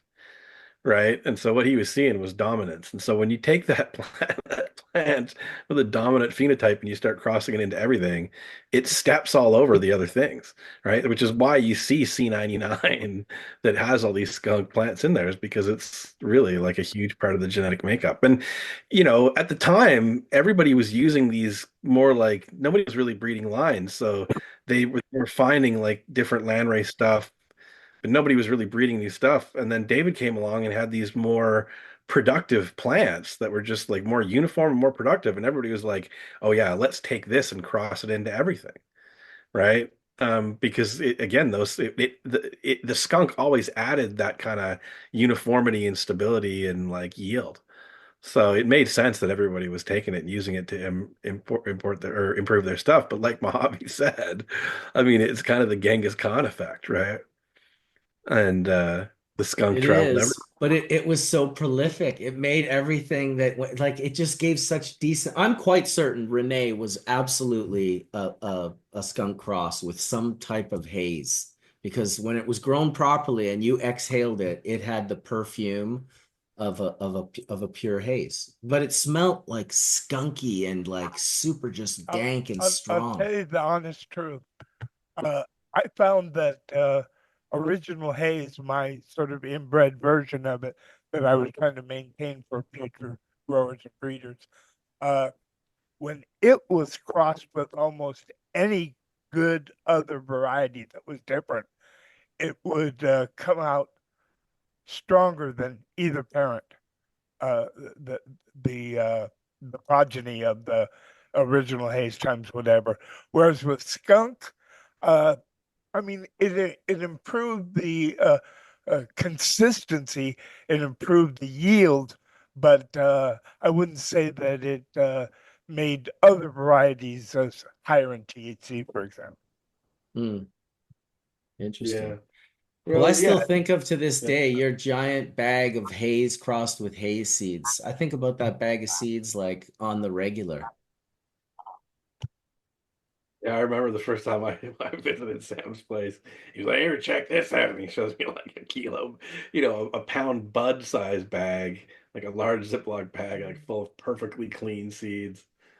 And I have bags of my own that are like that now, but back then I'd certainly never seen seen it like that. And it was just something amazing. Yeah, So no, yeah, I I could think picture gotta I've it. gotta easily produced several 100 million seeds. I know I sold uh, uh, maybe 200 million, but remember my those prices were cheap, so it didn't make me a multi-billionaire. those barrels that you produced in that Eastern European country. I mean, you had tonnage of skunk seed at that point in time. Just blue barrels filled to Yeah, the I top. had so many of them that I actually pressed them to make hemp seed oil to use for my cosmetic line. You did your fucking chapstick with that, dude. That is insane that people don't even know that other than the people you've told that stories to. And I don't think anyone realizes what he just said. Okay? What he just said was that he took like his proper skunk seeds, like good skunk seeds that would grow nice skunk plants, not hemp seeds that you buy for a fraction. But that speaks to how cheap you've always sold seeds to as well. But he made hemp seed oil from those seeds. He pressed the oil out of those embryos and collected it, and then had had chapsticks and stuff made. And shampoo and Yeah, body shampoo and et cetera, et That's cetera. nuts. Yeah, and yeah, I still got some. Anybody comes to visit me, I'll give you some. Yeah, no That is guts. so insane if you actually think about that. That's like, I don't know why it's breaking my brain right now because I've known that for a couple of decades, but that is What was insane. the name of that brand again, Dave, Sam? What did you name Cannabis. Cannabis? Cannabis. That's such a good name. Totally such a good And name. my I bet you wife someone. did the drawing on the label. It was a That's right. skunk number one leaf. Shout out to Diana in the chat. I'm sure she's still there. But yeah, much love. Such Hey, a crucial play one in all day, of this. I do think one day we'll have multi-use crops that come from, drug varieties, that there's no reason why fiber seed and drug shouldn't come from one plant. And how cool that'll be to know that like the hat, the clothes, the seed oil, all that was When actually I from- when I was working with Dr. Boxa in Hungary, I had him grow skunk number one for me, and he tested the fiber content. It was higher than most of the hemp varieties, the northern registered hemp varieties. It had a higher fiber content. Well, and the It's one seed yield was way higher. Wasn't the seed yield way higher too, Sam?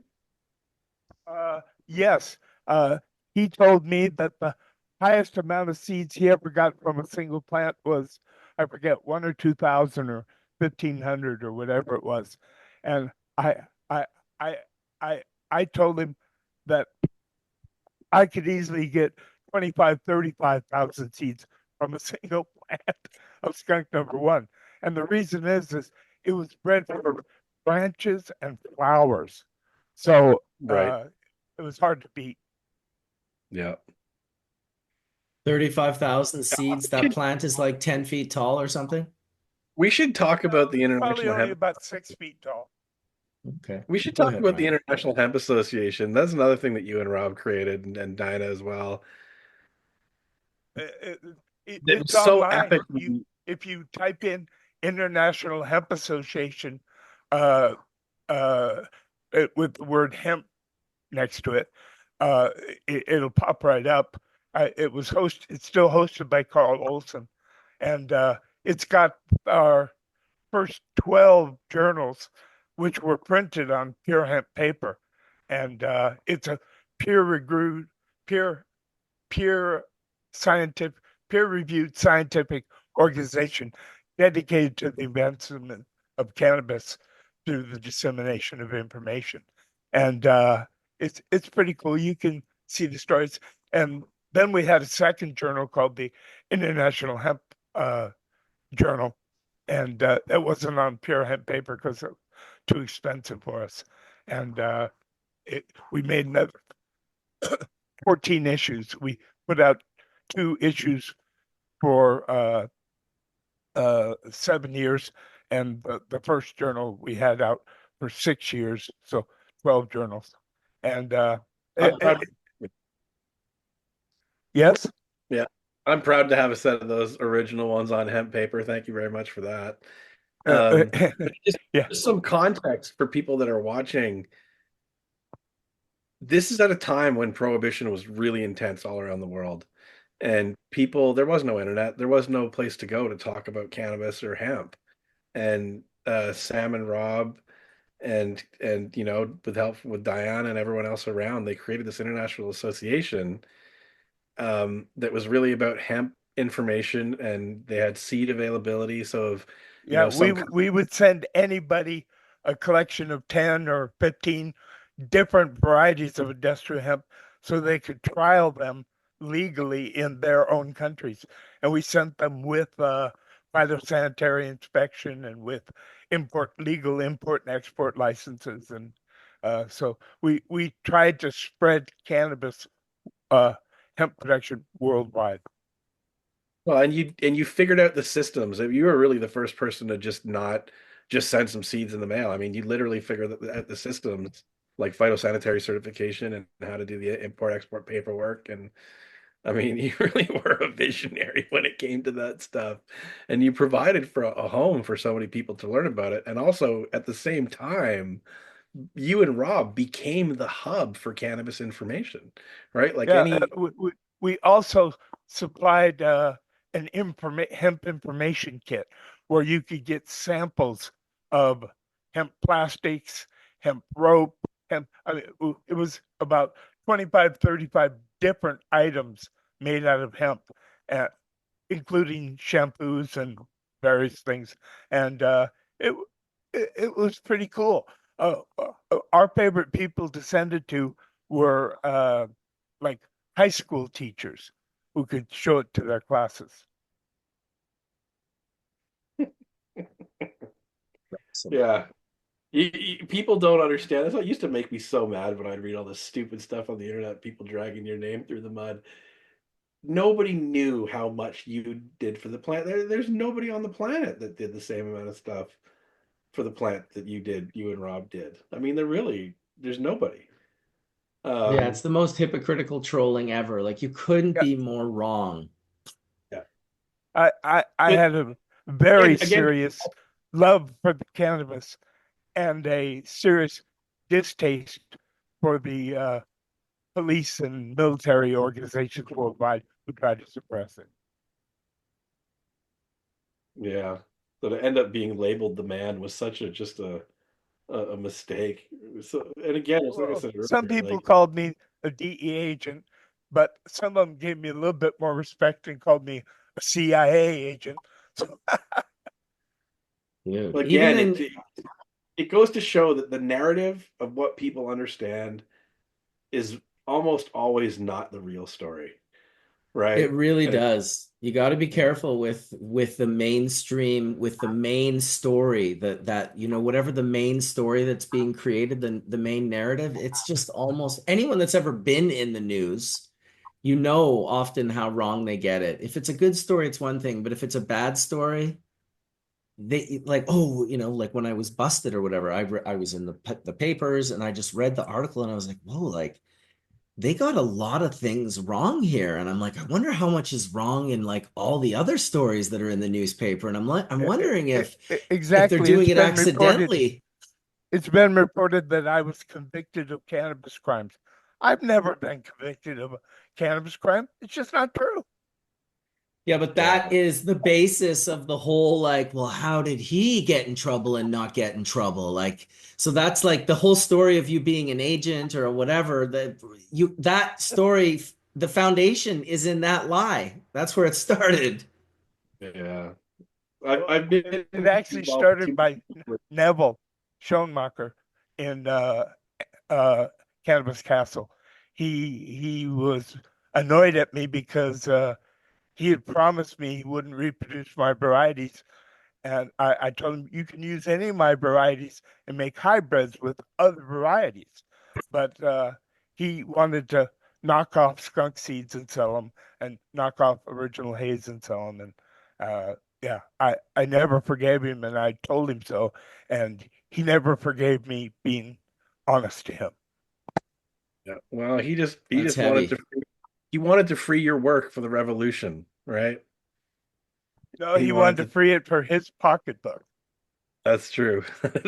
And I think that's the general point, is that in the seed industry, the vast majority of the rumors and whatever, I mean, like I said, 98% of the people don't do the work. They're just buying and reselling shit.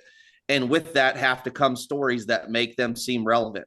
And that's the basis of the vast majority of everything. And And the real people will just show up with the jar of weed and show you, here's what it is. You want to see what Albert Walker is? Here's a jar of it. We don't even have to, go any further than that. But that's not really what the game is anymore. The game is now to just, post a bunch of bullshit on Instagram and convince people that you're telling the truth. And I never I had don't an think that was any Instagram different account. back then. It just in I a different. never had an Instagram account.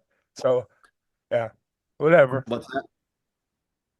I never had an Instagram account. No, I Oh see you on yeah, yeah. I LinkedIn mean, now. that's just how it's done today. And back then, it was spreading rumors. It's just the same playbook, right? They've got some bullshit they want to sell, and they'll tell any story to sell it. And we've had some master storytellers in this industry, right? Like we really have. But Dude, it doesn't really do unbelievable. a good it does a real disservice to the plant, put it that way. It does seem weird that when you do something, I don't know, maybe Wade will have to teach us the ways, because it does seem weird, like when you do the good work, or at least what you consider the good work, that you get, like for me, I just wanted to like teach people how to make hash. I'd just been in trouble with Hillary and the club, and I was like, I'll make these bags. And all of a sudden, I was like this thief that stole the bags from Mila for like a decade plus. I took a beating, and I spent a lot of time in Amsterdam in those years, and just took a beating. The narrative, it was like, well, the story is that he stole them from Mila. And it took a long time to kind of like, I had to stay true and congruent and consistent to get to a point where I wasn't being looked at like I was a Well, thief that stole let's the be bags. honest, Marcus. I mean, Mila, in a way, stole the idea from Eldon, who was Oh, my old completely. friend for decades. He I did. mean, She did. I Not knew him kind in of. 1965. She learned Wow. it. Yeah. Do you know Eldon? Eldon is the only person I ever gave a Legends of Hashish ticket to, because I was very it was always about, you have to pay for your own ticket. I'm paying for my own ticket. Everyone's paying for their ticket. Skunkman Sam paid for his ticket. I paid It's for like, my tickets. I paid so for the mine. only ticket I ever gave away was to Eldon when he told me that story that he was supposed to get 10% of the isolator company, and he never made $1. I was just like, you didn't even get paid $1? I was like, dude, I'm buying your Legends of Hash tickets from now on. It's the least I can do. Like, I will never forget that night at the Milky Way when we were standing there and you were talking. I think it was Eldon that you were talking with, wasn't it? And Mila and you were on Dutch television. Do you want to tell the story? oh, that wasn't even Dutch television. It was Russian television, I believe. Oh, And because my buddy from Brooklyn, Jan, the Hasidic Jewish dude, he was the only fucking dude in the Milkveg that spoke Russian, because that they were like Russians' version of 60 Minutes, right? It was a Right. big TV production. They had big cameras and they were cruising around. So the only reason that they stopped and talked to us was because my homie spoke Russian, right? So he was speaking to them, and then out of the corner of my eye, I saw a bit of an just to set up, experience. you were making hash. You were making. Mark was I- doing a demonstration. He'd got I some was making flour. hash, exactly. I'm making some Ram. hash, and Yeah, it's in the showing how corner the of the bubble milk bags work. bag. Yeah, showing them how the bubble bags work, while my buddy is like in Russian, just explaining everything at the speed of light to these guys. Like, they couldn't have gotten a better dude, articulate speaker in English. I don't know what he was saying in Russian, but they seemed to be paying attention. And yeah, there was like a kerfuffle while I'm doing that, and Jan's talking to the Russian dudes. And this is when Mark Rose got punched in the throat, right? Yeah.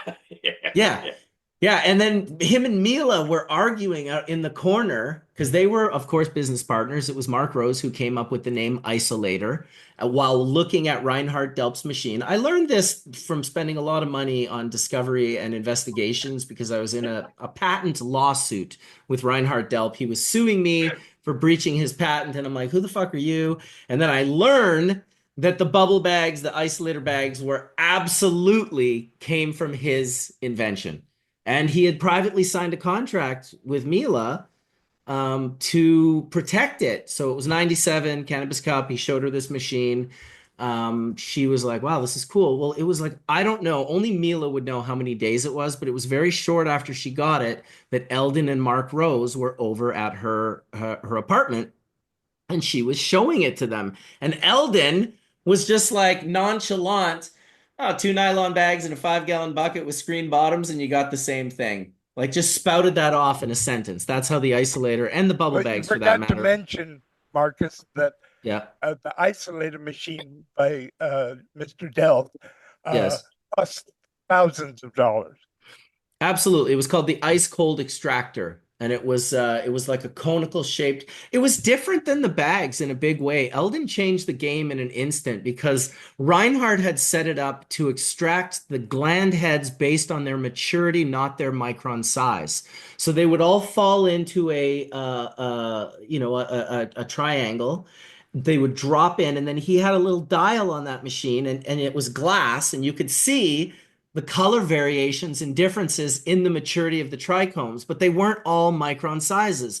Eldon adding just the 2 bags, like a 200 and a 70, and then me and Mark Rose coming along afterwards and adding the other 6 or 7 bags, it totally altered how we experience the resin, because Reinhardt's method was very, very different. And I would implore anyone that's out there to play around with that if you can, play around with the idea of not always isolating your trichomes based on their micron diameter, which was just the pathway that we happened to take. And it was a cool pathway, don't get me wrong.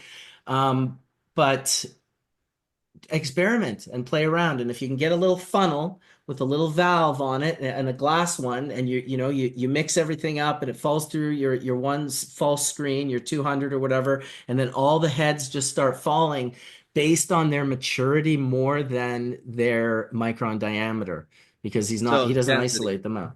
It's their density, but also maturity in the sense, which ones break off first?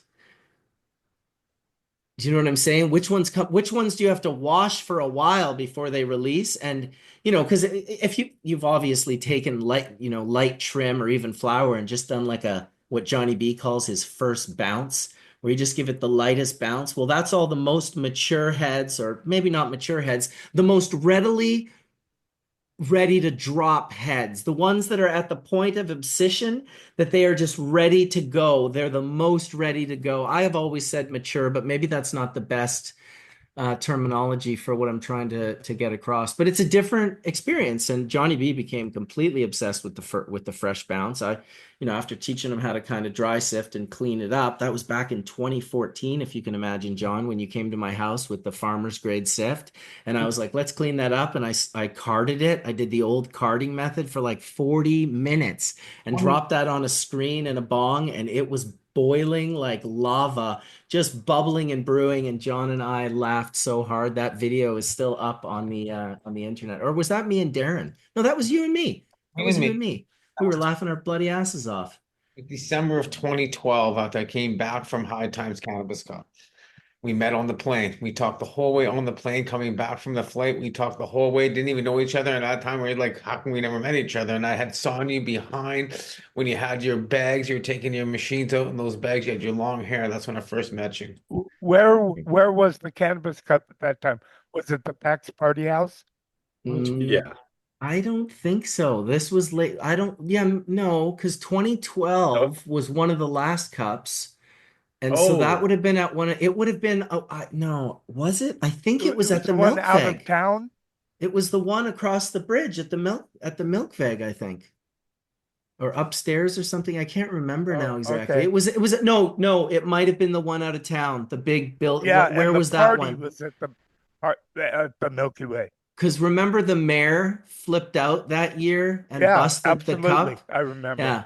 So I was Mila got arrested that year, actually. I was the first one to be searched. Me and Doug from HempWorks. I shared a booth with HempWorks every year, after sharing a booth with Ruhr and Martin. But I was the first one to get. I'll never forget because I'll tell you another story. When Mila got busted, I'm the one who gave her the budgie and the shake she got busted with. Oh shit. Damn, dude. Well, it happened next to me too, because Doug was the same way. I remember Doug's buddy from America showing up with this giant 5 gallon, like one of those ones you have to push the button and you can pop the top off. They have little ones, but you can't get the top off if you don't push the little button down. It's air sealed and it's a 5 gallon version. This guy's got like a couple of pounds in there. He's tripping on acid, and I see him stash it behind Doug's booth. Literally 40 minutes later, all this the tax people in the yellow jackets, because they were the ones really that people were like, no, be afraid of those tax. Doug was like, I don't give a fuck about the police, but those guys in the yellow jackets, No, they were don't say looking the wrong for thing to them. non-legal workers. Correct. They were looking for people making sales and stuff. So I luckily was with Doug, and he's got his whole, tax system all set up in Holland from working there for so many years. So my sales were all legal. But they started with me. He was next to me while I was getting searched, and he was cracking jokes and he was being loose and goosey, and he was like, fuck, he knew he had nothing, right? And he was all excited, and then they kind of left, and then they went over to his booth, and he came over to me. He's like, dude, this is like one of the rarest times. I have nothing. They're not going to find anything. And I was just like, oh, dude, I got some bad news for you. And he's like, what's that? He's like, well, your buddy from Colorado that's like tripping on acid or whatever? He's like, yeah. I'm like, I'm pretty sure I saw him put like a couple of pounds of weed behind your booth. And he was just like all the color out of his face flushed. And I remember when the cop found it, because I was actually smoking my hash. He was like, you can smoke your hash. Don't worry. They're not here for your hash. So I was just chain smoking hash while all this was happening. This big Dutch cop goes behind the booth. They find it. They know it. They know what they've got. And they're trying to open it. And this cop is like, he's pulling the lid like within about an inch of getting it off, and his arm's shaking and it's all flexed out, and then it would just go kabap and like snap back onto the bucket. And Doug was just sitting there with this look on his face, and he looks over to me and he's like, I'm not fucking telling him how to open it. I don't give a fuck. I almost pissed my pants, dude. He ended up in court for real, like 2 or 3 years, like over 2 or 3 years. He could tell the story better from his side, but I just, what a When bummer. that happened, I was watching what it was going on, and with all the other booths and stuff, and I kept seeing people, everybody, because I was going around telling everybody, hide your stash, and Smart. they were putting it underneath the trash cans that were on the public path inside the building, and the cops never looked underneath the trash cans. They didn't look in every spot for sure. They searched booths. I had quite a bit of hash on me as well, so I went and stashed that right away and just brought the personal amount, the 4 grams that I could have or whatever it was. But I also had someone give me MDMA, and I don't usually ever really have that, but I had that as well. So I went into the bathroom and stashed all my shit in the roof. I like lifted up the thing and put it in the roof and then dropped it back down. Dutch bathrooms are awesome because they're actually sealed right to the roof. Like it's not like someone's going to see you doing that. You're in a room with a door closed. And so that's what I did. And oh yeah, no, they were making everyone throw their stash out as they were leaving the building, and the garbage cans were actually full of stash. And when the cops all left, I watched quite a few people go and harvest all that shit out of those garbage cans, because it wasn't like ruined. It was still in the bags. It was just like in a garbage can. And there was like, fuck, I would say at least a kilo or a few kilos or something in people's, single gram, like 5 and 10 gram stashes. So funny. It's insane. Good old memories of the cannabis cup, eh?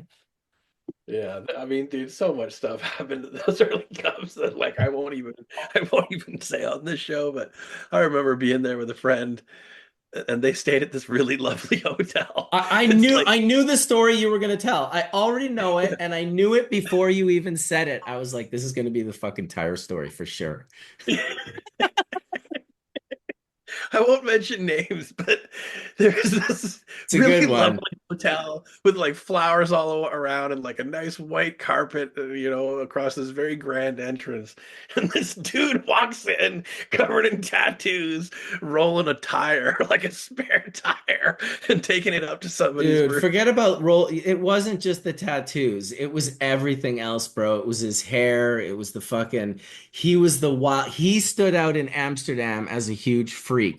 Forget about just that Yeah. hotel. He could have been in the red light district and he would have stood out as a huge freak. Forget, but he was at a nice hotel rolling a tire. across the white carpet. Yeah, Right? but you Oh never my know when you're going to need a tire. Yeah. Well, the Yeah, worst it part of gets the worse. story was the next morning when there was black smoke flying around the suite that they were staying in because they were cutting into the tire with a Dremel tool or something like that. Yeah, a spinning And saw. yeah, It and then was they shooting out up against the walls and drapes. It was bad, dude. and the brilliant people behind the scheme, they emptied it and left the tire and went to the cannabis cup. And destroyed the And room. obviously, when the cleaners came into the room, they found the tire and wondered why there was this cut tire with all this black smoke flying around.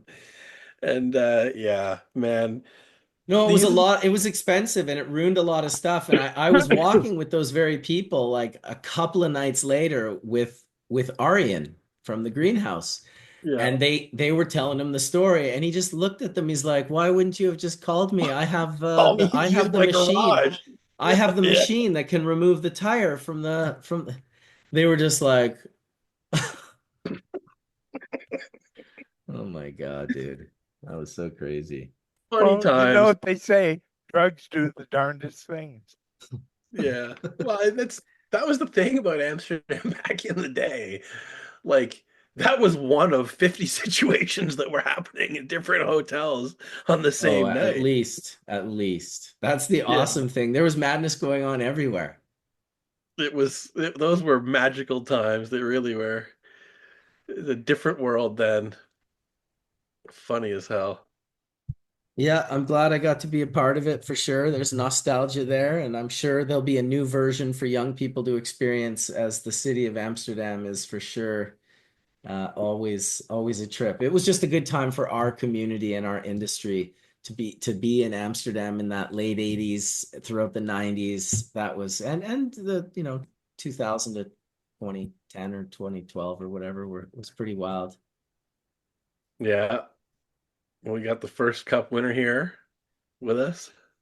Yep. What was that? 89 or 80, I think it was 88.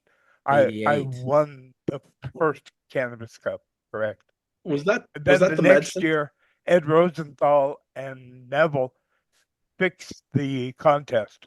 And yeah, so I never entered it again. Was that the Medicines clone that won? Yes, it was. Interesting. Sam has a registered variety of a skunk one selection that's a cultivar that he selected after thousands and thousands of plants that he registered as a medical variety. And it's called Medsins, Medsins. That's the registered name of the cultivar. So, but it's a skunk one selection, and it It won the just first happened to cup win the now. first Cannabis Cup. It Hilarious. was the first drug variety registered under UPOB plant world. breeders' rights. In the world. Yeah. How would you describe the smell, flavor of that clone? It was fairly sweet. It wasn't really skunky because I had already sweetened it up. And I didn't do it by adding other varieties. I did it within the gene pool of skunk number one. I just made selections for about a decade in California. And then when I moved over here, I did a huge pheno hunt with 20,000. And what was funny was I selected out the 10 best boys and the 10 best girls from that 20,000 plants. And a few years later, I did I used how do you say it, Ryan? Epithon? Oh, Ethicon, yeah. Ethicon. Yeah, I The- used that to transform my favorite male skunk number one, transform it into a female. And I was fucking shocked and surprised. It was much sweeter than any of the girls. You also took those Did you ever 10 grow boys. seed? Did you ever grow seeds or able to make seeds from a male reversal plant? Oh yeah, sure, easy. And Yeah. so what did you find results from, you reverse a male plant and then you cross it with a male? Well, it depends what kind of uh pollen source you're using, but it's 25% X. What is it, Ryan? Yeah. Well, I'm going to publish on that, so don't want to say too much, but I will tell you get 25% females out of the deal. If you self-cross a male, you get 25% females back. Yes, and the rest But they're are only from the genetics of the male plant. yes, correct. So, but Right. those 10, So those 10, has anybody found anything cool in that or not? Well, Well, what I it's used it cool. for was if you have a bunch of males and you don't know which male to use, uh, I would transform my males into a female so that I could get the terpene and the cannabinoid profiles that I was looking for as a male. Yeah, the problem with doing that though is that the ethithon influences the terpene profile. Like that's part of the expression system. So it's not, it's a hint, but it's not really Well, what the female. and especially you transform a male into a female, but it's a very masculine female phenotype. I mean, it doesn't have proper feminine form the way a female cannabis plant does.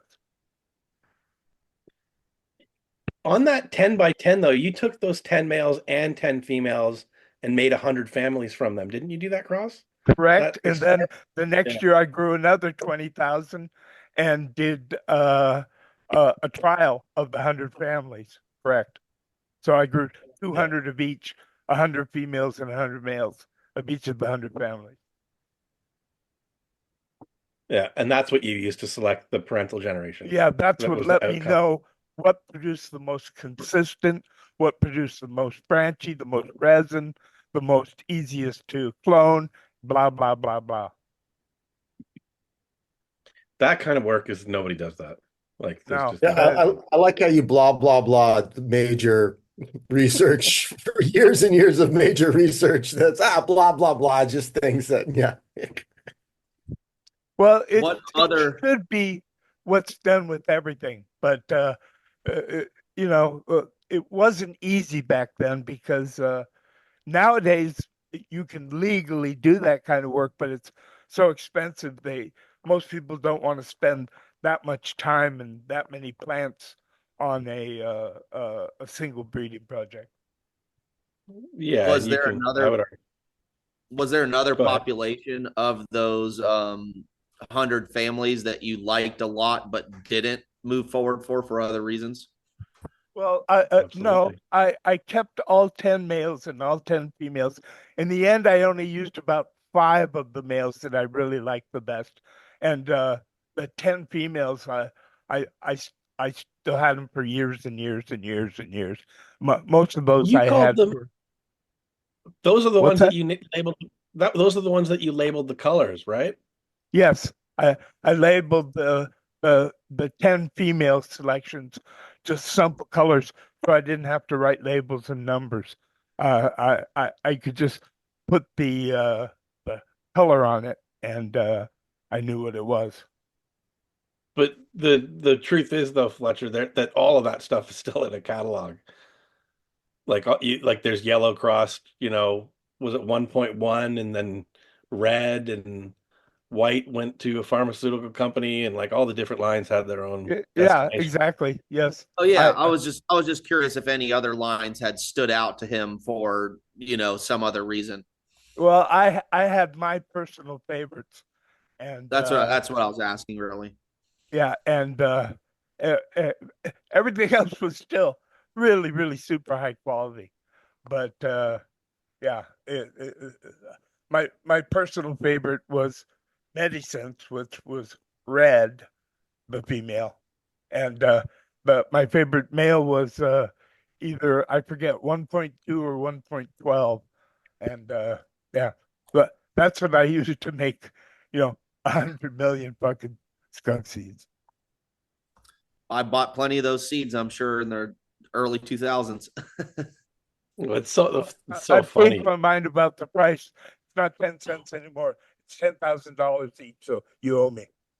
Right. Well, I paid somebody $100 a pack back then. That's because I sold them only wholesale, and I would encourage people to sell them cheaply, less than $1. But people did what they wanted. Once I sold my seeds, I really didn't think or worry about them anymore because I was a wholesaler. I sold them. You had to buy a couple kilo minimum. Yeah, you're the mine, seed mine. Yeah.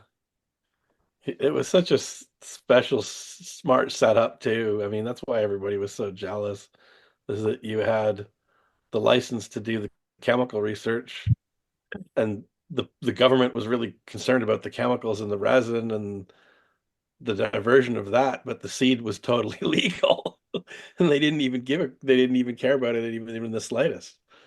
So you had No, it was legal to grow the seed.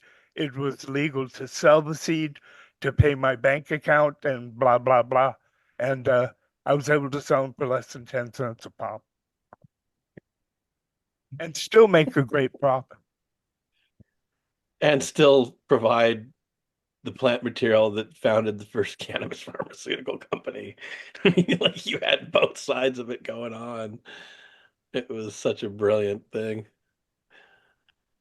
Yeah, it was well done for sure. I remember seeing him at the Cup one year, and he always had a giant fucking, at least one big giant Ziploc bag full of seeds in his little side pouch bag, but maybe a couple. And some guy was like, "Hey." I used to go in the Million Man March and hand out free skunk #1 seeds to anybody who was standing watching the Million Man March in Amsterdam.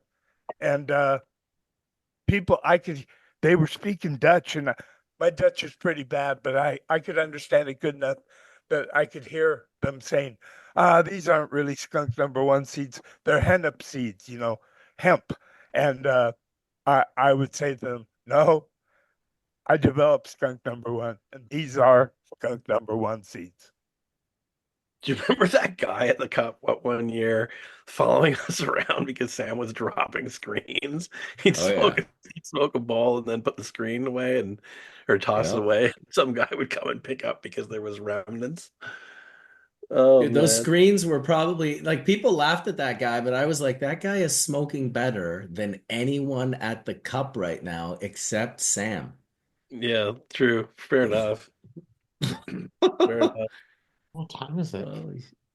It's 1:38. We've been going for 4 hours and almost 40 minutes. It's been a long hash church. I know it's been a long one, man. Holy shit. I actually have a meeting in less than 22 minutes, and I have to eat a little bit of food. I wasn't even really thinking about that, but thanks everyone for coming out today. Appreciate all the good folks. And 2021, yeah. AI is coming. I just found this. I was looking at that, made me smile as I've been going through some things. Nice. Well, I would just say thank you to everyone. Thanks, Wade, for showing up and sharing your time with us as always. We hope you're feeling good today and having a good day with Monica, and glad that you got out and saw those people and got recognized, and will continue to get recognized. I'll put up your GoFundMe again in my description of Hash Church, so you guys that aren't able to meet Wade in person, you can still certainly support him. That would be amazing and awesome.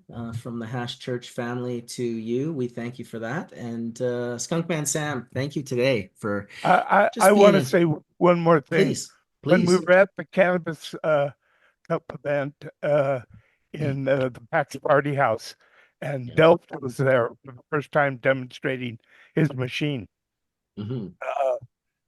I brought over some of my water hash, and I said, "Here, try this."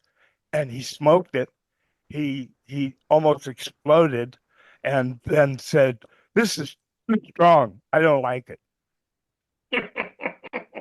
I believe it, man. That your shit was like, I wouldn't say it was too strong, but it was almost too strong for me, which is very like shocked me. It shocked me.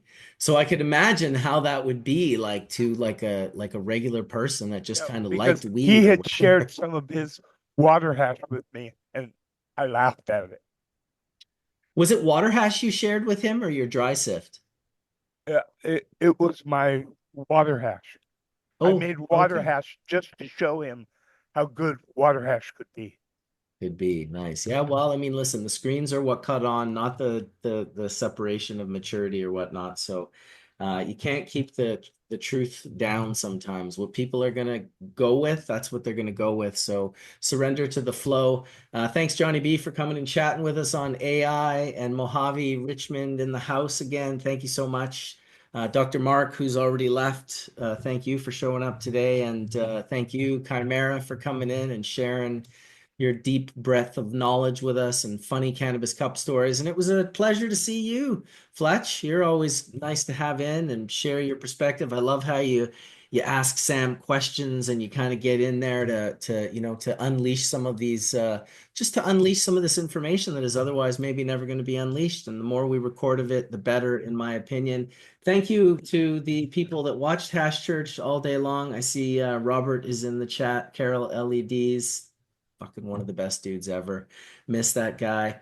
And everyone else, Bingo Lombardi for holding chat down. Thank you so much. Next week will be the 15th episode of Hash Church 5.0. We're going strong.